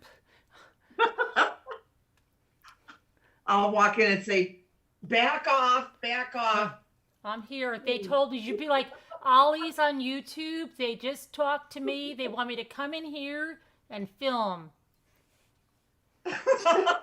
Lexi, come on, get me shopping and around in the store. I'll go in and say, "Where is my security?" What is going? They told me to just be go in there like this. What's going on? They told me to come in here, or that I'm supposed to. My granddaughter's supposed to film me going around shopping, putting things in the cart, being really excited. I have a spot on the YouTube channel. You don't know who I am? Yeah, and with the purple hair, you'd be like, "You don't know who I am?" And they'll be like, "What? You don't know who I am?" Just be like this. Just keep saying that, like an absurd that they don't know who you are, Scooter. And just say, "Oh my gosh, they didn't give you the envelope. He said there was going to be an envelope that I was coming today." and then the guy's name, the president is on here, Mark Butler. Say, "Mark Butler didn't leave you the envelope?" Yeah, I would love to see that. Have her film the whole thing. That would be funny. Right? Oh my gosh, they have a video up saying loving memory of our founder and leader, Mark Butler. What? They have a memory in a memorial video. Oh, wait, he's not alive anymore? Apparently not. I'm not going to play it because then you'll get a copyright. Oh, no. Okay, well, then you can't use his name. Wow, what happened? I don't know, because if I play it, it'll cause All right, so problems. use the name Jeff Anderson then, I think. Wow. Also, they haven't posted in 4 months. Yeah. In loving memory, yeah, of Mark Butler, founder, president, and CEO. That guy's got to definitely. That guy's got to be the one for Ollie. Yeah, but that guy has got to be Oh Ollie. my gosh, he died just about the time you were visiting there. Really? I hope it's not related to. Mm-hmm. Celebrating Ollie Rosenberg. Oh, Ollie Rosenberg is the first. I was wondering how they got that name, Ollie. Okay, so the guy that looks a little like Einstein, is that Ollie Rosenberg? Yeah, I guess so. So use Jerry Atlin or Mort Bernstein or Don Beschler or Scott Feinstein. Okay. It's a good thing that you didn't say that guy because that would have been not good. Oh, Kevin Phillips or something like that. Yeah. Sorry. Wow. I wonder what it was. I wonder if it was the virus, you know? Could be.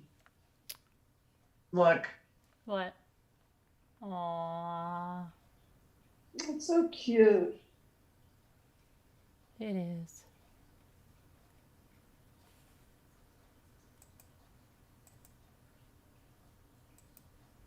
I just wish she was silicone and did all that stuff. Could you imagine? I could. No, I really can't.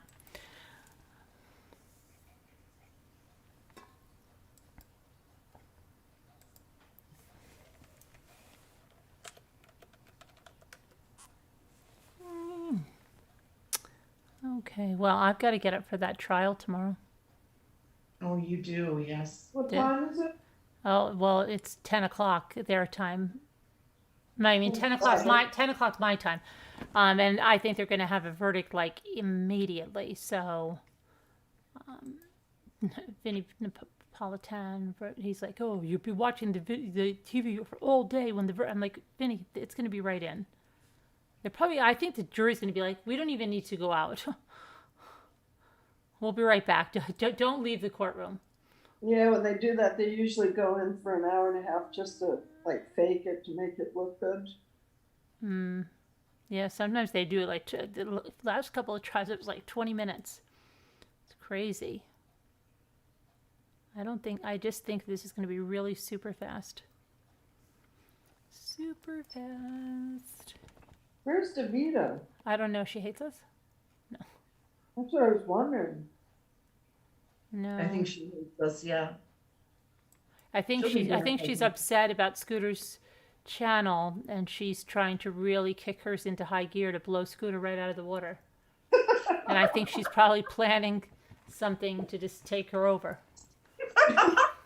Probably, because she's like, wait, she's doing lives? What? Because she does have a live schedule. Did you know that? Yeah, well, for tomorrow. Not a live. She has a premiere, right? It's a Premiere. Yeah, premiere of what is it? Her meeting her puppy, her dog, I think. Oh no, her dog's birthday. Yes. Yeah. DeVita's like, I'll be damned if Scooter's going to start going live. Yeah, it's so unfair because DeVita got kicked out of the crafting community. Yeah. And she's like, and now Scooter's going live and she's doing dance parties and stuff. That was hilarious. Oh my God. Yeah, she's like right on that. What was that? X-rated that you took it down, or did you just block me? Who? Scooter That blocked long her? dance party. Oh, she took down her dance party? No, it's up. I didn't The take long that. one? Yeah, it's up. Under what? I can't find anything longer than 12 minutes. Which is not, No, it's there, Moo. No, I didn't. wasn't it like an hours? It's a couple hours, isn't it? Yeah, but I couldn't find anything in a couple of hours. No, it's there. I think it says, let's try this again. Let's party or something like that. Yeah, Cool. it's the, Let's party. Partay. got all cool music and everything you Oh, that was want. great. No, I watched the whole thing live. I mean, I attended. But then when I went back to look for it, I couldn't find it. But that may be because I was still She might so have blocked you though. She might have blocked somebody. Yeah, I think she blocked me. I have to go under one of my many alts. Might have been blocked. I don't know. Could be blocked. But no, it's there, Moo. It's Right, there. I'm looking. I probably looked in the wrong place. Uh-oh, what's going on with our chat? What? I don't have it on anymore. I shut. Wait, Look at what's the name of that? Look at that. What? Look at they're doing. Let me They're see. putting these weird like hieroglyphic things in there. Do you see it? I gotta get in there. Wait, I'm not. Where'd it go? Hold on. I got it. Danielle's deleting them, but I'm there. Oh, I see that. Wow. Heather, I can't find it. Yeah, it's these hyro. You can't how are find they it? doing that? Oh, Hold on, let me see if I can do something real fast, like what Sharon says. I won't say what it is. Gotta go to the live though. It's a spam invasion in chat. Yeah, It's but what bad. is that? I want to know. We report that because that's like something whack. Like, let me see. Report. And just put unwanted commercial content or spam, and just report the freak out of those things. How do we report it? You just click on the 3 dots. Report. Okay.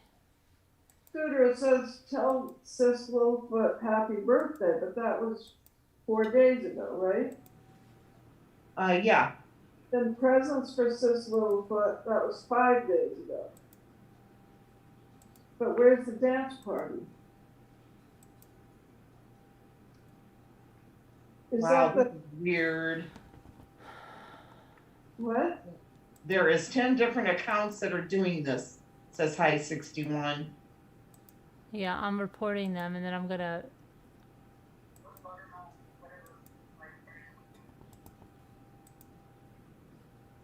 I'm reporting too. I got it.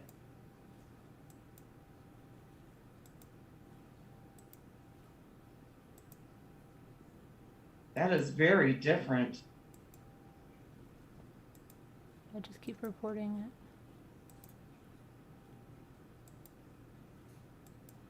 And the dots aren't even dots. It's like a little V.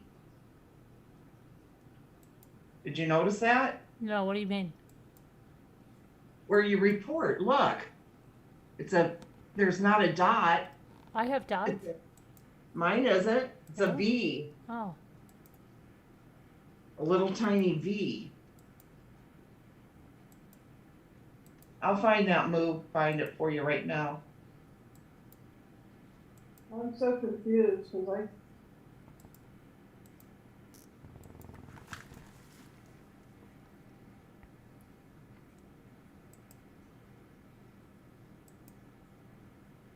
So is that a username?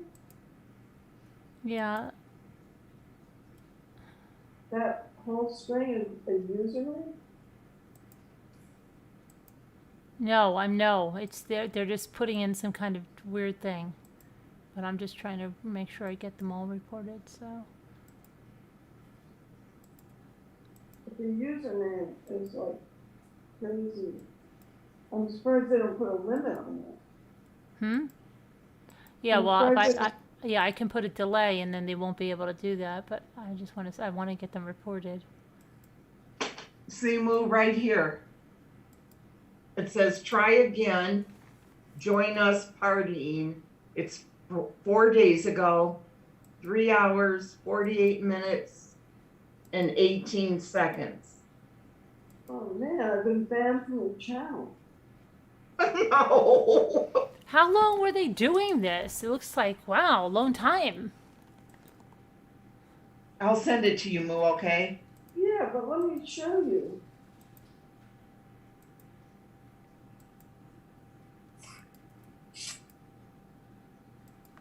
I have this.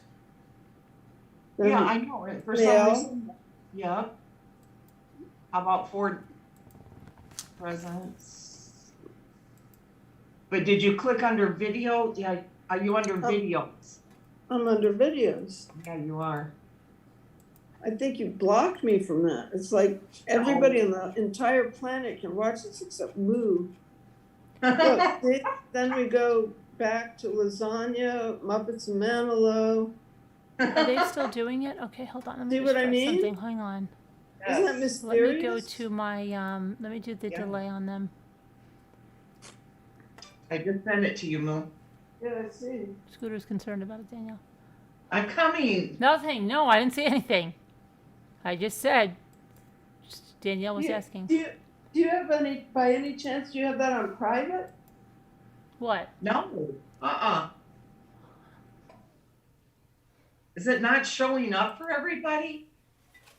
I don't know. Well, we have to take care of this anyway. I What? don't want to do my job here. This. What's it say? I'm trying, Danielle. Oh. Video. It says, Okay, it, it keeps it up for me, I guess.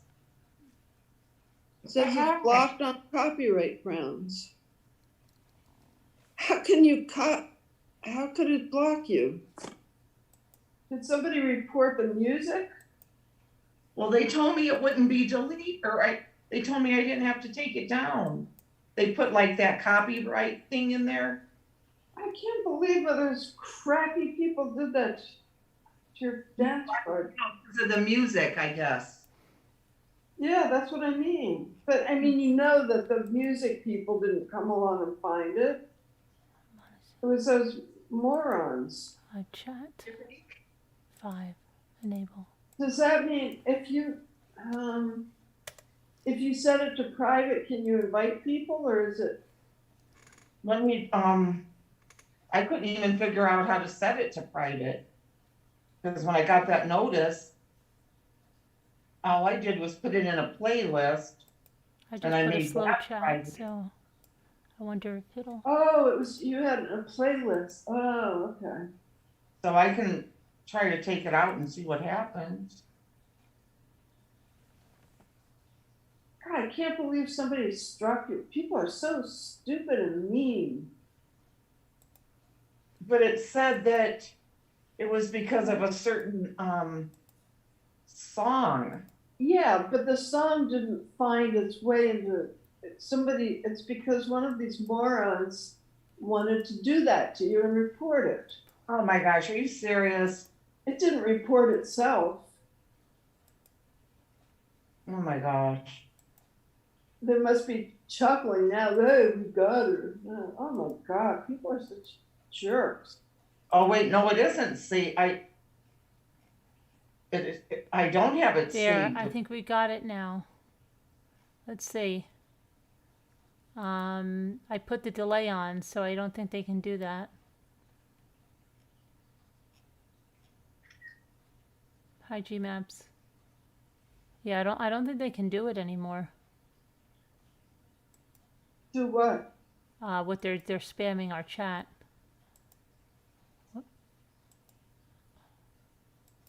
Is it done now? The spammy? I think so now that I changed the delay.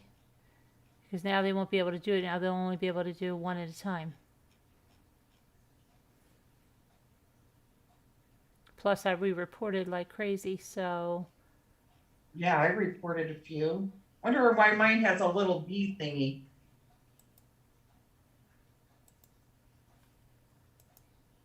I only have 5%, just so you know.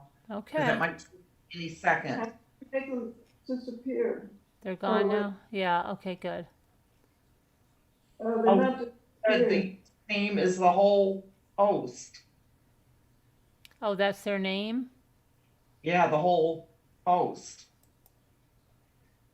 Oh, okay. Can you put them in timeout? Oh, we got rid of them, but I'm They're just gone. I'm just reporting too, so they get a bunch of reports for those profiles, and then they'll see this and see that it's unwanted commercial content or spam.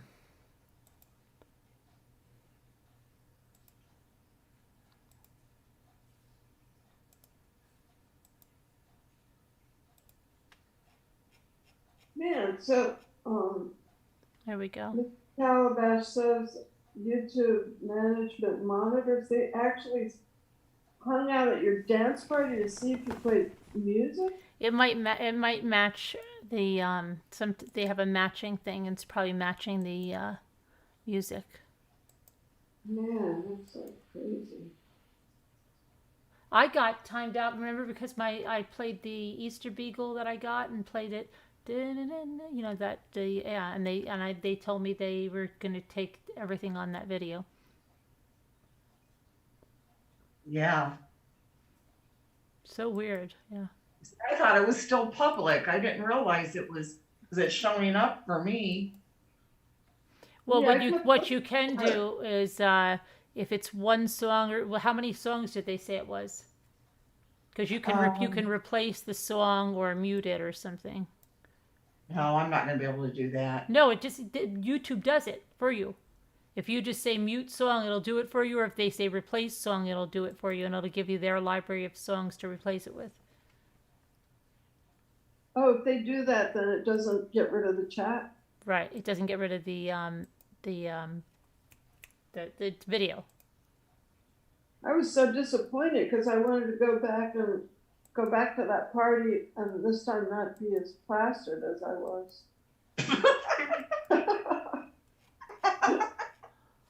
I'm still plastered from that last drink I took in 1996.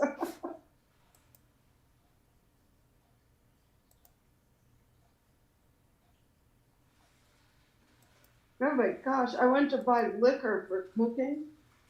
Yeah. Because my liquor is packed. I have liquor, but I don't know where it is. So I just said, oh, forget it. Because I like to put Maker's Mark in my sweet potatoes, you know, candied sweet potatoes. Right. I like to put in a spoon of Maker's Mark and a spoon of vanilla.